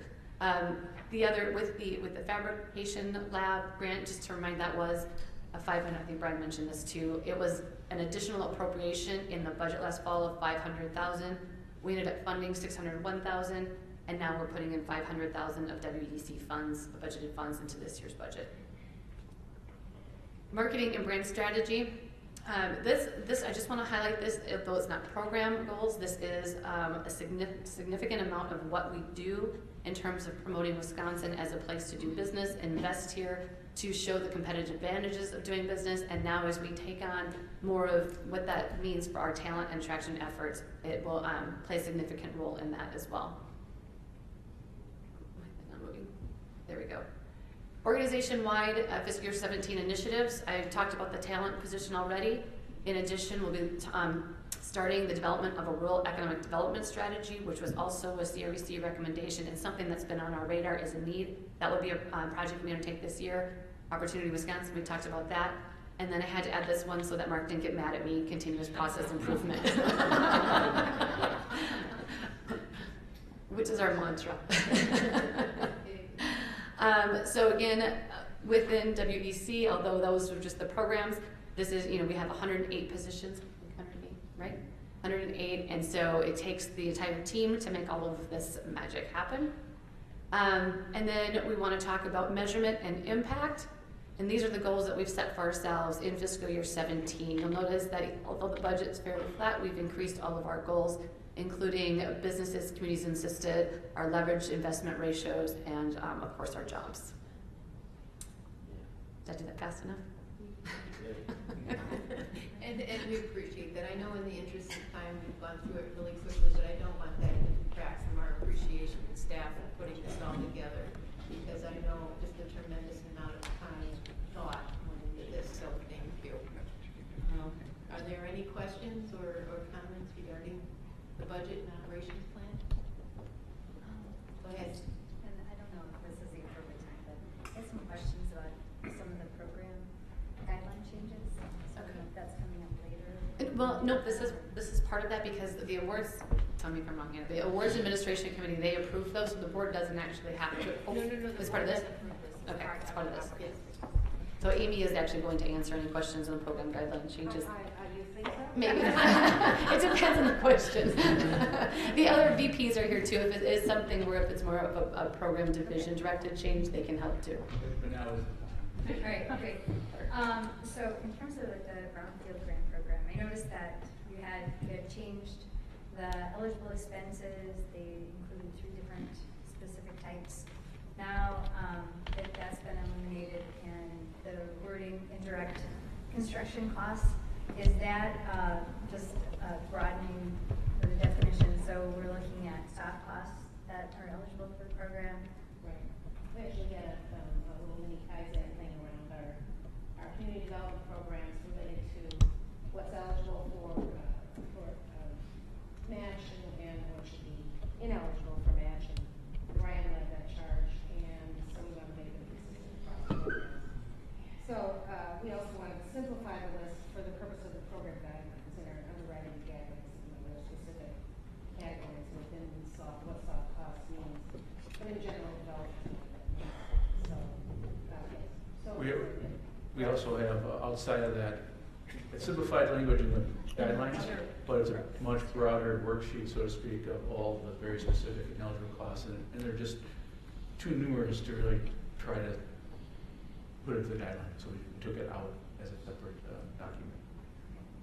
And then in terms of the business opportunity loan fund, the tiers, there were tiers in there, those are now removed. Does that mean we won't be targeting distressed communities any longer?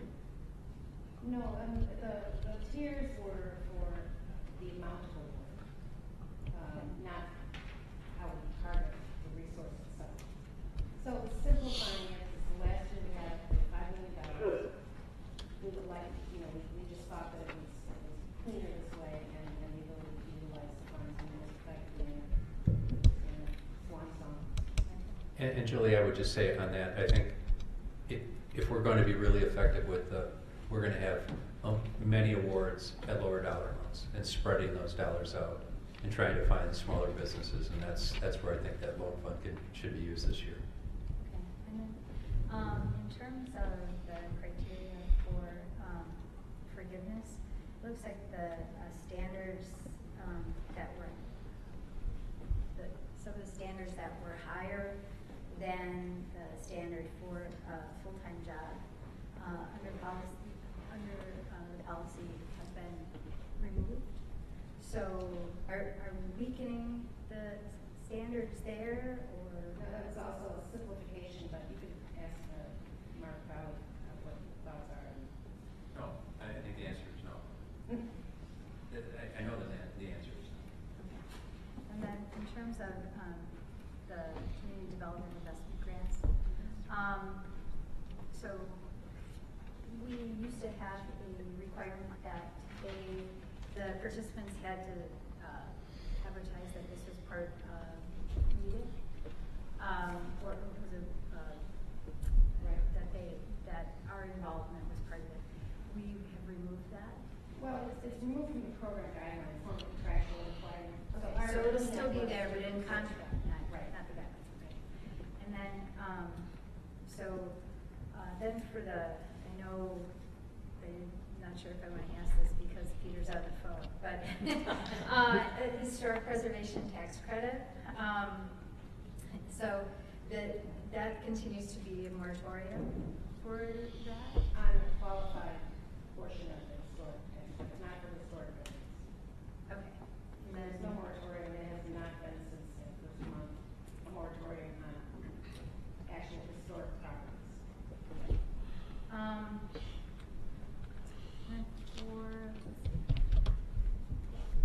for the workforce training grants, it looks like we're removing eligibility requirements. Can you just? Removing eligibility requirements, such as? It was on. Well, one of the, we standardized terms across programs.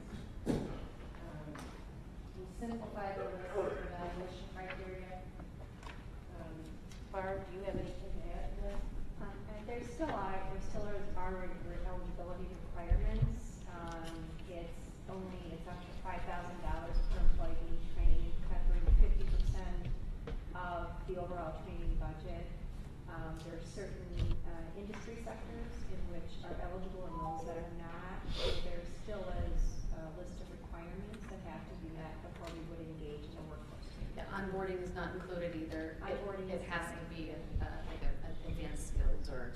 Something related to the work, not just they're getting training because they were newly. Exactly. Yep. Yeah. And some of them were just taken out because all of our programs need to meet those kinds of criteria. So they weren't necessarily specific to that program. So it was a clean up to make it more consistent. And then for the SBR, STTR matching grants, so we're removing both the training requirement and the Wisconsin location requirement from the program.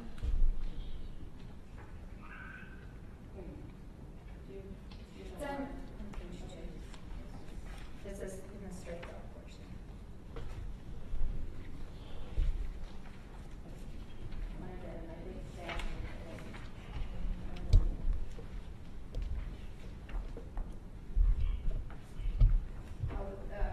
Aaron, it says awardees may be required to participate in CTC delivered business modeling training as a condition of the matching grant. And recipients, the second, I can tell you, the second sentence is taken out because that's paid for all of our programs. Again, it's a cleanup that is not particular to this program, and is a statutory requirement across all of our programs that they maintain residency in Wisconsin for 5 years.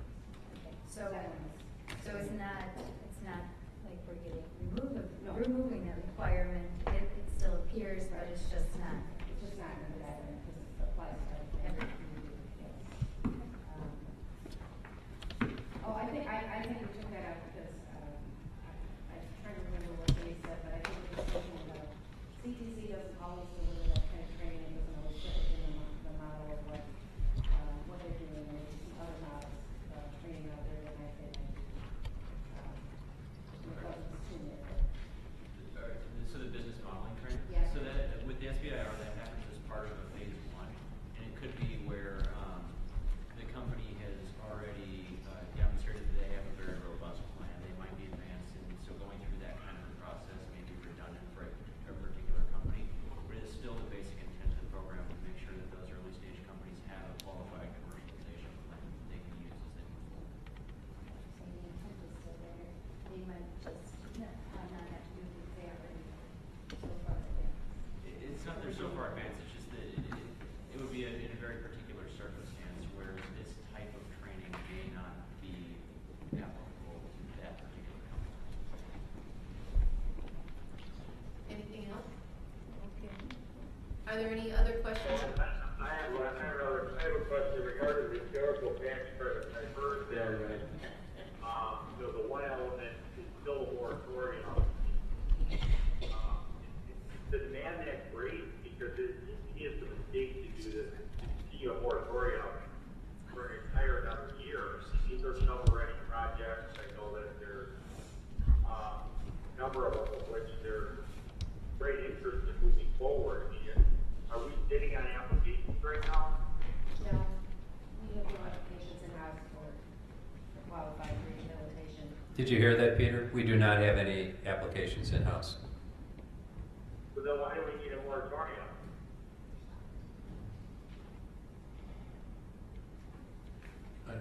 The moratorium is in place, has been in place since 2014 on the qualified rehab portion of the program. And it's in place because it was felt that it was perhaps too broadly applicable. We were worried about the amount of allocation that was going out, and it was a decision made by the administration to put moratorium on it. We've seen a lot of activity in the historic rehab area this past year. I believe we're close to $55 million in tax credits that have been awarded in that program in 45 companies. So we're seeing great successes with historic structures throughout the state. Right, I mean, I remember when in 2014, when we first there was moratorium on the whole thing, and we met with the administration a number of times, they agreed that we should release the one but not the other. But is there still a huge demand for the historical credits? I mean, do we have a backlog on those that we are having a hard time funding? Not at all. We're able to fund all of them that have come through.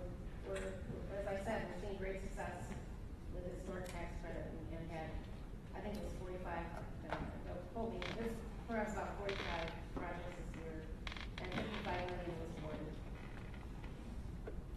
Right, no, and I think that's great. I mean, obviously, the legislature voted overwhelmingly for those projects.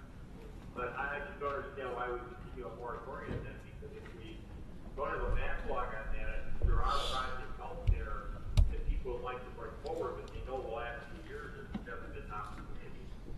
And, it just seems like that's development that could occur.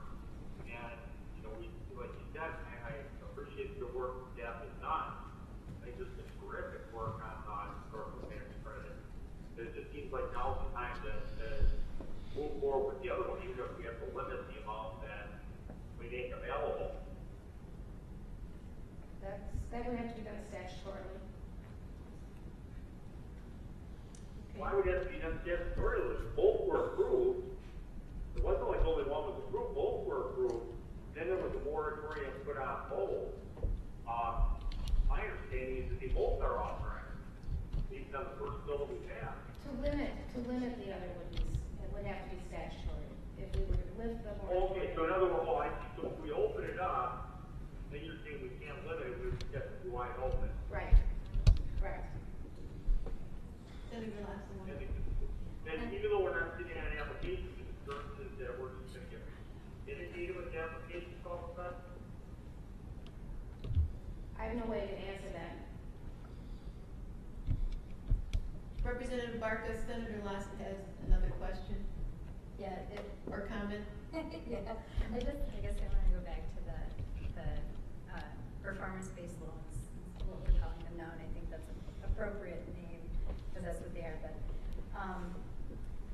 the language that I'm looking at is on page 4 of the program guide manual template, and it says to be eligible for performance-based loan, generally at least 2 of the following project criteria must be met. And what we have left is retention of at least 100. Retention of at least, I think it's supposed to say 100 jobs, but the straight through must have took out the jobs piece, and then creation of at least 150 full-time jobs.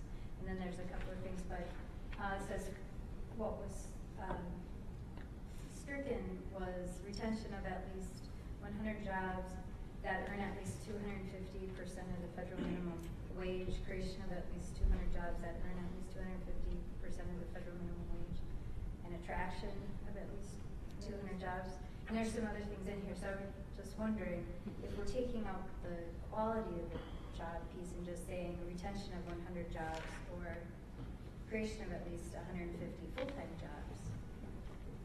Are we setting a standard higher somewhere else? That's not. Well, we have a standard of at least 150% minimum wage for all of our business development programs. So that's already set under the definition section. Okay.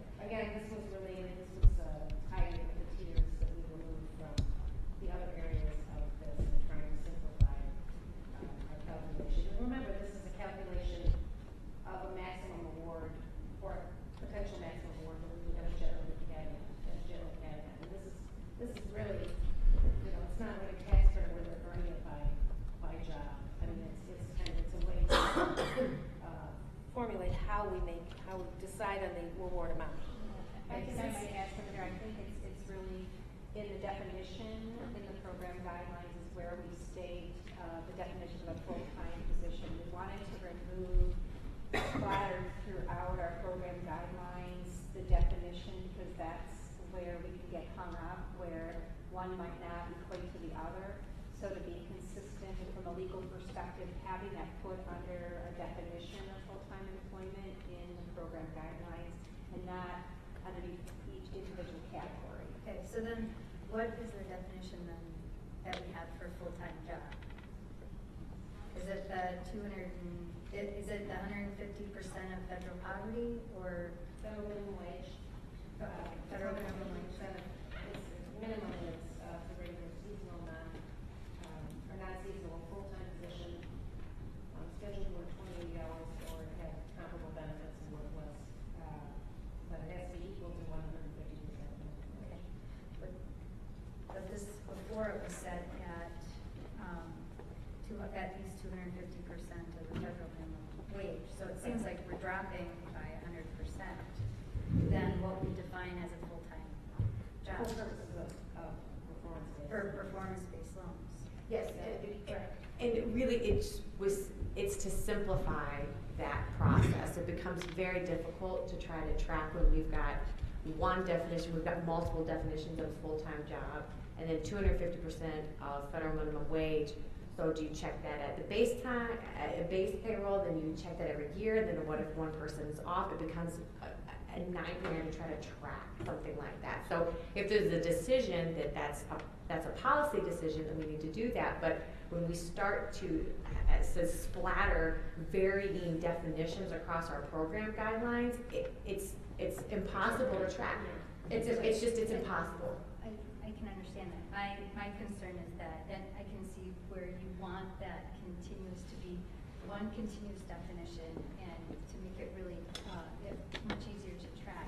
My concern is that we're weakening what is required in terms of the wages for a full-time position in order to get a performance loan. But it would still come into play when we have the staff review and it's being evaluated by MRC or the board's administration board, depending on the level. We still have that conversation about the wage. We go through an MC analysis, so it's still in there, and then it becomes a decision about whether to approve that award and approve that forgiveness. And you can look at those wages at that time. This is almost performance-based loan for last resort on critical projects. So it's only used when absolutely needed. So that's part of that whole analysis that goes into it too. I mean, I'm looking at Mark because you love those. He hates them. So it truly is a last resort, and it's one of those things where we run out of options and we have to help the company. So that's part of that analysis too. And I may add that change also helps our rural communities more than the larger ones, because that threshold allows communities perhaps in northern Wisconsin where if you're a manufacturer and you're making $13.50 an hour, that's a really, really good wage, where it may not be a good wage in Milwaukee because of the demand. So it does allow this program to hit the more rural areas of our state by having that threshold at 150% of the poverty level. So, but that's why the tiers were originally put in place, is to try to counterbalance some of that, because as you said, $13 up north. So whereas in Milwaukee or Madison, that's it's going to be hard to pay your bills. And so that's why with this one, I'm a bit concerned about the direction I'm going. I can understand that. It makes it much easier to manage the program and keep track of what's going on. But that's got me concerned that in this case we're kind of going backwards rather than. All right, in the interest of time, I'd just like to take a survey of who's still on the phone to make sure we have a quorum. Ray, are you still with us? I'm still here. Okay, Tom? I am here. Fabulous. Representative Barca and Jim Ladwig? Yep, I am. Wonderful. Okay. So we have in front of us the budget and operations plan. Is there a motion to approve the resolution that accompanies it? Is there a second? Second. All in favor signify by saying aye. Aye. Any opposition? Hearing. I'll vote no. Okay. All right, and Senator Lass as well, okay. With 2 in opposition, the motion passes. on the agenda, we have the annual compliance plan, which Tammy, you were going to cover. I think I'll just ask if there's any questions. On the FY16 plan, you know, a lot of the developments we've talked about throughout the meeting today over the course of the year. One of the huge pieces, one of the most important pieces in our FY16 plan is our summary of the internal monitoring that we've done over the year. We reviewed this in detail with our audit committee prior to coming to the board. As we noted to the audit committee, the themes that came out of it is we've seen dramatic improvement with compliance with the staff. We also, you know, we still have some issues with document management. We know we're dealing with this and trying to figure out and making sure that all staff understand which documents specifically go in what place, so we have the documents, but there's consistency in where they're stored. Process improvements, we just continue to monitor those and look for areas where we can improve our systems and our procedures. A couple of the substantive things, we had a couple of files that had incomplete applications. We remedied those and we ensured that wasn't a systemic issue. And then with the number of days before approving our credit card charges, and again, our finance staff is looking at that and determining what policies we need to have in place to ensure that that's remedied. And then accompanying this report is also the FY16 report on dualities of interest, which we referred to earlier. If there's no questions on that, I'll move on to FY17, which the board will be asked to vote on. Okay. The FY17 report, this is a report as we have for the last couple of years, is based on the 7 elements of a compliance program, so based on best practices in the compliance industry. And I won't run through these in detail. The first is our standards of conduct that we have at WEDC, and those are really the 3, our program guidelines, our code of ethics and conduct, and our procedures. We have our oversight. We have multiple layers of oversight that we are constantly evaluating and testing. Brian and our new performance and program evaluation team have had huge input on that as well. Our education and training, we have continuous education and training opportunities for new staff, whether it's our new processes, results from internal monitoring or quality assurance, directions, and with our new trainer on board who's been wonderful. He's working on a really sophisticated learning and development strategy for FY17 that we're excited about. Our monitoring and auditing, there are 4 elements to our monitoring and auditing: our internal monitoring, LAB's programmatic audit, LAB's financial audit, and then our independent audit this year by SIGITCH. Our reporting, investigating, and enforcement and discipline, all WEDC staff, of course, are expected to follow all of our policies and procedures and laws that govern WEDC, and any instances of noncompliance are investigated, reported, and are handled appropriately, depending on what the issue is. In response to prevention, as evidenced by this plan and the resources that we would expend on quality assurance and on our controls, I think it's very clear that we have no interest in waiting to react to somebody else finding out that there's things that we need to improve on. We are very proactive in WEDC, and Mark has been very clear about that we communicate up, if there's any issues, and we deal with them, and we have all taken that to heart. We've attached for our board, for the board's review, also in our updated response to LAB's most recent audit. We go over these again with the audit committee, and if there's been any changes, we note that for the board. And then as LAB will be coming in October, there'll be more to come on that audit next year. Thank you. Are there any questions or comments? This has also been approved and forwarded to the board by the audit committee. So I will entertain a motion to. Based on, as a member of the audit committee, they have done a tremendous effort in this particular documents we've got. It's kind of like the life history 101. So, complete staff has been involved. They went from bottom to top. The plan for 17 is, I think, significant. It looks to be like we've got some real organization and some measurable opportunities here as we move through the 76. So I cannot say enough kudos to staff and to council for this and I would move for its approval. I assumed you would. Thank you. Is there a second? Second. All in favor signify by saying aye. Aye. Aye. Any opposition? Hearing none, the motion passes. Committee reports, Ray, this is you and I reporting on the memos that are already in the board materials. I think in the interest of time, people can review those at their leisure. Much of this we have acted on today. You agree? Oh, okay. Well, I don't want to take anything away from you. No, I just, the only thing on the audit committee, we've all gotten our ethics, communications from our auditors. Hopefully everybody has, turned that to them and they're underway. And that's all I'll say. Okay, super. All right, then next on the agenda is a motion. I need a motion to enter into a closed meeting. The meeting is closed to discuss competitive nature of administered taxpayers' funds for economic development projects. Is there a motion? Is there a second? All in favor signify by saying aye. Aye. Any opposition? And we'll just give us a moment to make sure the room is cleared appropriately.